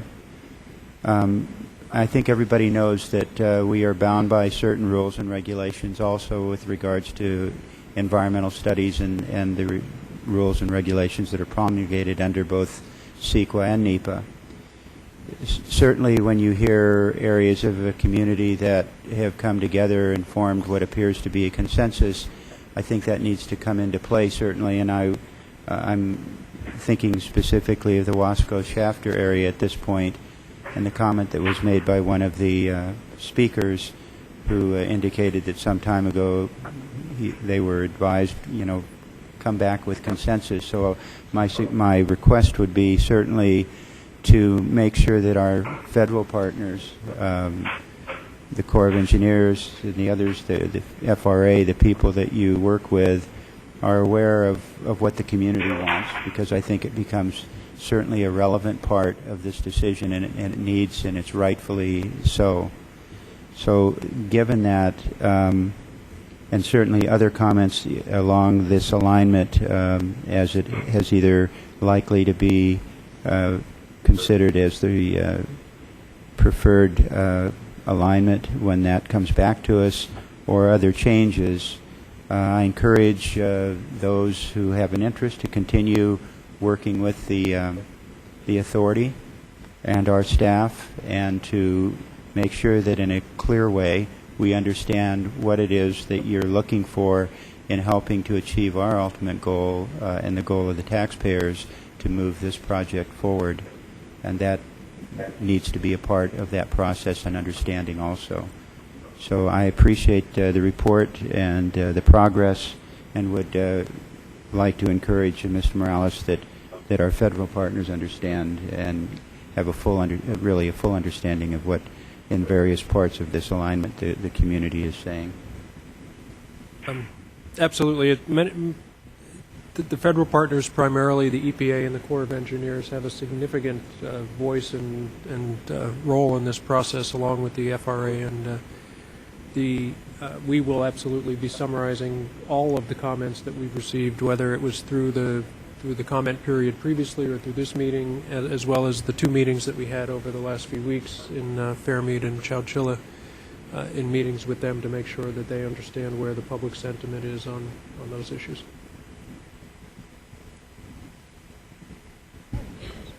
I will wait for you, Chair. No, you're recognized.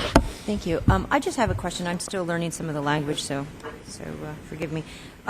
Number of receivers severely impacted by noise, Mark, on the resource area impacts. This is under the, or maybe it's Jeff, but it's number of receivers severely impacted by noise and vibration. Receivers, can you just translate? What does that mean in regular terminology? I think the way I would simply put it is either receivers, receptors. Receptors? Houses, businesses, things Facilities, homes, Yes. businesses, Yes. structures. Yes. Species? That's analyzed in other permit, including the AIR, and then other permit documents for either the federal or state species, yes, noise and vibration. No, I mean, that's a good question. It doesn't include creatures then? Okay. Habitat, yes, we analyze that Separately. in that document, including the federal biological opinions and also the state CISA, or California Endangered Species Act 2081 permit for endangered species of California. Mark, correct me if I'm wrong. One of the reasons for looking at the receptors is because that potentially could tie to mitigation then also, if an alignment is chosen. Number of impact. Okay.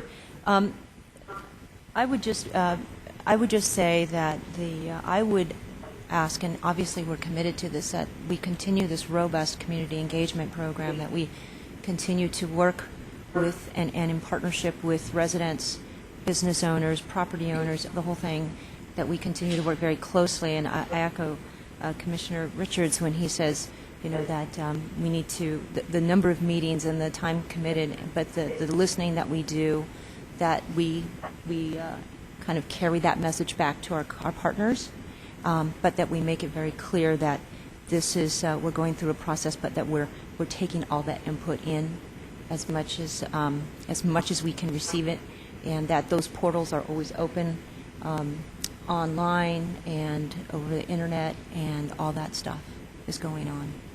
Agreed. Thank you.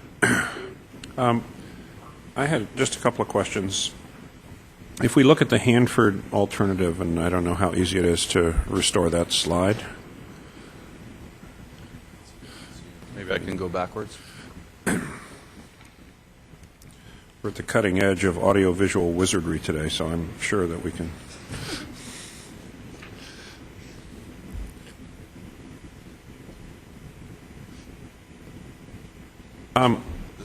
Yes, thank you. So one of the issues that we have is that while we're in Kings County, we're certainly affecting Tulare County as well. And we heard from Mr. Olmos on behalf of the city of Visalia that they would like the east option, and I think his comments are fairly described as because that's more centralized in terms of the catchment shed of ridership and so forth. Between those two white dots there, how far is that? What are we looking at? Do you have a sense? I mean, it doesn't have to be precise, but about 5 miles. 5 miles? 4 or 5. So if we were to go to the west, does the analysis include strategies on how to maximize the connectivity to Visalia and Tulare County? Where would I find that thinking? We've had discussions with Visalia in particular about that, and understanding that their preference is for an eastern alignment. One of the reasons for the potential stations being located where they are is that they're on a major thoroughfare, Route 198, so that that east-west access would be better obtained. And they are, Tulare County and Visalia are looking at transit alternatives to connect in with either station location, and that is part of the analysis and the discussion with them and our stakeholder engagement with Tulare. Okay, so what you're saying is that that in terms of the latitude where the station would be located, you put it astride the east-west roadway so that it would facilitate that movement. Correct. All right. And on the Corcoran alignment, and we had a gentleman speak this morning, I think if I'm correct, it was Paul Smart, who spoke about the impacts on Corcoran and was talking about the elevated alignment. I hope I tied the comments to the person, but they were pretty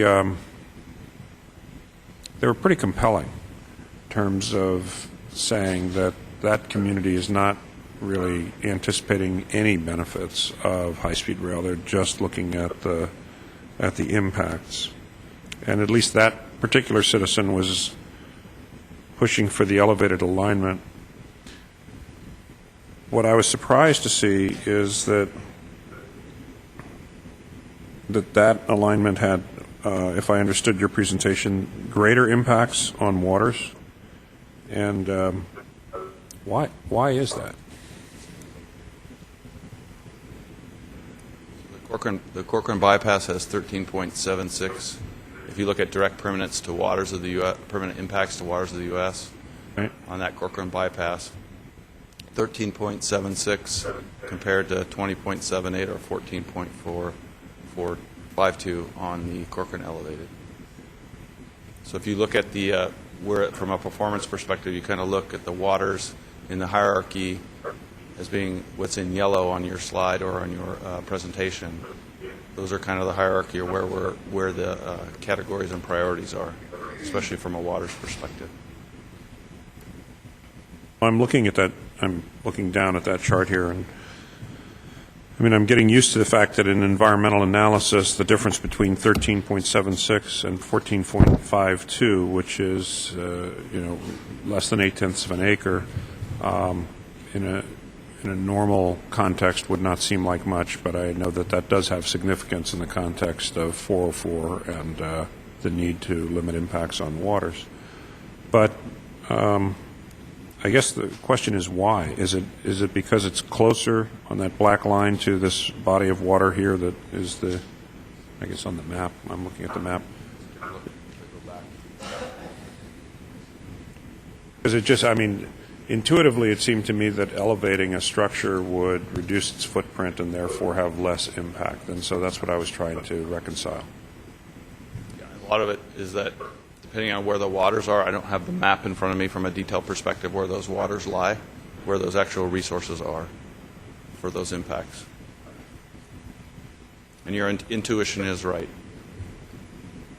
But maybe that it's a smaller footprint, but perhaps the footprint is closer to some. Also, you have there's also from an indirect impact also to those waters on the chart that. also. And that's much more significant. It's from 26 up to 40 acres. Correct.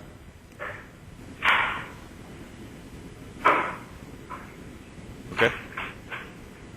I'm generally intrigued that if we can afford to do it, elevating seems to me to have less impacts on a community, but we're not showing that. I mean, we would have to deal with the cost issues separately, but for environmental purposes, it's a little surprising to me that the elevated alignment would end up with with greater impacts. So we don't have to dig into it right this afternoon, but I'd appreciate a follow-up that, and then we can, if the staff could send the board a memo on that, and then we could post it on the website so that the public could have access to that.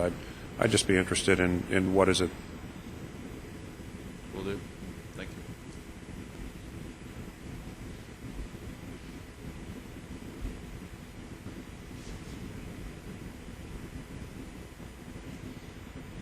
I had at this point.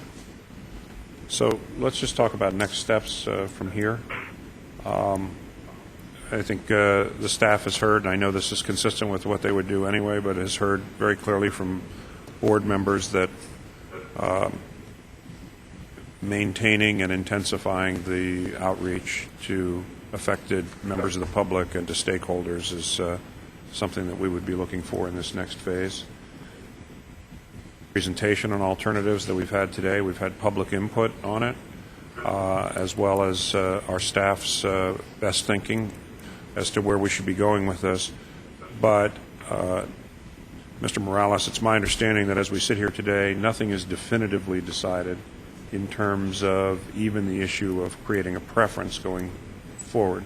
So this is informational about the current thinking and the direction, but we haven't actually made these determinations yet. Is that correct? That's correct. The plan is that we would continue the outreach as directed, continue the analysis, and come back next month with the identification of a preferred alignment in order to continue moving through the regulatory process. The actual designation of an alignment through a final would not happen until certification of the EIR, EIS, and adoption of the NOD, which we're projecting for the fall. So just to make sure that I understand it and hope that we can communicate this clearly to the public. So the process would be we're analyzing. The staff is giving us a snapshot today of what the technical analysis is showing that would tend to lead one towards certain preferred alignments. There'll be additional communication. There'll be additional outreach. There'll be additional. Then you will come back and say to us, this is what we would like to carry forward through the next phase of the regulatory process, identified as preferred. But simply the identification of them, even the adoption of a preferred alignment by this board, doesn't mean that that's ultimately the alignment that the board would take. That just means that it's a notice to the public going forward that this is the direction of our thinking. And then there'd be further analysis under state and federal environmental laws, and then all of that material, including public comment, would come before the board sometime in the fall, where we would actually adopt a record of decision and a notice of decision that was specific as to where we're going. So there are several steps here. Each one is intended to communicate what the thinking is, but without closing any doors at this point. And there's an opportunity for public engagement and a necessity for it all throughout. Correct. I do want to be clear, though, again, part of the reason for making such a detailed presentation, including all of the numbers, is to make sure the board and the public sees what the analysis is, so that there is an understanding of that. And you're correct, the final determination will not be made until further on into the process, but I also, this certainly is an indication of where the recommendations are going. And I don't want to be in any way misleading about that. Yeah, Mr. Chairman, if I may, I wanted just to clarify that also. So what I'd like to make sure that everybody understands, including myself, when staff comes back and defines its preferred alternative, and I assume that means that this board would act on that, does that mean that between then and the actual completion and certification of the EIR, between the designation of the preferred alignment and then, are all of these other subsets of alternatives still being studied, or is the studying stopped on everything except what has been designated as the preferred alignment? I'll ask Mark to jump back in. There's several things that could happen once this authority through the board identifies a preferred, which again is just carrying it into the next stage of the environmental review. The regulatory agencies, either the Army Corps or the EPA in particular, could look at that and say, we don't agree, come back with either look at a different alternative, or we think the other one is preferred. I mean, so there's still that back and forth with them. So effectively everything continues under review, but again, we're moving toward a decision and the identification of a preferred. So, there would be an affirmative action next month by the board to say, assuming we get through the checkpoints, this is where we're heading on a preferred alignment. Could I add to that, Jeff? That we still, and I concur with what you just described, Jeff, that we also have to go through the rigor of the Corps and EPA process of that checkpoint. We have to go through the rigor of that analysis to get their concurrences.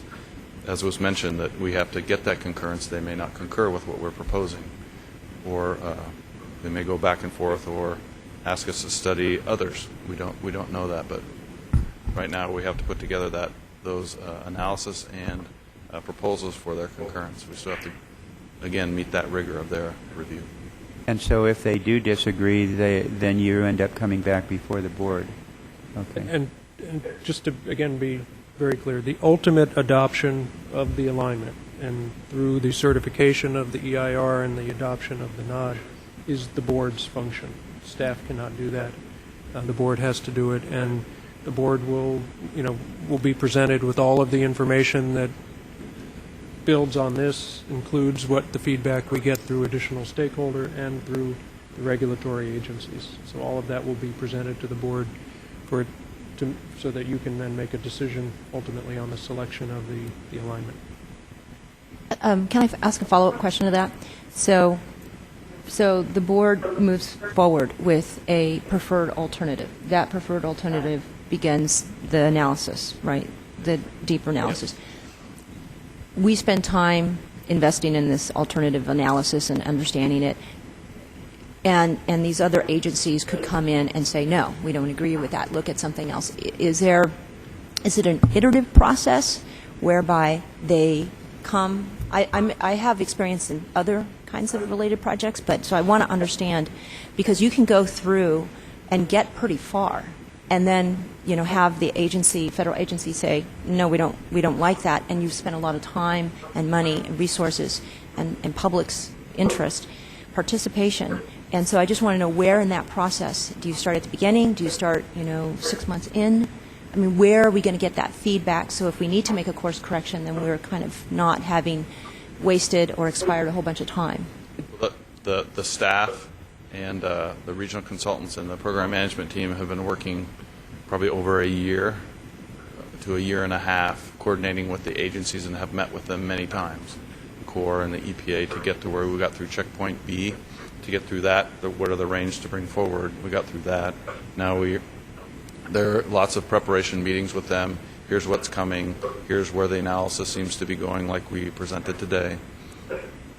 And as we go forward, how we're going to present. Now, stakeholder input is very important, as we've heard today and also recently in the past year. And so part of that is the way we have to figure out what that analysis will be we bring forward in that preferred alternative, and what we think is that preferred alternative and what the community wants, and how we present that information. And they may not agree with it. Ultimately, we're getting to the LEDPA, or the least environmentally damaging practicable alternative. That's where we're actually going to get to. And they would agree on that, which allows us to not only move forward in the document, but it also allows us to get permits for construction. And that's really where the key point is. Two things, and it's an important point. Ultimately, those same agencies, particularly the Corps, has to issue permits then based on the environmental documents. But one other thing, as we go through this process, there are different agencies involved looking at different things and using different criteria. And so, for instance, the Army Corps' view of this project is through a very narrow lens, looking at the impact on the waters. The EPA looks at certain things. Fish and Wildlife looks at certain things. State Historic Preservation looks at certain things. Each of them looks at different slices, which could lead you to different decisions if you're just looking at that slice.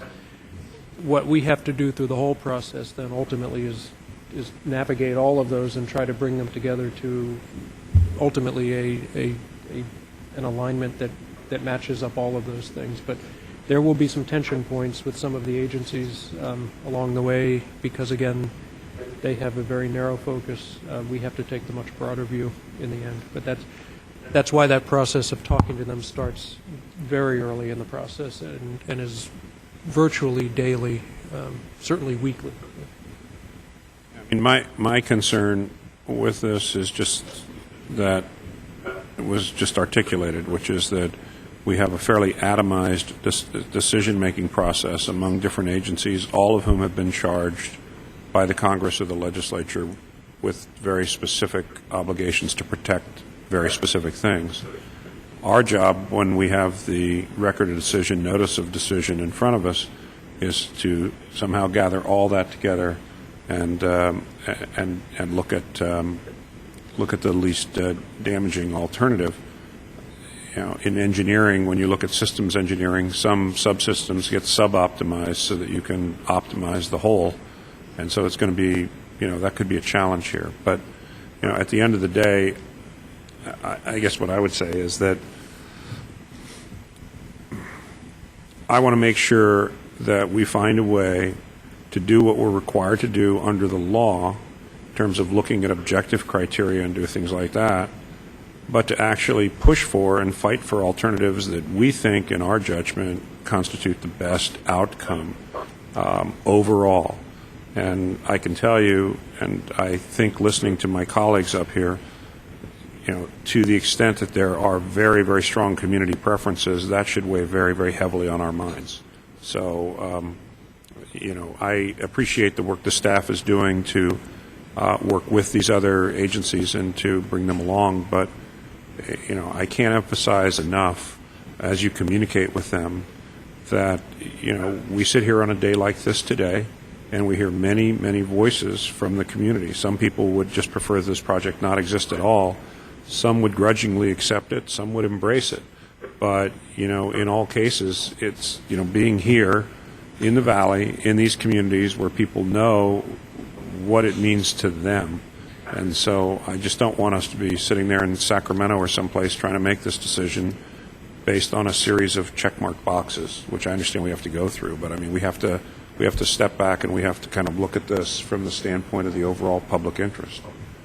And I guess I'm only saying that out loud to try to give the staff some ammunition as you meet with these different agencies, that we have great respect for their very specific statutory legal requirements, but we have a bigger job to do, and we hope that they can understand that and we can harmonize those things. So, okay. Any other questions from members of the board?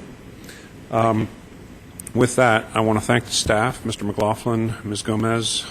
We really do very much appreciate your hard work on this and recognize the quality of the work, and then all the other staff people who I know are working on this team behind you. I want to thank the members of the public for bearing with us through a couple of technical difficulties today, and we will keep moving forward. But thank you all, and hold on one second. Let me just, can't do anything without checking with the lawyers. Yeah, I think we should be done. Yep.